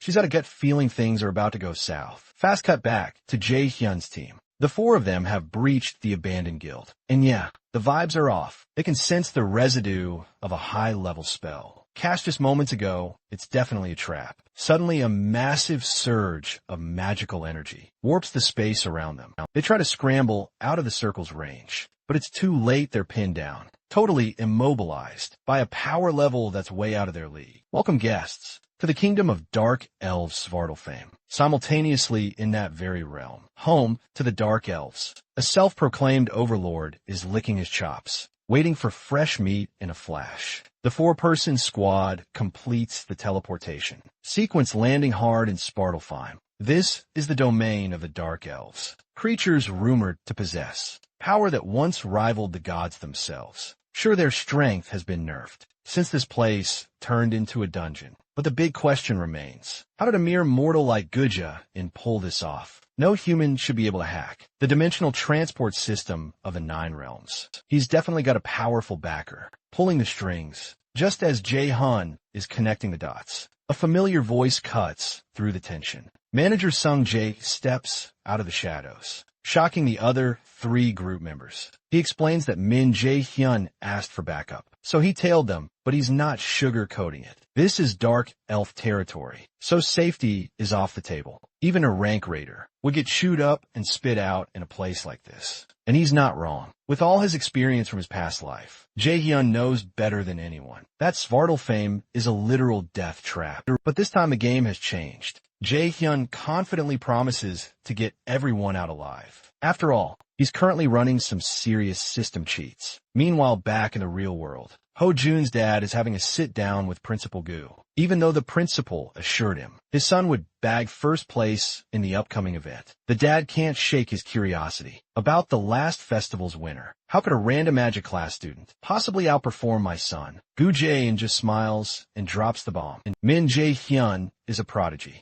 born with a 97% mana compatibility rating. That number hits Ho Jun's dad like a truck. He's visibly shook seriously. 97%. Does a monster like that actually exist? After a bit more small talk, they part ways basically. And so, Gu is a military officer with deep government ties, a useful pawn for Gu Jaen. But Gu has zero intention of letting him mess with the plan. It's a rigged game, and the guy doesn't even know he's already lost. So why even bother interfering anyway? Jumping back to the Vonheim territory, the squad is pushing deeper, guided by Jae Hyun's level 3 light orbs. The pace is picking up fast. Obviously, Jae Hyun upgrading his skill mid-run turned some heads. Usually only a rank awakeners can pull off a skill evolution like that. But hey, moving on. After trekking for a while, the 5 of them take a breather in a clearing. And right on cue, the Dark Elves crash the party. Zero hesitation, both sides clash, instantly, unleashing their ultimate moves right out of the gate. Yusin kicks it off with a massive magic circle. Crowd control on lock. Then Selena lights it up with her sword. Ho Jun goes full tank mode, buffing his stats to the absolute max. He's the frontline shield, guarding you, Sung and Selena, while they charge up their spells. Meanwhile, manager Sung Jae. Dude is slicing through low-tier dark elves like butter. With a single swing, but the real MVP. Our main character Jae Hyun. He unleashes lightning chains. The perfect hard counter to the dark elves' energy. He's basically sweeping the floor with the Vanguard units. Plus, thanks to his past life walkthrough, he knows the dark elves' gear is pure magic-based. That means he can totally wreck them. Just by using Odin's, Jae Hyun signals the team. It's time to execute the plan. Selena Yusung. Spam los fias pils hoyun. You're up pop that taunt skill, and funnel the enemies exactly where we want them. Finally, Manager Park. You're on cleanup duty once they're aggroed. And just like that, everything runs like clockwork. Using Stealth Manager Sung, Jae assassinates the Dark Elves. The moment their guard drops from the taunt, Jae Hyun teaming up with Selena and Yusin keeps raining down fire magic. The tables turn so fast the Dark Elves get whiplash. Moments ago, they had the numbers advantage. Now, they're terrified. They're wondering how these humans figured out their fatal weakness. But a little too late for an existential crisis. Don't you think with perfect synergy? The Dark Elf Vanguard gets completely wiped out. But Jae-yeon doesn't let them celebrate. He senses the survivor's life force inside is fading fast if they don't hustle. Those kids have a one-way ticket to the afterlife. Meanwhile, back in the real world, inside the principal's office, our sketchy guide, Chelsea, is getting grilled by Gu Jane. He is not happy about these constant screw-ups. How do you make a rookie mistake and let intruders in? Teleportation shouldn't work on non-magic users. So someone clearly exploited a loophole. He warns that this better go smoothly, because if a single student escapes alive, you know exactly what happens to you, right? Instructor C.O.G. switching gears to the Yanawa Guild. Guild Master Song, Un is geared up and ready to reinforce Jaehyun's team. She knows this is a code red emergency. The Mona spike she felt earlier, that was at least S rank, that means. Manager Sung and the kids are in deep trouble. However, her earring hasn't shattered yet, so nobody's dead yet. She needs to get there fast before things go south. Song ungives her secretary, Hannah, one final instruction before peeling out. If I'm not back by tomorrow, take all the dirt we have on the Kane Guild area and leak it to the press with that. She speeds off towards the chaos. If Gu Jane touches a single hair on her guild members' heads, he is finished back inside Vonheim. Only a few students from the captured group are left standing. That includes the duo we saw earlier outside. They're in full-blown despair mode, realizing their current power level makes escaping this dungeon impossible. But fate isn't cruel today. Just as they hit rock bottom, a hand reaches out from the shadows behind them. It's Jaehyun's squad. They track down the last survivors. Just in the nick of time moments later, the squad had the 2 survivors patched up, pumping them full of recovery potions. to get them back on their feet. The blue-haired guy finally snapped out of his unconscious state. Eyes wide with confusion, where the hell are we? Welcome to Vartan, someone dropped the bomb. Home turf of the Dark Elves. Jae-hyun gestured to the force standing behind him. Meet the rescue team, we're here to bust everyone out. Once Jae-hyun filled them in, the two survivors started spilling the tea on the nightmare they just lived through. It was a massacre we barely made it out, but the others, they were taken. We were heading to the Kane Guild. Then boom, we plummeted down here. Before we could even catch our breath, those Dark Elves jumped us. They rounded everyone else up like cattle. We managed to stay out of their line of sight and booked it, but honestly, the mana density in this dungeon, it's toxic. We couldn't handle the overload. The pink-haired girl pleaded with her eyes, begging Jae-hyun's crew to fix this. Jae-hyun didn't need a telepath to read the room. He knew exactly what was weighing on her. Survivor's guilt. She was eating herself alive for running, instead of dying with her squad. But let's be real, that was the only smart play. If they tried to throw hands with those superior beings, instead of fleeing, they'd just be another couple of bodies on the pile. Right now, Jae-hyun stepped up, cutting through the guilt trip. Hey, look at me. Getting caught wasn't on you. But right now we need intel. Where did they take the others? The blue-haired guy looked like he was about to panic. Are you serious with just this crew? Fighting Dark Elves is suicide. Or wait, are you saying you're just going to let them die? Seeing Jae-hyun's stone-cold resolve, the girl decided to spill everything she knew. There's a king, he controls the entire hive. I'm betting. The captives were dragged to his throne room. Jae-hyun didn't waste a beat. Second question, who set you up? The answer was a punch to the gut. In Stuko Kim Suzy. That snake disguised himself as a guild official and led us straight into this hellhole. After a quick war room huddle, Jae-hyun dropped the plan. The squad stays, Putty goes in solo. I can track the Dark Elf aura, so I know this path is legit. Plus the captive's life force is fading fast, so this has to be a speed run. Jae-hyun pointed toward a pitch-black tunnel behind them. Naturally, Yusung and Soina immediately shut that down. Going into a monster's nest alone, that's a death wish. But Ho-jun flip-flopped the vibe. He was actually nodding along with Jae-hyun's crazy plan. Look, besides manager Sung-jae, Jae-hyun is the heavy hitter here. He's the strongest we've got. Jae-hyun laid it out for them one last time. You guys aren't at the level to go toe-to-toe with a full-blooded Dark Elf yet. Plus someone needs to run security for the wounded here. Seeing Jae-hyun wasn't budging, Sung-yin finally caved fine. But know your limits if it gets hairy. You bail immediately. Ho-jun stepped up, chest puffed out. I won't let you down, man. I'll guard this spot with my life. With that settled, Jae-hyun finally took off. He knew Yusong was freaking out, so he promised to regroup as soon as possible. Yeah, it was a reckless solo mission, but they had zero options left. They just had to trust him. I mean, hasn't the guy been batting 1,000 since he joined the academy? About 30 minutes ticked by, and the atmosphere shifted. The group at the rear felt that something was coming. Manager Sung-jae signaled the alarm. Dark Elves inbound. They barely had time to grip their hilts. Sung-jae's arm was severed clean off his body before his brain even registered the pain. The squad stared in pure horror at the blood, sprang from their leader, then from the inky shadows. Footsteps, slow, deliberate. A Dark Elf emerged wearing a twisted, demonic grin. Well, isn't this a treat? It's been ages since some human pests buzzed into my web. Meanwhile, back with Jae-hyun just then. He hits the end of the tunnel, faced with a colossal gate towering over him. Screams final boss room, doesn't it? Planning a speed run. He kicks the doors open and strides right in. Without hesitation, zero surprises here. The boss is waiting inside, grinning with a mouth full of nightmare fuel. It beams a twisted welcome at the fresh meat. Heard we had guests dropping by, so I whipped up a little welcome party. The second the words leave its mouth, pure panic hits Jae-hyun. His earring starts pulsing violently. Bad news, manager Sung-jae's signal is flatlining. It's fading fast before he can even process the glitch. Slam the gate behind him, seals shut. How's that for a custom gift? No exiting this ride, kid.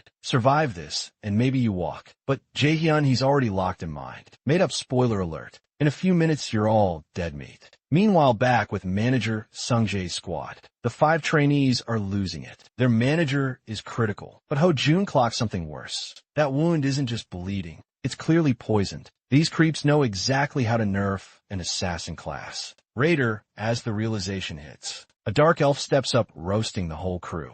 now that the annoying pro is out of the picture. The rest of you are just NPCs. He snaps his fingers, signaling the mob to rush them. They were totally camping, waiting for Jaehyun to bail so they could gank the team. Seeing Ho-jun tense up, Chalena steps in, reminding him of Jaehyun's strat. If the plan holds, the Yanoa Guild should already be on high alert. Evande's earring is the distress beacon, linking them when things go south. Time to lock in. The trainees brace for the elf onslaught. Yusung drops a mana field. Sidina unleash a soif de reformation. Even the two trainees who just respawn from injury jump into the fray knowing they're underleveled, but refusing to sit this one out. It'd be total cringe to face the others later if they camped in the back while the squad fought. But let's be real, these rookie moves are a joke. To seasoned dark elf warriors, all of you are just appetizers for our king. The captain screams, blitzing straight toward Ho-jun. He moves with insane speed that shocks Selena. But Ho-jun, he parries that strike like it's nothing. A mage would have been insta-killed, but Ho-jun is built different. He's a tank. Immediately, he triggers super martial arts,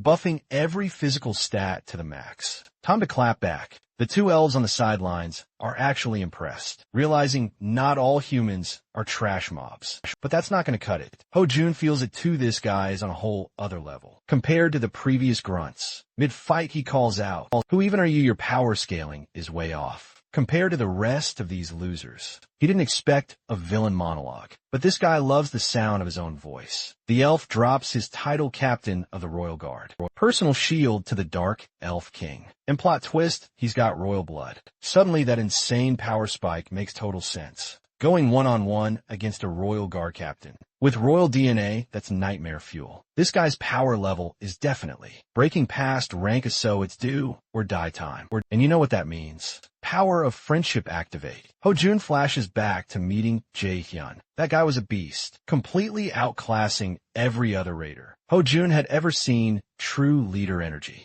Insane power, isn't that the exact vibe? And path he's been chasing all this time. And Awaken doesn't give a damn about what the haters think. Decision made Ho-jun unclips his iron shield, ditching half his defense gear. Obviously, this move cranks the danger dial to 11. But scared nah. Ho-jun's got the calculations running in his head. Or maybe he just got that main character plot armor buff. Time to get back to basics. This is the brutal reality of what it takes to be a true conqueror. A conqueror isn't built like a normal human. They possess a second wind that defies logic. And right now, Ho-jun is shifting into overdrive. He channels every ounce of his aura, cracking the very air around him as he prepares to shred through the enemy's armor. Even the Dark Elf Captain, a guy who's seen it all, starts breaking a cold sweat. He can't believe a mere human is flexing this kind of mana. Ho-jun's entire vibe just did a complete 180 compared to a minute ago, but let's be real. But possessing God-tier power always comes with a massive price tag. That S-rank skill union of man and sword is way above his current pay grade. And just like that, the recoil hits him like a truck.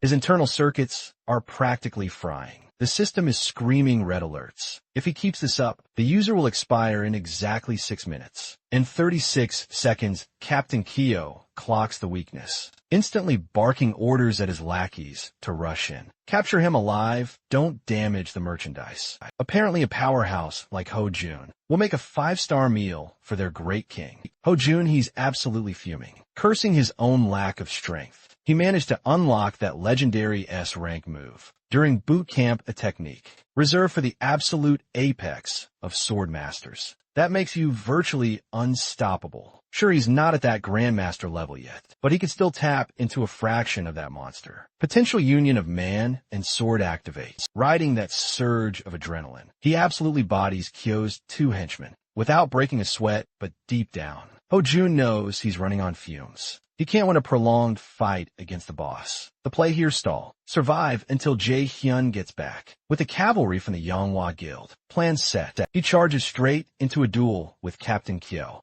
Ho-jun knows he's the only one on the battlefield, with enough grit to keep this monster busy. Real conquerors don't do fear, no matter the odds. Kyo, on the other hand, he's just having a good time. Look at the little human squirm. It's adorable. You really think I don't know? Your body is breaking apart. Big mistake. His trash talk just woke up the beast inside Ho-jun. No one else is taking this win.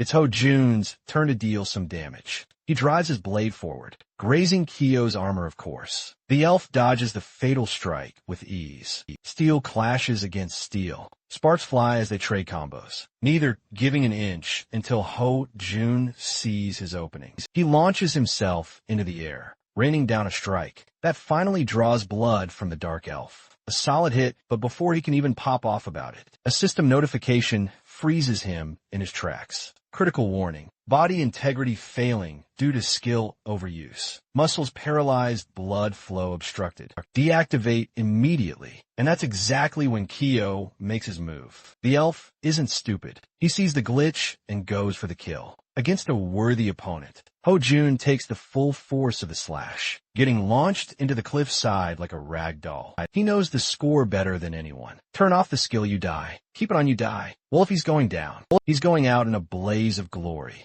Ho Jun bets it all on one final gamble. It's do or die against this dark elf scumbag. He pours every last drop of his life force into one desperate, earth-shattering slash directly at the enemy. Blood sprays across the battlefield. But Ho Jun isn't smiling, his face twists in pure horror. The dark elf captain just pulled the ultimate dirtbag move. He grabbed his own subordinate to block the lethal blow. The grunt didn't even know what hit him. But Kyo's cold eyes say it all. He was just a meat shield, and now you're next. Kyo drives his blade deep into Ho Jun's chest. Is this really how a sword prodigy's story ends? Meanwhile, over at Jae Hyun's location, the heat hasn't died down one bit. He's locked in a stalemate with the guards. And he knows if he doesn't wrap this up, it's game over for the students trapped in the dungeon. And Ho Jun's squad time is ticking. Suddenly, some low-level grunt tries a sneak attack from behind. Wrong place, wrong time, buddy. Jae Hyun is about to snap.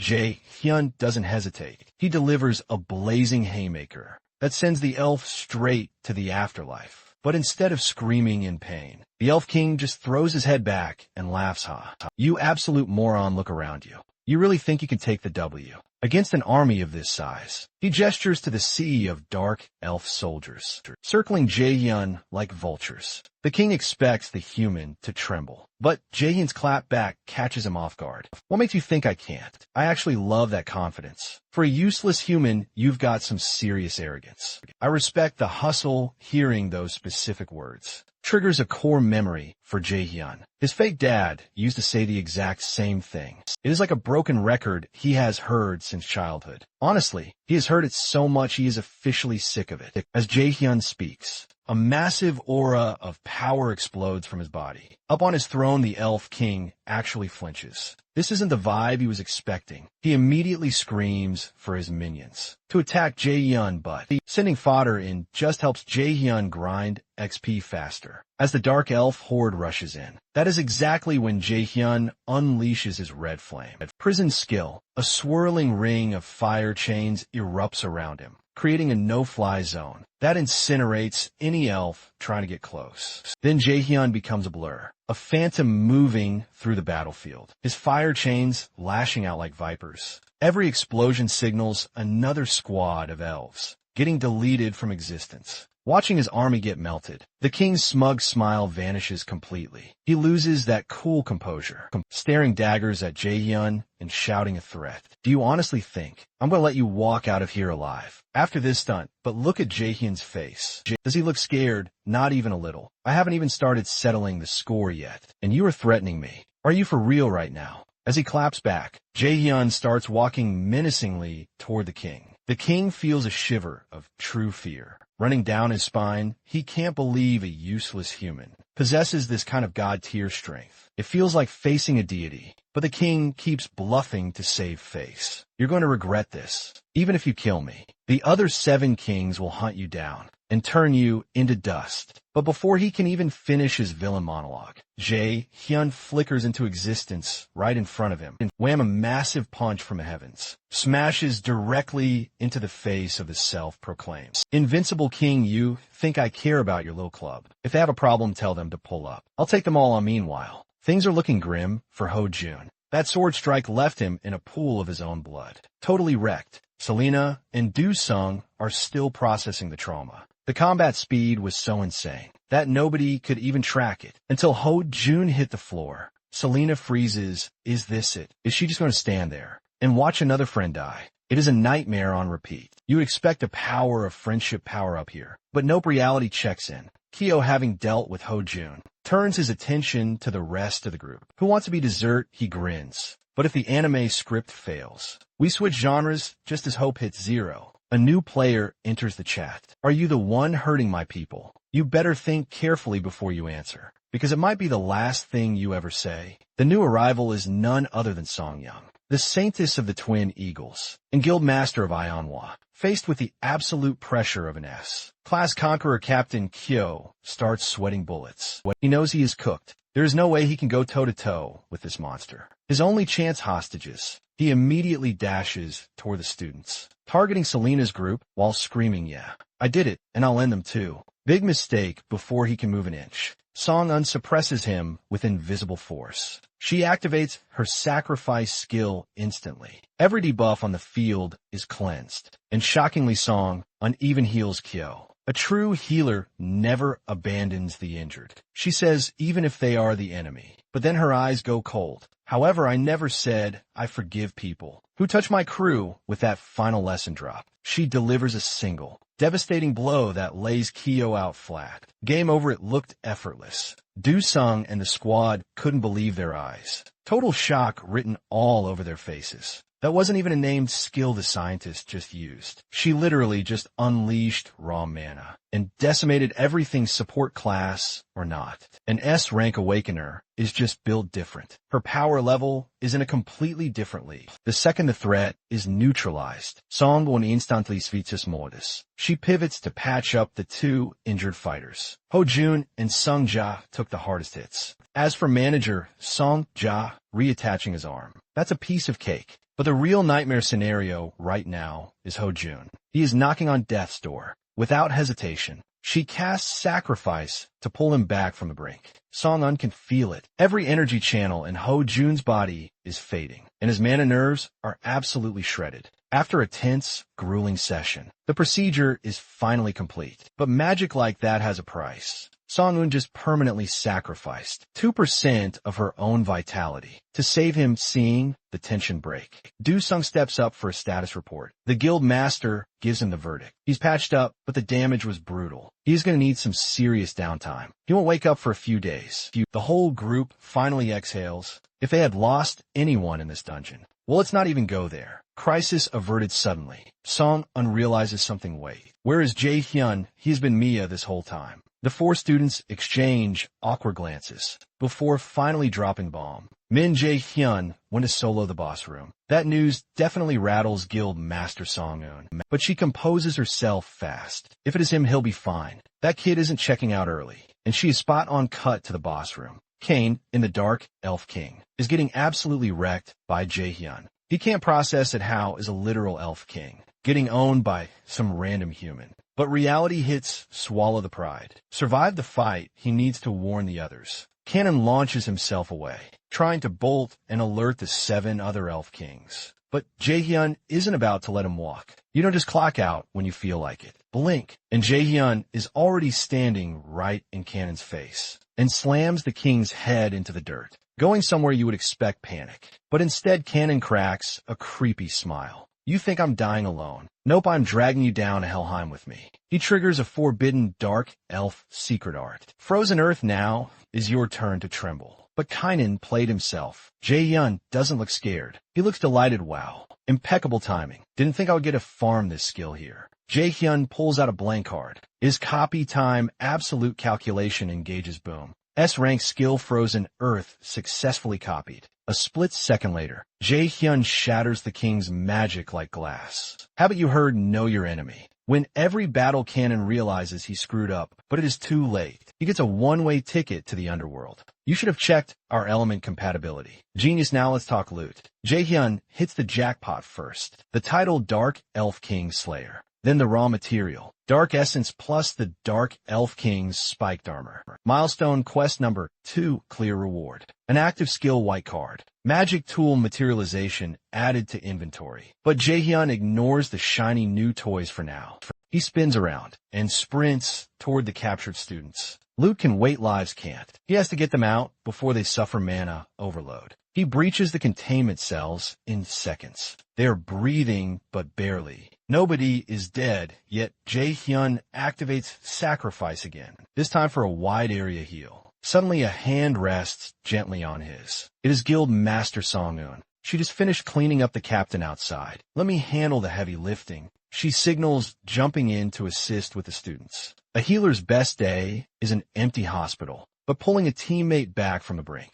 That is the ultimate rush. Cut to 1 hour later, lurking near the McCain Guild. The guy Chelsea, he is fuming. He just realized his master plan got completely wrecked. Some mystery player knew the script and flipped it, and he knows one thing for sure. If he crawls back now, the principal is going to end him. Why would a big shot like Gu Jai dirty his own hands? A split second later, Chai Su's jaw hits the floor as Jae-hyun materializes out of thin air. Right next to his ride, Suyu the rat behind this. Jae-hyun snatches him up by the collar. Eyes burning, you absolute piece of trash. To get the full picture, let's hit the rewind button. Take it back 60 minutes to when the squad successfully escaped Vanheim. The vibe's immaculate. Everyone walked out in one piece, miraculously unscathed after hours inside that dungeon. Next stop on the itinerary, a tour of the Manhwa Guild, guided by Secretary Hannah. And yeah, she was basically having a panic attack the whole time. Zero comms for hours, radio silence. She was losing her mind, especially worrying about her big bro. Sung Jae, picture this. Dude's body is wrecked, yet he's burning mana to telepathically beg Jae-hyun for help. That is how terrified he is of his little sister's wrath. Once the bus loaded up the students and peeled out, only 2 players were left on the field, Jae-hyun and Seo-eun, and they didn't have to wait long before sensing that nasty, dark aura lurking nearby.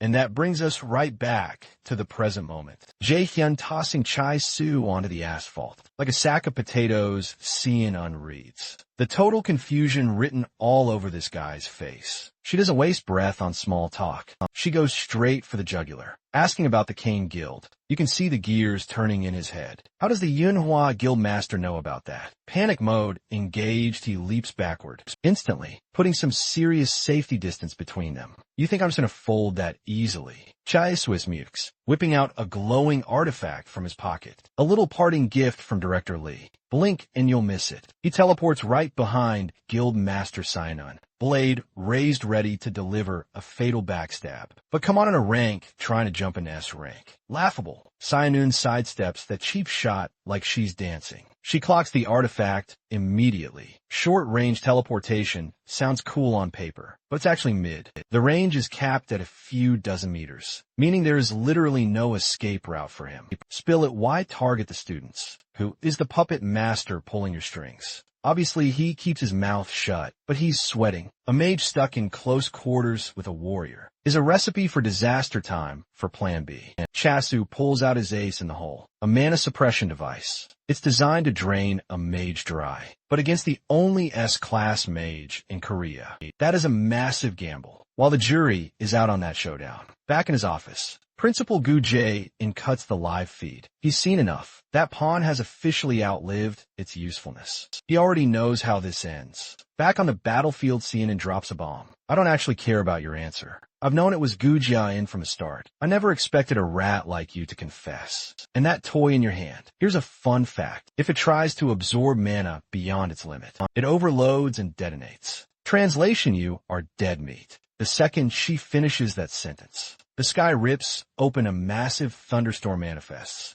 Directly above Chase's head, blinding bolts of lightning crash down on his position. It's the rank skill Divine Thunder. Sure, it's the same tier as Jae-hyun's Lightning Chain, but scaling off Seo-eun's stats. It's in a completely different galaxy of power. Cut to that night, Seo-eun's room. She's blushing hard, looking totally shy. No need to guess why. She's replaying Jae-hyun's highlight reel in her head. How he shielded the squad in the dungeon. How he reverse-engineered that spell in a split second. Jae-hyun is a total beast. She thinks I need to level up just to keep up with him. She vows to thank him properly later, yep. Yet she's caught major feelings. Fast forward a few days. The media is swarming Mila's academy like vultures. We demand a statement from Principal Guja in the The Academy's reputation is nosediving, faster than a stock market crash. The word on the street, Gu Jian created the Demon Guild, specifically to call the weak students. Watching the news feed, Gu Jian loses it. He slams his fist on the desk. Absolutely furious, he can't wrap his head around it. Why does every single plan blow up in his face? His secretary interrupts the rage session, sir. The press is camping outside, and the investors are blowing up the phones, demanding answers, Gu Jian. He's not having any of it. What do you expect me to do out there? Lock the damn academy down. Tell them no interviews, period.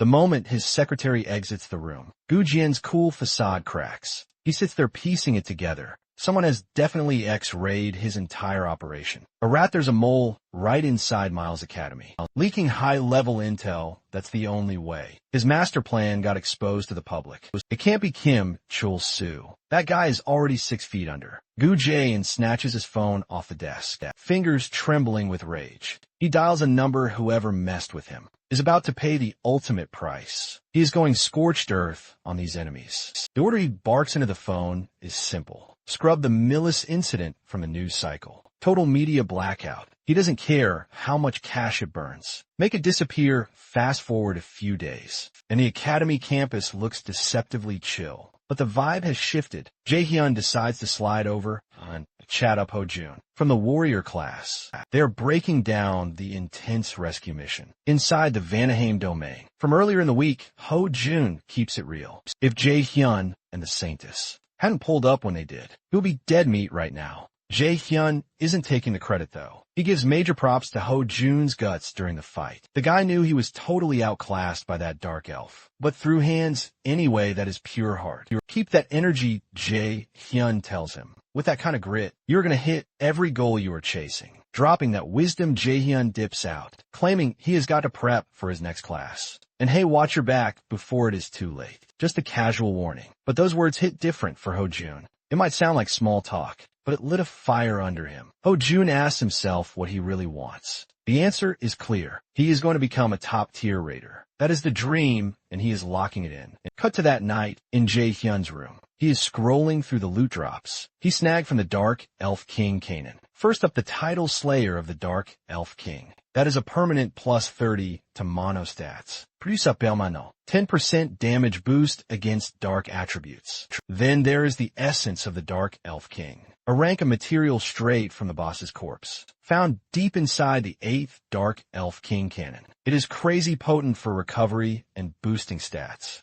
Jae-hyun figures he will toss this gem to his brother. Jae-song, his bro, is going to flip when he sees a material this rare. Perfect for his crafting obsession. But here is the main event. The active skill, magical artifact imagery. It literally lets him craft gear out of pure mana. The rank of the created item scales with his skill level. Just reading the description has Jae-hyun tweaking. This is some next-level infinite weapon glitch. Why carry weapons when he can spawn swords and armor mid-fight? It is basically an endless arsenal. He wastes no time. He focuses his mana to test it out. Boom, a knife materializes in his hand. It feels solid, just like a standard magic tool. But Jae-hyun's brain goes straight to the hustle. Why fight when you can profit? If he floods the black market with these Mona constructs, he is going to be filthy rich. A basic rank C knife goes for like 10 million won. He is mentally swimming in cash. After years of being broke, suddenly the knife starts vibrating. The Norn system pings. Mistal Teen is reacting to the weapon.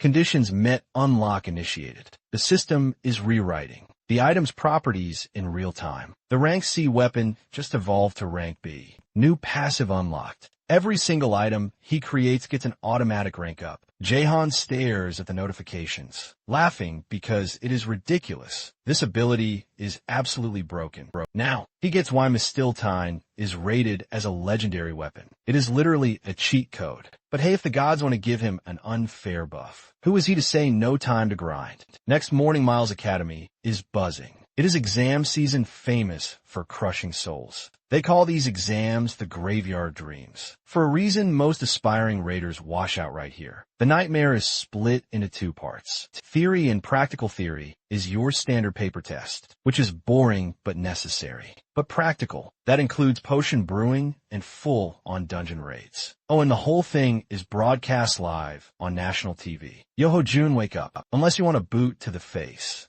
Jaehyun shouts, turns out Ho Jun passed out studying and got caught red-handed by the instructor. Yu Sung, it is a total disaster. Nearby Selena is shaking in her boots too. It is hilarious these two are combat prodigies, but absolute failures when it comes to hitting the books. And Jaehyun, sometimes you stare at a disaster and realize you're just powerless. Why stress about failing? If you never had the skills to win, zero talent means zero pressure, right? Am I right, fam? Time skips forward a few days later. The midterm grind is finally wrapping up. The written exams are done. Students are spilling out of the academy, looking absolutely drained. Everyone's moaning about how brutal the test was until, boom, someone spots a VIP across the courtyard. Major main character energy. It's her, Selena, one of the legendary top 3 scorers from the entrance exam. She's basically academy royalty. Right on cue, Yu Sung and Jaehyun slide in to vibe with her. The random students watching are losing it. Real recognize real, of course. The elites are hanging out together. That whole squad, Ho Jun included, is just built different total geniuses.